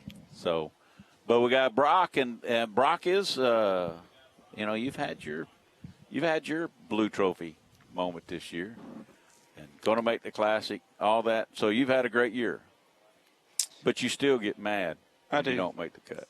I do. Just from a competitive standpoint, this week I played it safe. The only way I could not make the Classic is if I did not make it back in one day and, took a 0. So when that high wind was forecasted on day one, I said I'm going to start in the river, or I'm going to fish in the river and, fish my normal stuff in the river. And, I caught 19 pounds of largemouth. Had a fun day doing it. But 19 pounds on this place isn't what it used to be. Right. Used to 19 pounds would keep you well inside the cut. And well, when you finished second here, yeah. Tell me what your sacks were for that. I remember I had 24 pounds the first day in the river. I had 3 largemouth, 2 smallmouth. One of my smallmouths was a 6-pounder. And on day 2, I think I had between 20 and 21 pounds the last 3 days. I ended up with 86 pounds in 4 days. And I don't even know if I think I had 66 pounds in 3 days, and I don't even know if that's going to make the cut for top 10 this week. Right now on Bass Track it is, but no, of course he's got a sandbag. Change. Yeah, there's sandbags. So it's at 66 now, and that's what you had to make the cut right back then. And you were made the cut in like second or third. Yeah, and it used to be. I finished second here to Van Dam that year. That he smashed all of us, and I think I had 20 pounds a day. I had 82 pounds in 4 days and finished second. And everybody this week in the top 5 or 6 is going to break 100 pounds. Right. That was a tournament that Van Dam was catching him on a spy bait, but did not want anybody to know that it was. Yep. He did. He beat me by like 8 pounds. I just beat everybody else. I watched him. We were fishing probably within a mile of each other most of the tournament. Yeah. That was before a spy bait was a common name in the fishing world. Yep. So. Yeah. Well, let me give you some contrast. I won the Canadian Open here in '95 with about a 3-pound average. Back then, if you were catching a 3-pound average, you could practice your speech. You were going to definitely do good in the tournament. And then gobies came in, and mussels came in. zebra mussels. And so the water changed, the forage base changed, and now they're monster bass. I don't know if there's as many. Back in the day, they were everywhere, shallow, deep, everywhere. There's still a lot of fish, but I don't know that there's more fish. I just think they're bigger on average. I've been around a while now, but not as, I wasn't here the first time you guys came back in around 2010 or 11, that time frame.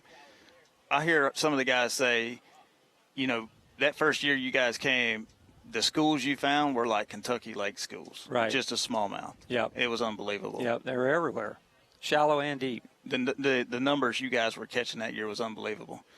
Now, since then, with the fame we bring to it, we show out here. Everybody wants to come here, and it's making it tougher. It's not as easy to get a bite as it once was here, so to speak. There's a lot of fish this week. You would throw to them on live scope, and they would go down on it just like they're supposed to, and then they just wouldn't touch it. Wow. And, a lot of that has to do with, pressure. Yeah. So this place has got them, that's for sure. Well, in the older days, largemouth were a key factor. Most tournaments were won with largemouth. You might have some smallmouth mixed bags, kind of deal, but mostly the tournaments were won with largemouth.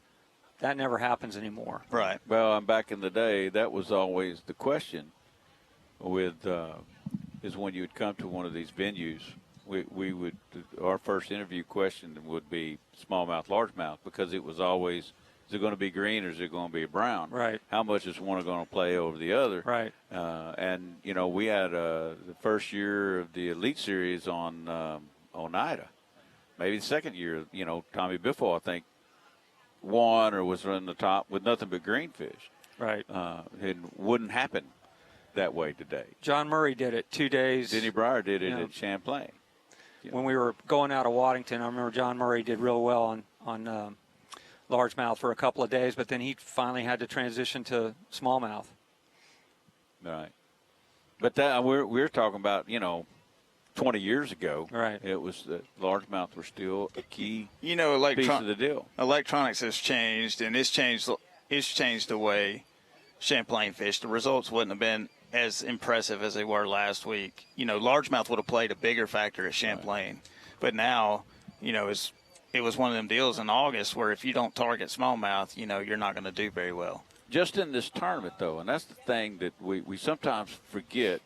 And for a lot of people, as we're relaying to folks that want to, you don't have to come up here forward-facing sonar and still have a good fishing day. Absolutely. You may not catch 100 pounds, 100-pound stringers, that kind of thing, but you could go catch 100 smallmouth out here, just doing what you do.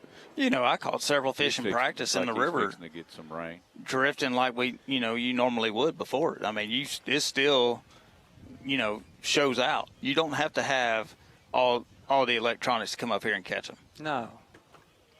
You can fish shallow or deep and blind cast and do well. You said, I don't know, dude. He's getting ready for it, looks like. Yeah. And, I had a blast first day of the tournament. It's fun. It's a fun place to come fish. Every day do how I catch them here. I'm going to run into 2 or 3 smallmouth and usually a big one. Right. I had one big smallmouth jump off on a chatterbait, and I ended up landing one. My smallest fish that day was, a smallmouth. You just accidentally run into one every day or two. But it's one of the most incredible largemouth fisheries that you just don't hear about because they don't weigh as good to hang with the smallmouth now. Yeah, and the targets are everywhere. There's docks, there's groins, there's matted milfoil, there's every kind of visual structure or object to throw at. It's target rich here. So a guy that's totally unfamiliar with electronics or the body of water, he can come here and have success in a big way. The funnest frog fishing day I've ever had. 3 or 4 on this spot. The funnest frog day fishing I've ever had has been on this lake. Really? I mean, you just catch 5 or 6. 50 or 60 a day. I mean, it's just unreal. Yeah.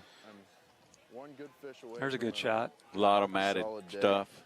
Oh, yeah. A lot of grass mats. Chippewa Bay, Goose Bay, all the bays have high, topped out grass of some kind, and a lot of broken grass, like eel grass, will float up on certain banks from the wind, and the bass will get under those. We seen Hackney do it one year in top 10. He did. He did. Yeah. He caught a couple of green fish in this deal. He's out there today. Now, whether he's fishing for trying to catch a green fish today or not, We don't both know. fished for green ones the first day, and we should have made a side bet on it between me and him. Well, he actually kind of admitted that he totally misread, which is another part of the game. He's totally misread that they were going to be able to get out on the lake and catch 29 pounds. We right? really didn't think that many guys were going to go out there. Right. You know, there's guys in the angler of your hunt that's got to go. Mm-hmm. There's guys on the classic bubble that's got to go. Mm-hmm. But we didn't think, 60 to 70 of them would go. And they did. And they did. And it shows. Tell me what I'm looking at here. You see him, which Chris is, it looks like he's looking at a specific rock. He kind of got away from it right there. He may be back to scanning. But just a second ago, he was looking at a boulder, and you could actually see the fish sitting beside the boulder. Now, in practice, I did this a lot in anywhere from 14 foot to 20 foot. And you wouldn't necessarily see the fish on the boulder, but when you threw your bait over there by the boulder, the fish would expose themselves. Now, I had a hard time getting those fish to bite. Like I said, it went kind of back to pressure. But Chris and Corey and Coop, they know how to make them fish bite. That's what makes them so good. And they know where these little groups of boulders and rocks and stuff that are isolated that nobody else knows about are.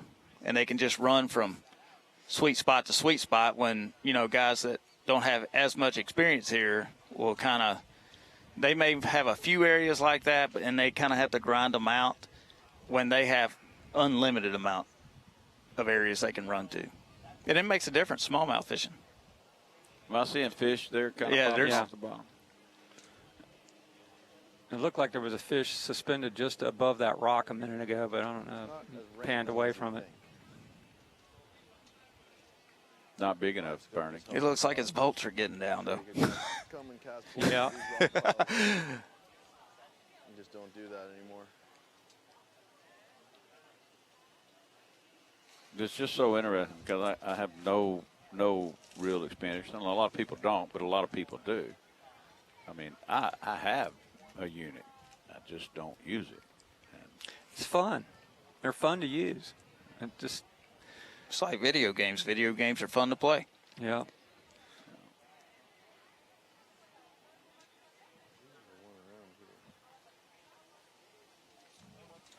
So it seems like it's kind of really slowed down the last hour or so. It has. I mean, it's all that we needed was for Bernie to say they're biting, boys. Yeah, I hexed everybody. So. That's what the rain can do, though. Something about drizzly, rainy days. Like, look at yesterday morning. It was a slow, catch rate compared to when midday it started breaking up. Yeah, when it broke up, then they started catching them big. And where he's at, it's sunny. Yeah. And he's hooked up. Well, those guys may be literally 40, 50 miles apart. Oh, there are. Another little guy. This guy's really turned it on the last couple of years. I really like watching. He's very versatile. When Luke came on tour, he didn't even own a spinning rod. That's no lie. I actually taught him how to tie, fluoro to his braid. And Luke's put his time in. He come up here before Off Limits this year and put his time in, and it's showing. I mean, he had a very good event. The last three events, St. Clair, Champlain, and here. Luke, when he come on tour, he was a power fisherman, and he was really, really good at it. And now he has really completed his game all the way around by, working on his finesse tactics. And it showed out. It showed out this year. Yeah, he's been steady throughout the season. Well, he does really well in shallow grass, not just he understands mostly scattered stuff. He figured out the cypress trees pretty good. I know that. Well, I mean, it's some of the same kind of deal, the way the fish relate to that. Right. They're going to relate to. He's he's an Oklahoma guy, and he put a lot of pressure on himself to make sure he made the Classic this year, as all the Oklahoma guys did. And he's hoping Jason after his Christie win, doesn't make it. after his win, he had 2 bad tournaments, and he's like, man, I may not make the Classic. So that's the reason he put his time in and came up here and practiced and pre-fished, and like I said, it's really worked out for him. Yeah. Anytime you see somebody to go the extra mile, to work hard, and it pay off, you got to kind of root for that guy. Yeah, we were kind of talking about that earlier, and that's one of the things that Bernie and I have seen over the decades is, there's no substitute for hard work. That's right. I mean, you can have there's been a lot of skilled anglers who didn't work at it, that didn't really show up. But if they just put in a little bit more work, they would have really got with it. He's hooked up now. And here comes the wind. I was watching earlier, and I was like, I thought it was supposed to be windy today. That one's coming in easy. I doubt it's going to be very big. I could be wrong.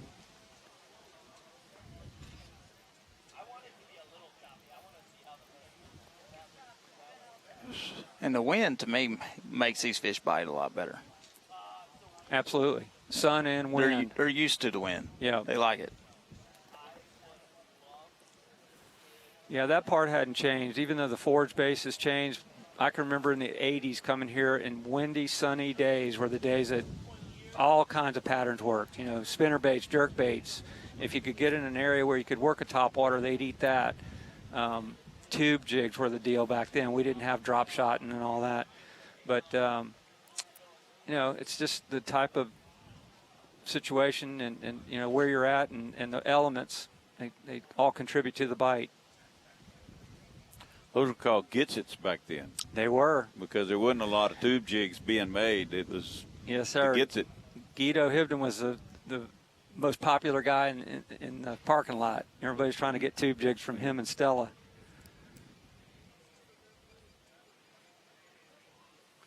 I used to fish with Bobby Garland. A great guy.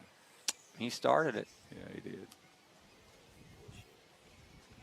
Wonderful, wonderful man. Well, Patrick always sandbags on his bag, and it says he's got 25. So I'm going to guess he's got another 27. All right. I think the same with Chris. Chris. Chris is going to have at least 26. So Welch, he may be kind of spot on. Maybe he's going to be light, but it ain't going to be the extreme of the other two. I think Taku had 20 pounds on Bass Track yesterday. And it had what, 27. 27. Yeah. That's why I'm saying those top 5 are that's a little bit different of a look than what we're accustomed to. So, or what you've been looking at. It'll be totally different. Alex Redwine got him a 19-pound bag. Swindle's got him 20. And there's a lot of guys that haven't, don't have marshals that don't really check in. So, yeah. Brian Schmidt, he's not sitting on 0. Brian News, Canterbury, Justin Hamner, Prosnick, all those guys. Prosnick, Card, Massa had a big day yesterday. Big day. And he's needing to get out of that 77th spot right there. So he needs to have another big day. And I'm not sure he's capable, or not capable, I'm just not sure mathematically it can happen. But it could.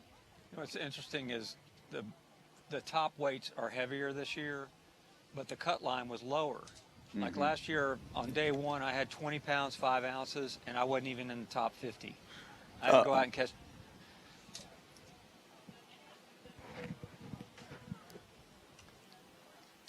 I had to go out and catch 23 pounds the next day just to get in the cut.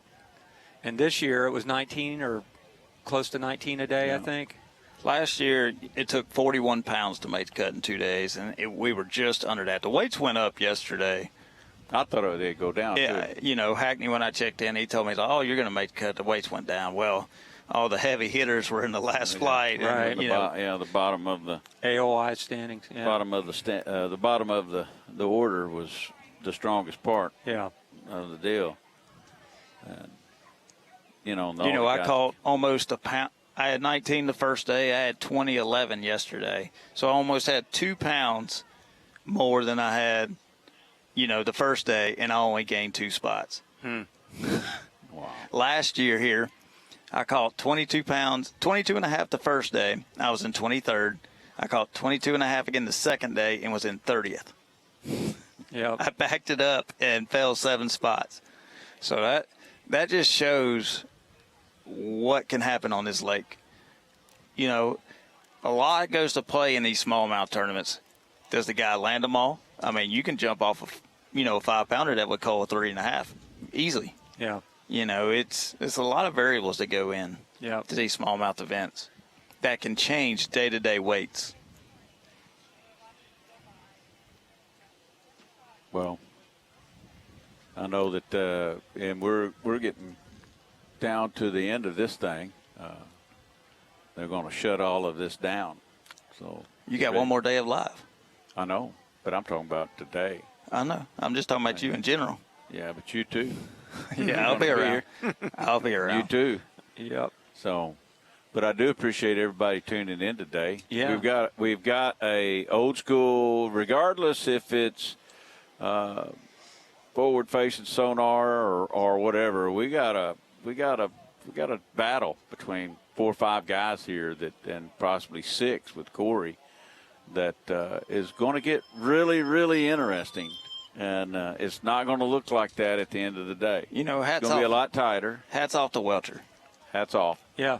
Seriously. If he makes it back, then he's our new angler of the year. The poker player come out in him this week. He did, and he did well. So hopefully y'all stick with us. They're going to start tearing this down. We appreciate you joining us. Be sure and join us again in the morning. We'll be back here at 7 o'clock on Live Mix. Thank you. Kyle's getting rained on.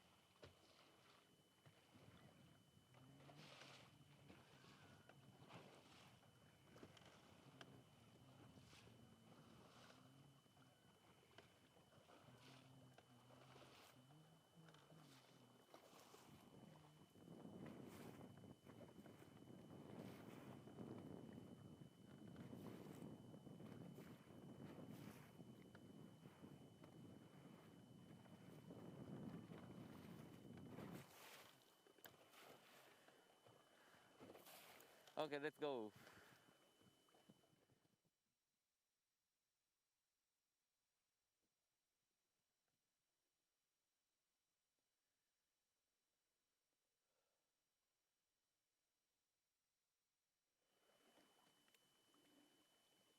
Oh, crap.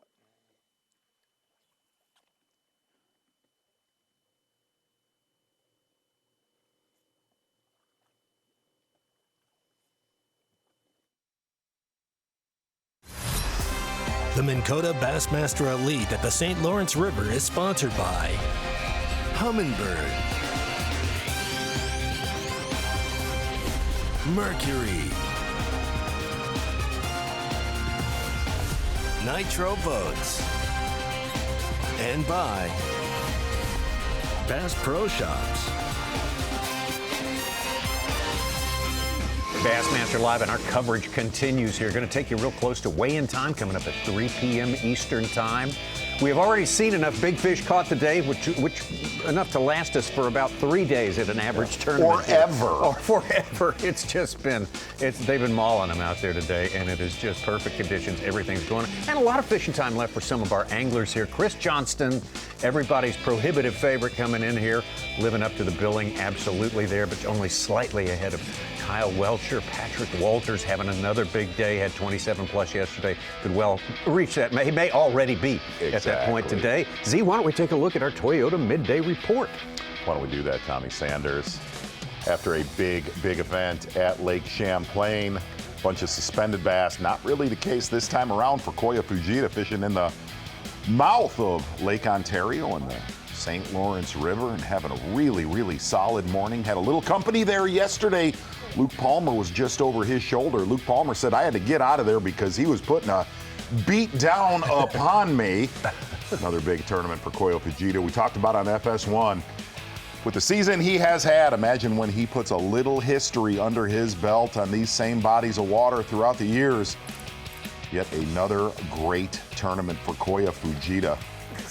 Looks like he will be joining us on yet another Championship Sunday. From there, we're going to head west, and we kind of wondered about this area that Patrick Walters and Kyle Welcher have been fishing, and wondering if it would hold up or a total crumble stiltskin. Not the case. Patrick Walters getting it done in, call it 16 to 23 feet of water with a scented drop shot worm that we have seen for last few years. Very popular on the Bassmaster Elite Series. And here's the one thing that Patrick Walters and Kyle Welcher have at their disposals. A lot of bass that size. A lot of bass in the light 4-pound range, but pretty sure that Patrick Walters and Kyle Welcher are not going to weigh any in that size because, well, they are well past that. Patrick Walters looked like at the end of our FS1 broadcast that he is going to go in practicing mode. Another solid smallmouth tournament for the angler from South Carolina. Hit 25 pounds, kind of difficult, made that call that you talked about, Z. And of course, 27 plus yesterday, as we already mentioned, for Patrick Walters. He's a man to watch. He's a dangerous guy in this tournament. Absolutely. Exactly right. From there, we're going to shoot across that bay, right around Prince Edward Point. Bird sanctuary, very popular throughout the decades, is what you've told us. Like that, don't you? Kyle Welcher from Alabama, gambling in this tournament, making a long run. And here's the amazing thing. Getting it done all 3 days, but you have to say the X factor was the first day of this tournament with southeast winds gassing into that area. Fished one spot on day one, catching a big bag and coming back to the weigh-in. But for the most part, it looks like Kyle Welcher will be your 2023 Bassmaster Angler of the Year if he gets back to the town of Clayton, New York, and our great season for this young man. And here's the best way to put it. He is the real deal. Has had his 3 best days of smallmouth fishing ever, timed it just right for the first 3 days of this tournament. So he's got a double possibility here. He missed a few cuts last year, so his I guess his career earnings dipped a little in year 3. He made up for it in a big way this year, making every single top 50 cut, possibly taking home $200 grand just this week. Chris Johnson If you didn't have Chris Johnston on your fantasy team, you lose. Yes. In most ways. Yeah, if you do other thing, if you don't have Chris Johnston on your fantasy team, what is wrong What with are you thinking? Exactly. Thinking. Yes. Chris Johnston living just west of Kingston, Ontario, not literally, figuratively in this tournament. That has been the area he's concentrated. I mean, interesting thing that did a little slip up right there, boy, is a lot of the anglers telling us the reason they feel that these fish are a little bit shallower than other areas of Lake Ontario, catching them in 15, maybe 22 feet of water. Less pressure. A lot of these anglers saying with that less pressure, it doesn't push them out deep. That is a very interesting perspective. Enjoyed listening to that. That was your Toyota Midday Report. Let's get out to the aforementioned Kyoya Fujita, winner last week at Champlain. All the momentum in the world, a little shower skirting around him there. Yeah, couple little thunder poppers on the north side of the lake. It's actually sunny where Taku Ito is down by Henderson Harbor.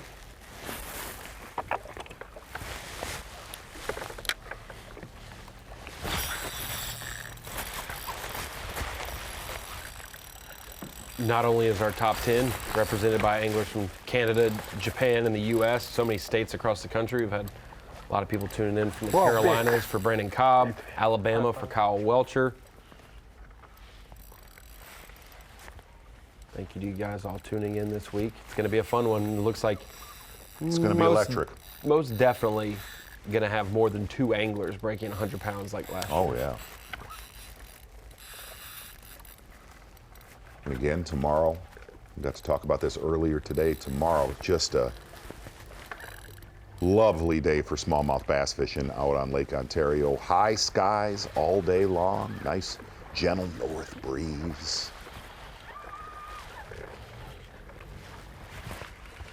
Whoa, Vic.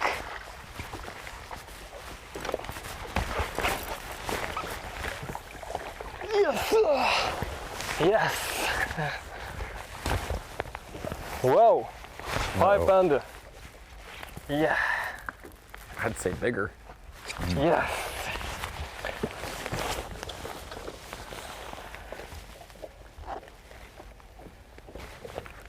Wow. Biggest fish today. Wow.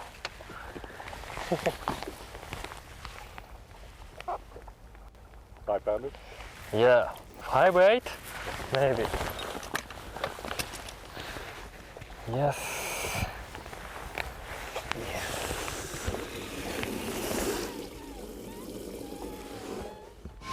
Boy, we spent a lot of time with him last week at Lake Champlain. Just a complete dominance of what was going on. Out fishing, as you said, everyone who was right around him there, Kyoya Fujita. But we got 3 tough customers at the top of our leaderboard. We've been talking a lot about Kyle Welcher today. Certainly he's been the story. But Johnston, Welcher, and Waters at the top there. Who are you looking at to come in with the biggest bag today? Impossible. Just for the simple fact, really all 4 of those anglers fishing in the same region of Lake Ontario.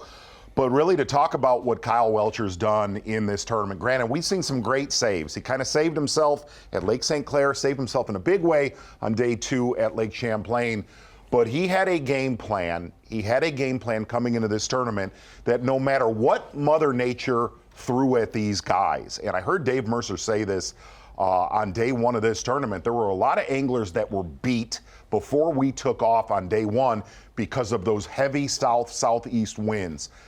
Kyle Welcher never wavered from the game plan. And granted, he beat Brandon Cobb has done phenomenal. He beat him, and he beat him with 1 game plan. And I heard some of the guys say, I heard Brock Mosley during a live mix say this. The gambler came out in him this week, and he absolutely lived by that game plan, gambled, and looks like he won. It was not a guarantee. It could have gone very disastrously for him on that day 1. Yeah, that was the key decision here. It certainly seems so. Ronnie Moore, we got a lot of other things to figure out too. Yeah, we have our 8 previous Elite Series champions this season, all in the top 30 of the Angler of the Year race. They all qualified for the Bassmaster Classic, but this winner this week gets a win-in ticket. So someone could double qualify, but looking at some of those guys who cannot make the Classic via points and need a win this week, a couple may sneak into our top 10. Scott Martin, Matty Wong, Chris Zaldain, 8th, 9th, and 10th right now. They need to have a big day today, not 20 to 22. They need to have 24 to 26 to be in range tomorrow if they want a shot for a Hail Mary and a win here to go to the big dance at the Bassmaster Classic. We'll keep an eye on that. And Jason Christie, Hank Cherry, Matt Airy, all three around that Classic cut, sweating as they sit on the sidelines. 10's not enough. You gotta have bigger. You gotta have more than what you got on the board right now unofficially. According to Bass Track, let's get out to Taku Ito. Had a good start today. Got himself into second place at one point during the proceedings. A huge drop today. Started the day in 10th place. John Cox, 2 fish, has fallen to 41st place. He is the lowest angler that has Bass Track figures.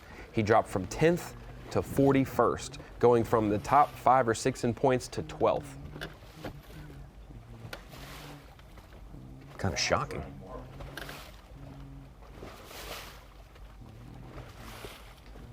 What is that payday difference, Such? If you drop from, let's just say, 5th in Angler of the Year down to 12th place.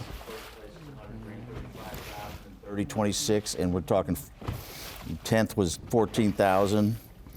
And you get below 30th, it's 5,000. So 31 to 40th. 15 grand difference from 5th to 12th, it seems. One thing Taku Ito got to show us, very, very small finesse baits, strange looking baits, some things we've never seen size-wise, shape-wise. We'll show that on the screen of knowledge in case you couldn't join us back in the FS1 broadcast. We can do it tomorrow too, though. And we can also do it tomorrow. We can do it never, to be honest with you. Well, we already, we're always on the just table. do whenever. I don't know.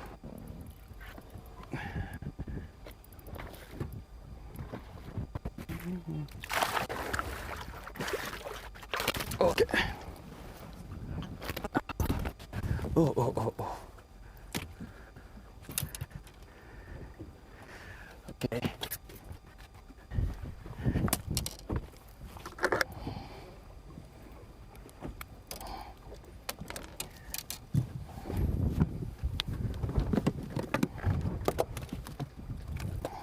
Actually, first time we've seen Taku Ito move away from the Henderson Bay area.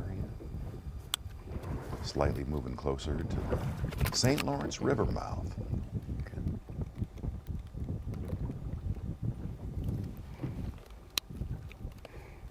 Full one. Yeah. About a half-pound upgrade according to what his Bass Track smallest fish was. He was attempting to make a run to the Classic. He was 81st 2 events ago, Ronnie. Today he was 38th tied, and I think he's lost his 2 points right now to tie for like the last spot in. Yeah, well, he would still be able to fight for that tomorrow, which is good. He's still alive for that. Meanwhile, a guy who still is inside, but based on having 9 anglers not on Bass Track right now, David Gaston started the day. He could not fall below 43rd. He has fallen to 39th with only 13 pounds. The possibility that a couple of those 9 people not on Bass Track could pass him. Yeah. He will be in danger. Said that Fajita passed Cifuentes earlier for the Rookie of the Year lead, which is going to be a big payday. Dakota Lithium gives you 10 grand for that. Cifuentes caught a 4-pounder. He's up to 20th now, and he's got 2 2-pounders in his limit. He needs one more cull to get within 15 of Fajita to take that Rookie of the Year. I lost. Had to go wrangle me up 3 largemouth so far to make something happen. Got jet skiers running over top of my stuff.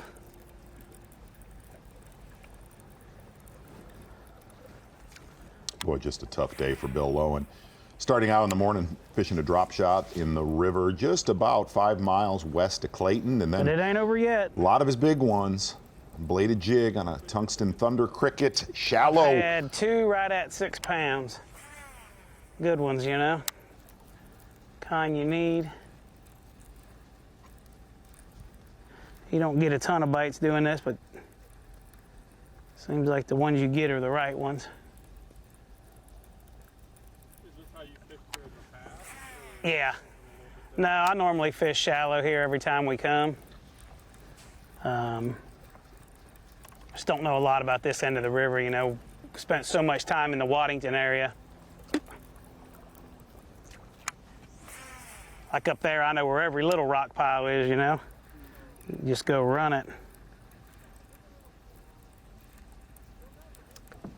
He certainly is still in danger with a 12-pound bag dropped so far today, and 36th is the mark. Obviously, that there he is. With so many fluctuations. Kenny Powers looking to cut it up on the St. Lawrence outside of Cape Vincent.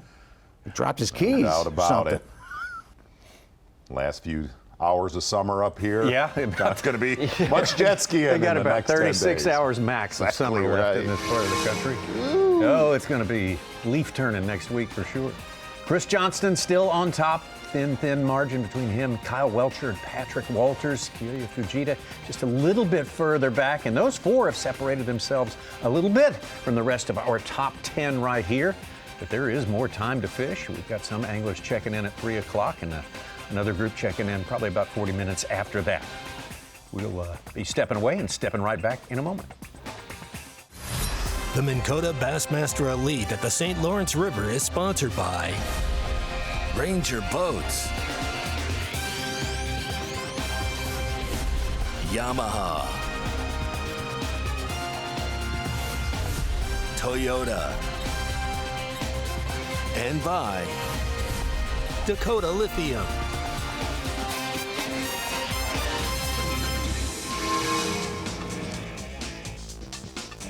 Bassmaster Elite at the St. Lawrence River. St. Lawrence, the connector between the Great Lakes and the Atlantic Ocean. Mighty, mighty river with all kinds of current and all kinds of smallmouth.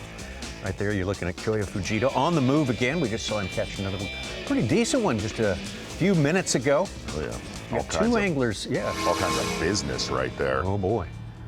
Right around the corner from that shot right there, Kyoya Fujita. Chris Johnston still doing work. A lot of his damage done. Drop shotting a small little 3-inch, little small paddle tail swim bait. Got to stay generic on that.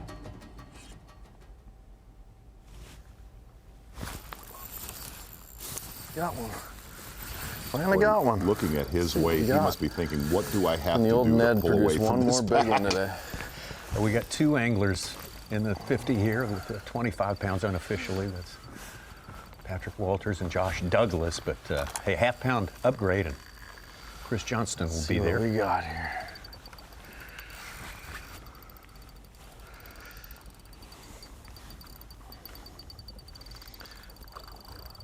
We need a 5. Or else my boys are gonna be mad at me. They told me to bring bigger fish today.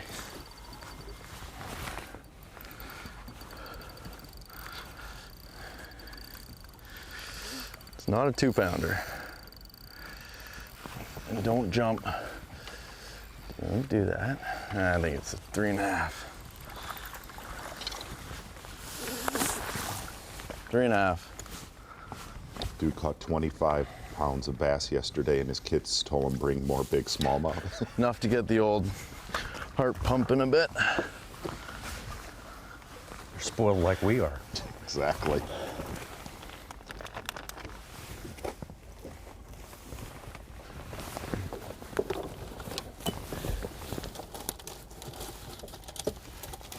Like we said, Such was talking about an unofficial TH Marine weather watch, something we did not see come until later tonight. Little front pass through, showers across the lake and the river. Thunder popper just north of what looks like northwest of Wolf Island. See those fans in the background.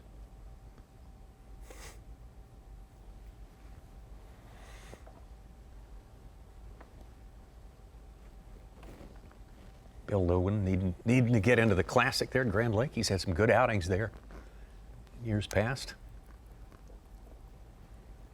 That is actually an area that we have covered. Corey Johnston, when we saw his trolling motor fall off of his boat a few years ago. Yeah. Right there, in fact.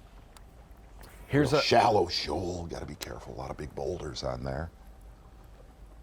As of today, if it were to end today, even if we bumped it down one spot, here are some anglers that won't be in the Bassmaster Classic next year. Currently, 41 make it. Hank Cherry's 42, Clark Windlet, Jacob Porosnik, Scott Martin, John Cruz, Mike Iaconelli, Brandon Lester, Gerald Swindle, Brian New, Steve Kennedy, Seth Fighter, Chris Zaldane. That is... Stop. Exactly. Yeah. I don't want to hear this. Come on, we can't do this on semifinal Saturday. It's crazy. It is absolutely crazy. It was rough. It was rough to watch some of the weigh-in yesterday with Mercer. You knew it was some anglers' people needed careers. clutch days, and they got it, and some people didn't need to collapse, and they did. And Gussie came up north 45th to double qualify, and he has not gotten done. He's fallen down a little bit. Yeah. Well, and Clark Windlet, black one. 47th after day one, finishing 70th, dropped from in the Classic to out. Well, Lester did the same thing. Sitting right up there.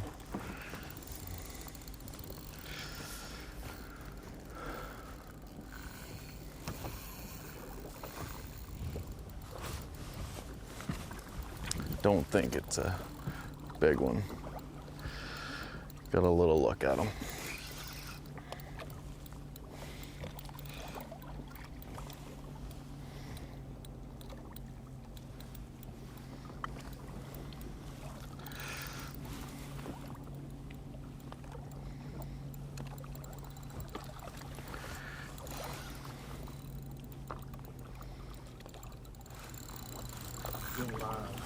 There, we're hooked up. I just need one more kicker. I don't think this one's it. Hoping. Sometimes they grow on you, but we're about to see here in a second. I think it's a 3-pounder. Hard to tell. Can't horse them. Need a 5-pounder right now. 2 real good ones and some 4.5s right now. I need to get over that 25-pound mark. Come on. How big are you?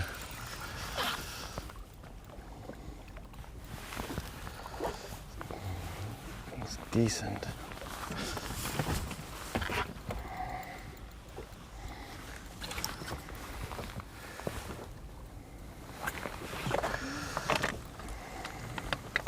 Just decent.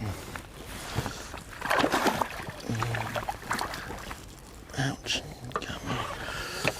It's a little football. Not gonna help.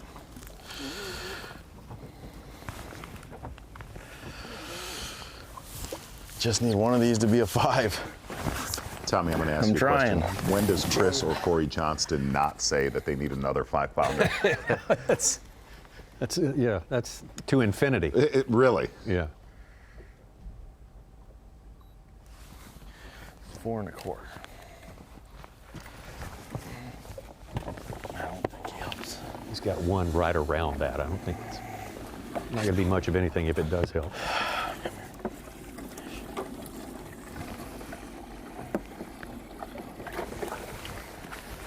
We talked about it at the end of the Fox Sports 1 show earlier, but this is his 19th day of competition for tournaments on the St. Lawrence River with the Elite Series. Sure. This will be, if Bass Track isn't egregiously off, this will be his 19th day in the top 10. He's never missed the top 10 after a single day of competition. About finishing the end of the day. finishing the day. Yeah. And it'll be his 14th out of 19 days that he has been in the top 3 of the tournament. I feel like that's crazy. 15 years from now, you're going to be covering Chris and Corey Johnston's boys in the same area of this lake saying, I need another 5-pounder, while they're sitting on 26.5 pounds. Those 2 are big ones. Ted said this was a good area. He's bigger.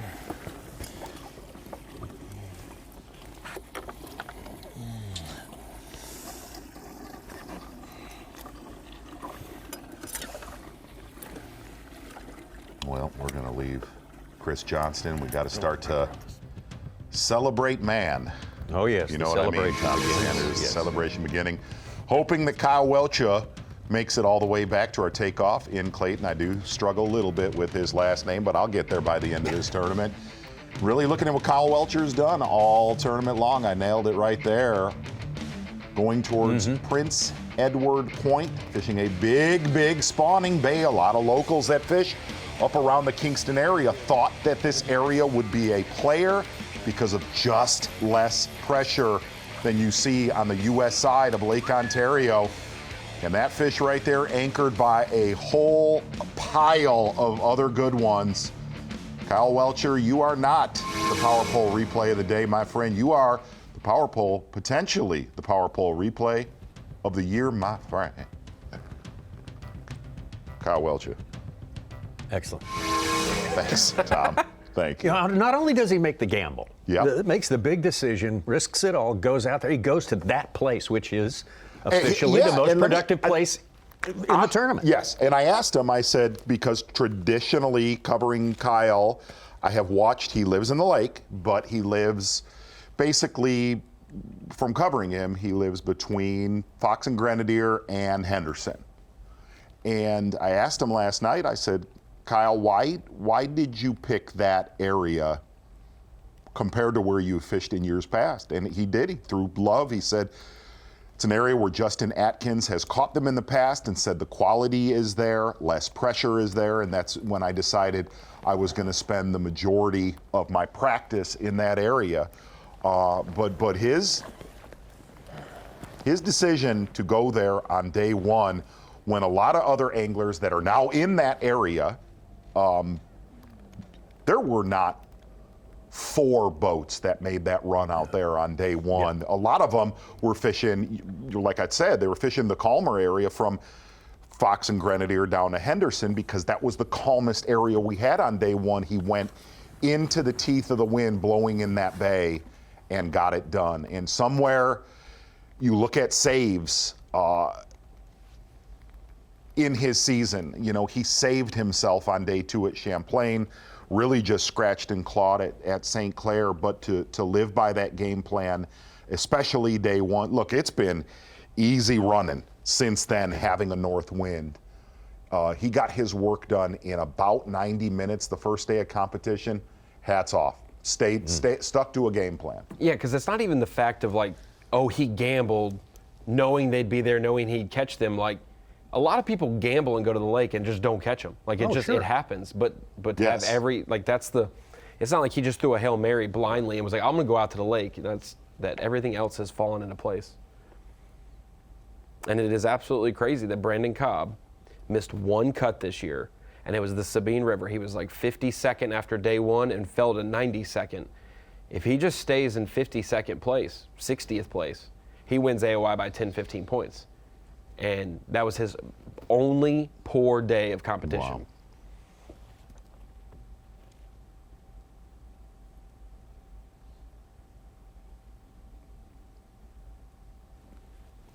Brandon Cobb, who took the lead. Tommy, I told you those cormorants. I told you those cormorants, and I'm going to tell you, they are a nemesis. What do they look like on live? They're a poor man's grebe. Yeah, honestly. They're an Arkansas grebe is what they are. What do they look on Mega Live, Z?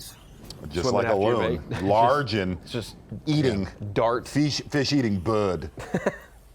They're one of the few species. Now, this is true. They're one of the few species that once no they've value. eaten their fill, they will not quit killing fish. Yeah, they will angry. keep slashing them, and they're an angry little bird. And I fish out at little Baby Galoo. I think it's called Little Galoo Island out there. And there are so many. I'm being dead serious. There are so many out there. It's the most pungent smell you would ever. Smells like an old sardine factory. Yeah.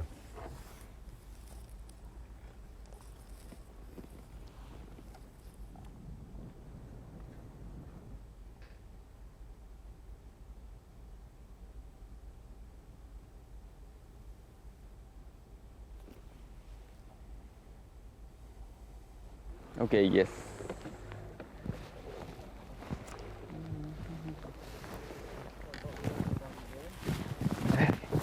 Ten minutes of fishing for free. Fish bite again. Oh, that is an area we have seen in years past right there, Tommy Sanders. Sure is. Yes, it is indeed. You talked about those baits he has. Now, does he have any say on the design of those crazy-looking baits? I have absolutely no idea. Man. I don't. But I do know. Here's what I do know. He has passed on. He marinates them. Okay. Right. And then he powders them, and he truly does. He lives by that. And we've seen with so many different baits that scent, taste is big with a small. You don't see it quite as much with largemouth, not quite as much with spotted bass, but he lives by Patrick Walters taking a load off Jack. Oh, there we go. He ain't gonna go skip a boat dock around Clayton. Not gonna happen in this lifetime, bud.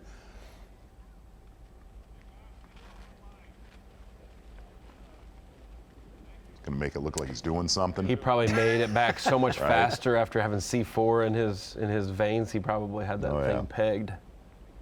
He's still shaking. But I don't know. I don't know that he. I know he does hang around. I believe Norio Tanabe, a legend Japanese anglers. I'm assuming that's what the Nori's logo on the back is Norio Yes. Tanabe. Yeah. And I asked him. I think I brought this up during the St. Clair tournament. He said he has new, stronger powder. So after he marinates them, he puts powder after about 6 to 12 months.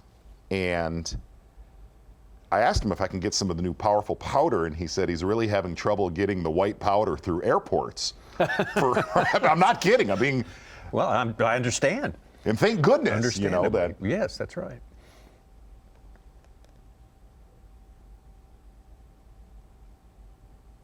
Oh, there's a good shot of the depth in the bottom contour where Chris Johnston is at.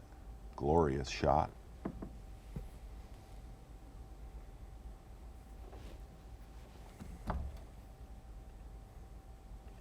Justin Hamner just broke into our top 10 in ninth. 23.5 today's third 5-pounder. He was one who was not on Bass Track all day long, and all of his fish just popped in. So he may have made it back and populated that. So that directly influences a lot of things. He doesn't pass Kiyoya Fujita, so he bumped Cifuentes down a spot. Okay.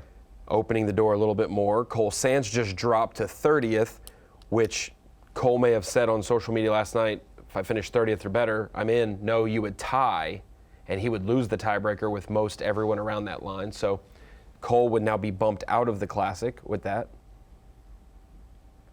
Still some important fish to be caught. Yes.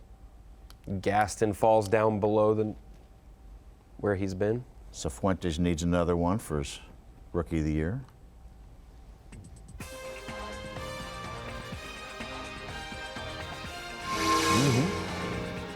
Running out of time here. Yeah. Running out of time. Brock Mosley got his first Elite Series win this year. Patrick Walters looking for his first Elite Series win this year.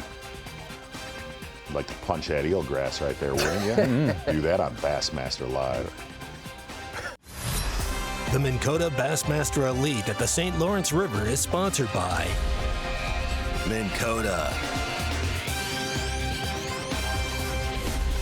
Power Pole, Skeeter Boats,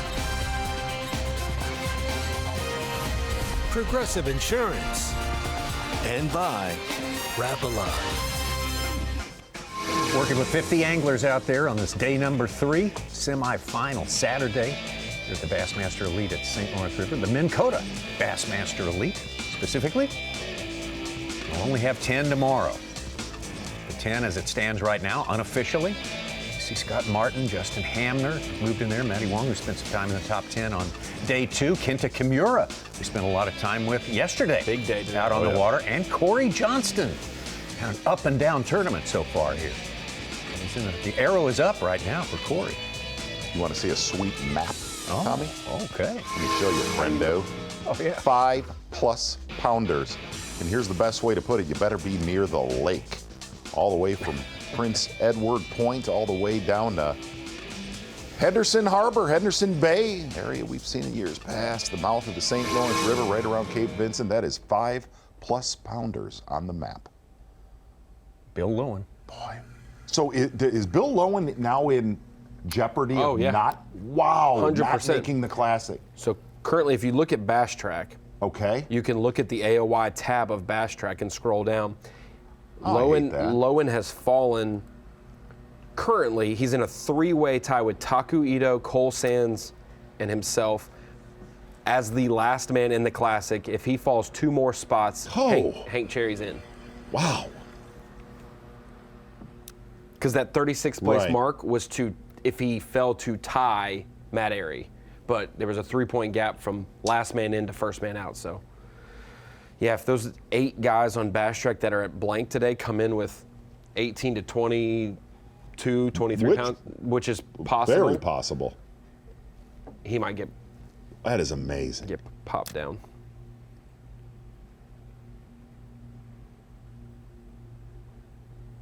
Oh, it's strange looking at Bill Lowen staring at a screen with a drop shot. Just doesn't look right. No. Something Doesn't. strange and off about it. Yeah.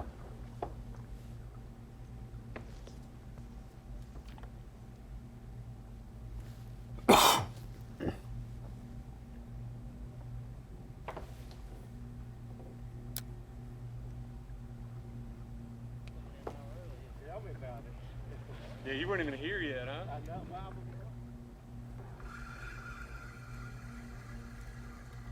So Porosnik, Ronnie, could fish his way in. He was starting the day 44th. Yep. I said he had to Yeah. get above 40th to get to the 5:15 mark. So if he does that, 4 points, that's easily. But he's, yeah. He's off Bass Track. We don't know Yes. anything about his day. So if he popped up 7 spots and passed Bill Lowe and Cole Sands, Taku Ito, they're all 1 spot even lower. The odds are tomorrow that we're watching Taku Ito take off in our top 5, needing a 5th or better finish. And it's going to be the who's who A lot of big stories bags tomorrow. 100%. Mm-hmm. I heard we're going to even have a camera with Brandon Cobb, even if he's not. If he's on land Yes. still. Yeah, just right. Just because we've been with him all Just like- season, I why think- quit now? I think when respect. we put the camera in Jason Christie's truck on the way back from Hartwell Classic I that don't one know, year. that'd be a fun idea. Yeah, that's what we did that one time. So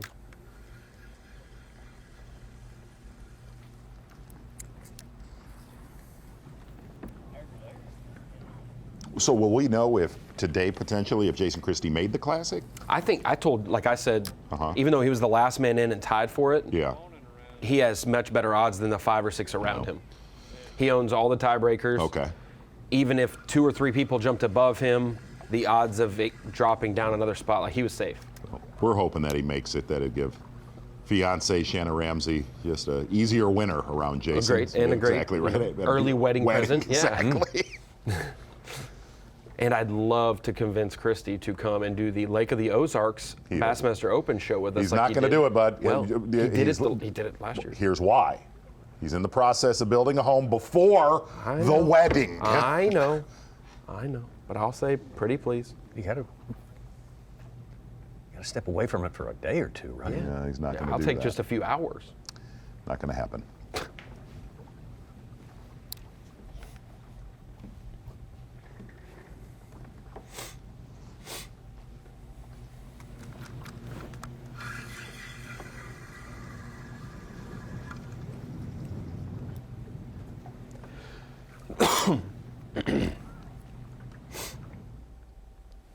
Z, you were talking about that map just a minute ago of 5+ pounders, and you said you needed to be near or in the lake if you were hoping to catch a 5+ pounder. As we're bringing it into the Dakota Lithium Screen of Knowledge, wanted to go over a little bit of Lake Master mapping to explain a couple of those hot areas around the islands, various parts of Lake Ontario that we've seen some of our biggest bags and guys on camera throughout the week have occupied. And one recipe that you were telling us, Z, throughout the commercial breaks and throughout our broadcasts is access to deep and access to shallow water. The ability for these fish to pull up and go shallower or drop back off and go deeper. All of these in between marks. This is 35 to 45 in the light blue, everything deeper than 45 in dark blue. The green is in that 20 to 25 range. Red obviously is 15 feet or shallower. So the opportunity for people to pull up in these islands and be able to kind of fish and check the depth zones based on boulders that are shallower or sand spots that are shallower.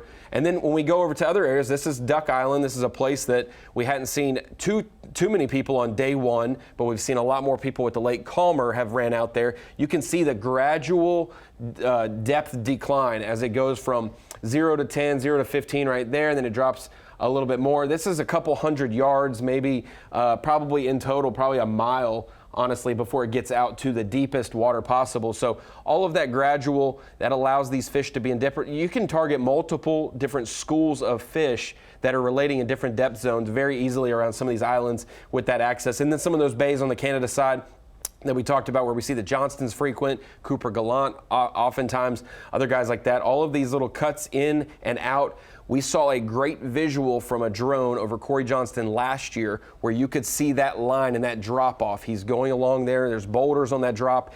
Over to his right, it's 5 to 10 feet deeper. Over to his left, it's 5 to 10 feet shallower. So access to shallow, access to deep water has been key for a lot of our guys in those bays, Henderson, Chameau, Duck Island, Prince Edward, all those places. And one of the really common things, looking at those maps that you just put up there, of course, Chris Johnston hooked up right here. A lot of these anglers in this tournament on these little tapering points or deeper flats just outside of major spawning bays, which that ritual just happened about a month and a half ago. Obviously a lot later spawn here, but little highways leading out to their summertime haunts, and a lot of those fish will actually move back into those spawning bays to feed up for the fall. Chris Johnson hooked up live. Desperate for an upgrade.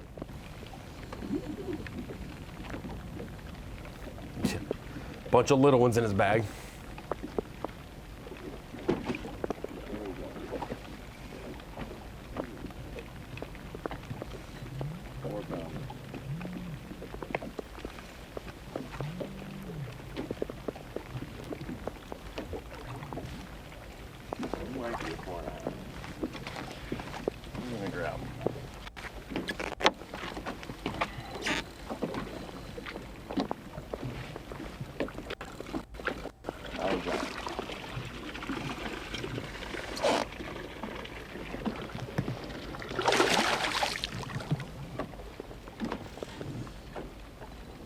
Close. Chris Johnston fishing down to the last minute today. No doubt about it. Yeah.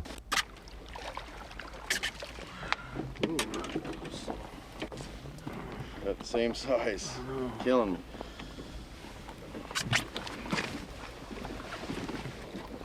Just can't get a break with that big one.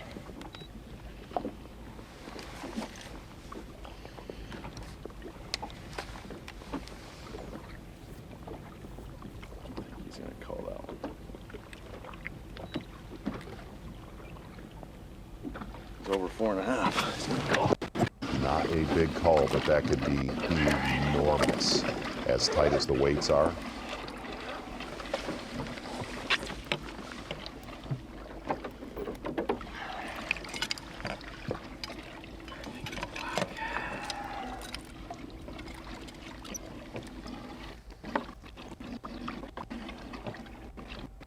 Had a little trouble hanging on to the signal there.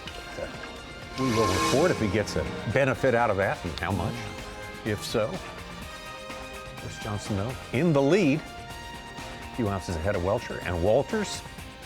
We have Fujita Takuito, Corey Johnston, Scott Martin. Well, he's done well up here before, and he is determined to get into that top 10. Give himself a shot at least. Yes, Just a yes, shot. absolutely. A chance at getting into the Classic. There's important business taking place out there today, and we're getting close to the end, but we got a little bit more fishing to show you. We'll be right back. Yes! No way! Live coverage of the Minn Kota Bassmaster Elite at the St. Lawrence River is sponsored by Toyota. Only 30 minutes, including travel time, for our first flight anglers to get back here at the Antique Boat Museum, Clayton, New York, and get ready for weigh-in. Of course, Nova Loggins coming in early. Patrick Walters has done that. Why would you fool around and find yourself on the wrong side of Father Time? Yeah. You don't have to. Find out. Try to Figure it get out rid and of find out. 5 in the Chris St. Clair River. Johnston's fooling around and finding. He's still out in the lake. He's, well, Wow. it's kind of surprising, isn't it? Little bit.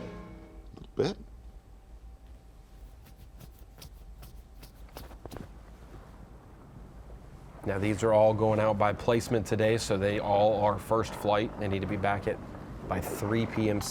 Eastern time. This is tournament placement today, not Yes, AOY. not It was AOY, AOY so the first 2 days. They have 27 minutes to be back.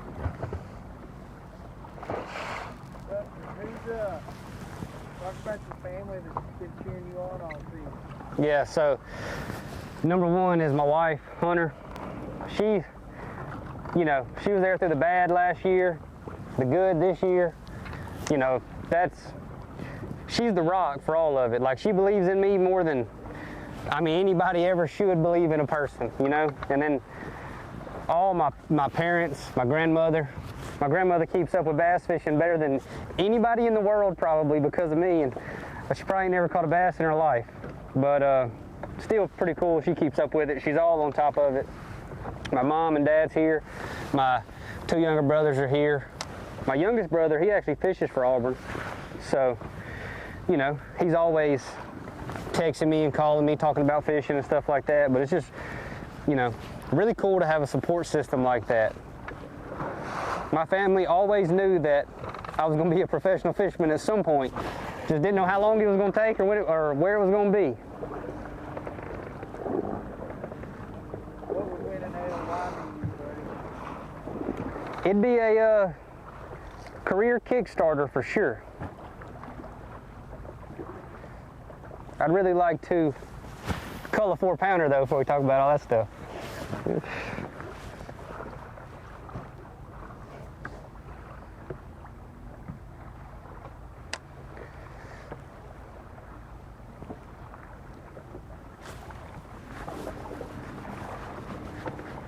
I'm talking about the bad last year. I'm sure he's talking about the second place finish in the Classic, which for some reason, that's a great job of fishing if you finish second in the Classic, but it hurts whoever gets cut out of that Classic trophy.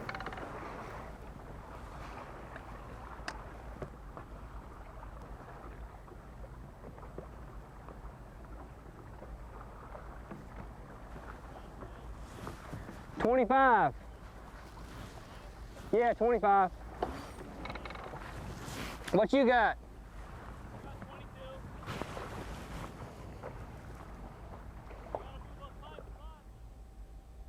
That'd be one Matty Wong. Got it. Needing to stay requalified for the Elite Series, so he started the day 19th. Any points gained there are helpful to trying to stay inside that top 70. People starting to gather for the weigh-in there. They always get the big crowds up here in this part of New York. 100%. Z, we were talking about during a break, and you thought it was worth mentioning how slim the margin is of having a possibility to win an event or to stay on the Elite Series. Josh Douglas is catching them exactly the way he needed to stay on the Elite Series. 16th place right now, 25 pounds today. He needed 2 decent finishes or a okay one and a good one. He did not need to break down on day 1 at Lake Champlain and come in last place. Okay. And so he'll be leaving the Elite Series most likely requalification-wise. Because of that day. Well, you could say he could have caught him in other days, but he needed at least four decent days up north in these last 2 events. He had a breakdown. He had to salvage it the next day, got very minimal points. Now he has a top 20 just like he needed. You just have those things happen. Wow. If he weighs in those fish and doesn't get a penalty, he probably finishes 60th, and he's still in the Elite Series next year. Wow. So it is a razor-thin margin at times.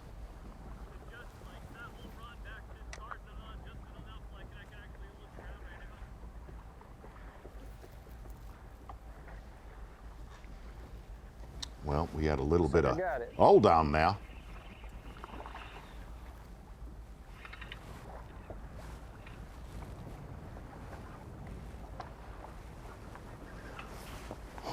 Not going to be one we need, though.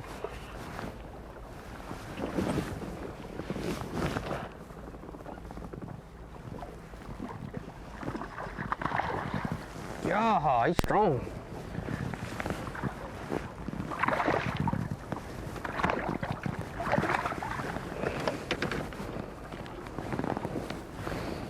That sucker sure enough got it. Yep, better break my dang rod. Well, not going to make the team right there for Kyle Welcher.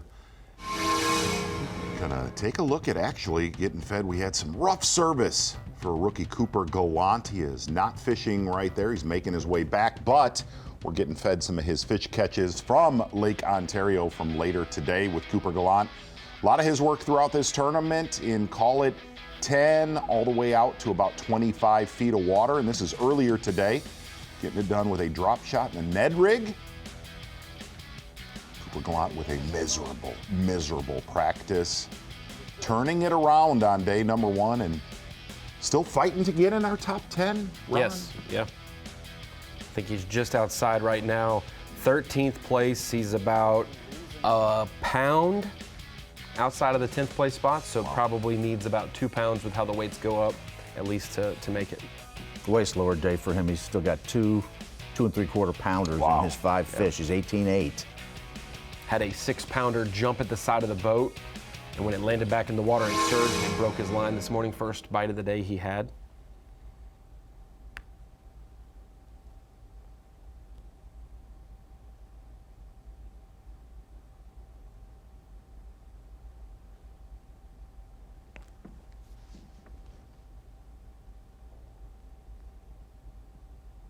I want to remind you the weigh-in coming up at 3 o'clock, straight up Eastern time.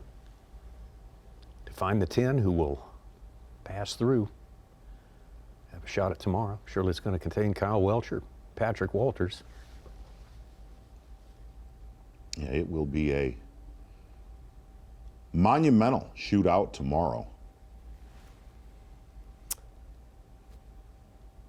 Got to pick one. I'm going to go with It kept the me from underdog, being able to see and the I'm fish, going you to know? go with Chris Johnson. And then all of a sudden, here it is right behind my hair jig. There you go. Yeah. No low-hanging fruit there. Yeah. Tommy, you? I went with Welcher to stay in knock there. out one thing. You know, I'll ride that horse all the way to the end. Colored ones, you could hardly see it. To be different, I'll just go Walters. Okay. Suge? Walters probably has more than he's showing I today, agree with so I'm that. I do thinking agree he's with closer that. to 80 than 75. So I may put my money on Walters. I feel like Walters is out of fish. Do you? No, not at all. Not at all, Suge. I was about to say, I really don't. That's the boldest thing I've heard. Fool me once.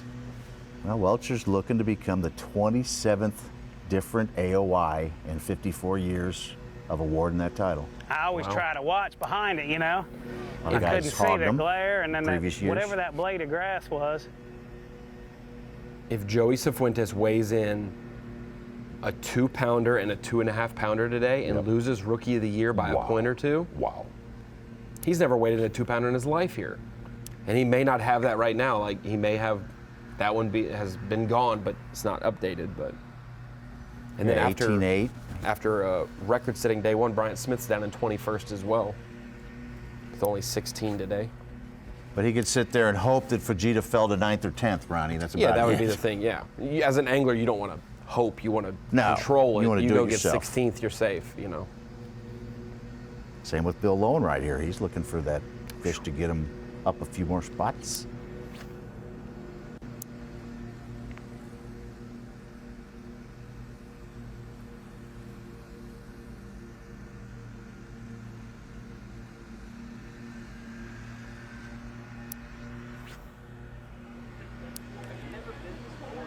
I believe that's Barb Elliott doing a little fish care for Patrick Walters. Barb always helping out.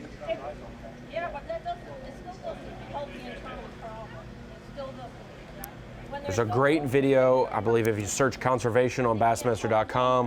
You can look on YouTube as well and search fizzing smallmouth. We have a great video Barb Elliott did a few years ago. Yeah, it was a vlog. I did exactly that. And every single year we come up there, she offers herself a few days before the During the practice. event. Yeah, during practice in the event to come and take care of this resource that she loves. A fizz clinic.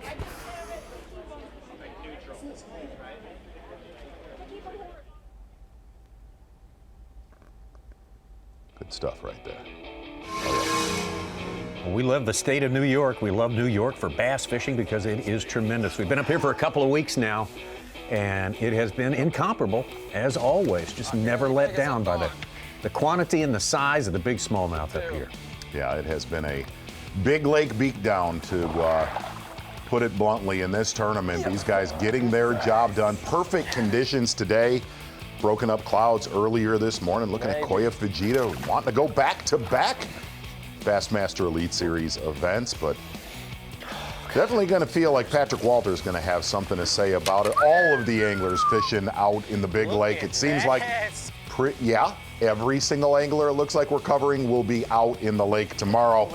No big surprise there, but a great day of fishing and better weather ahead. It's a giant.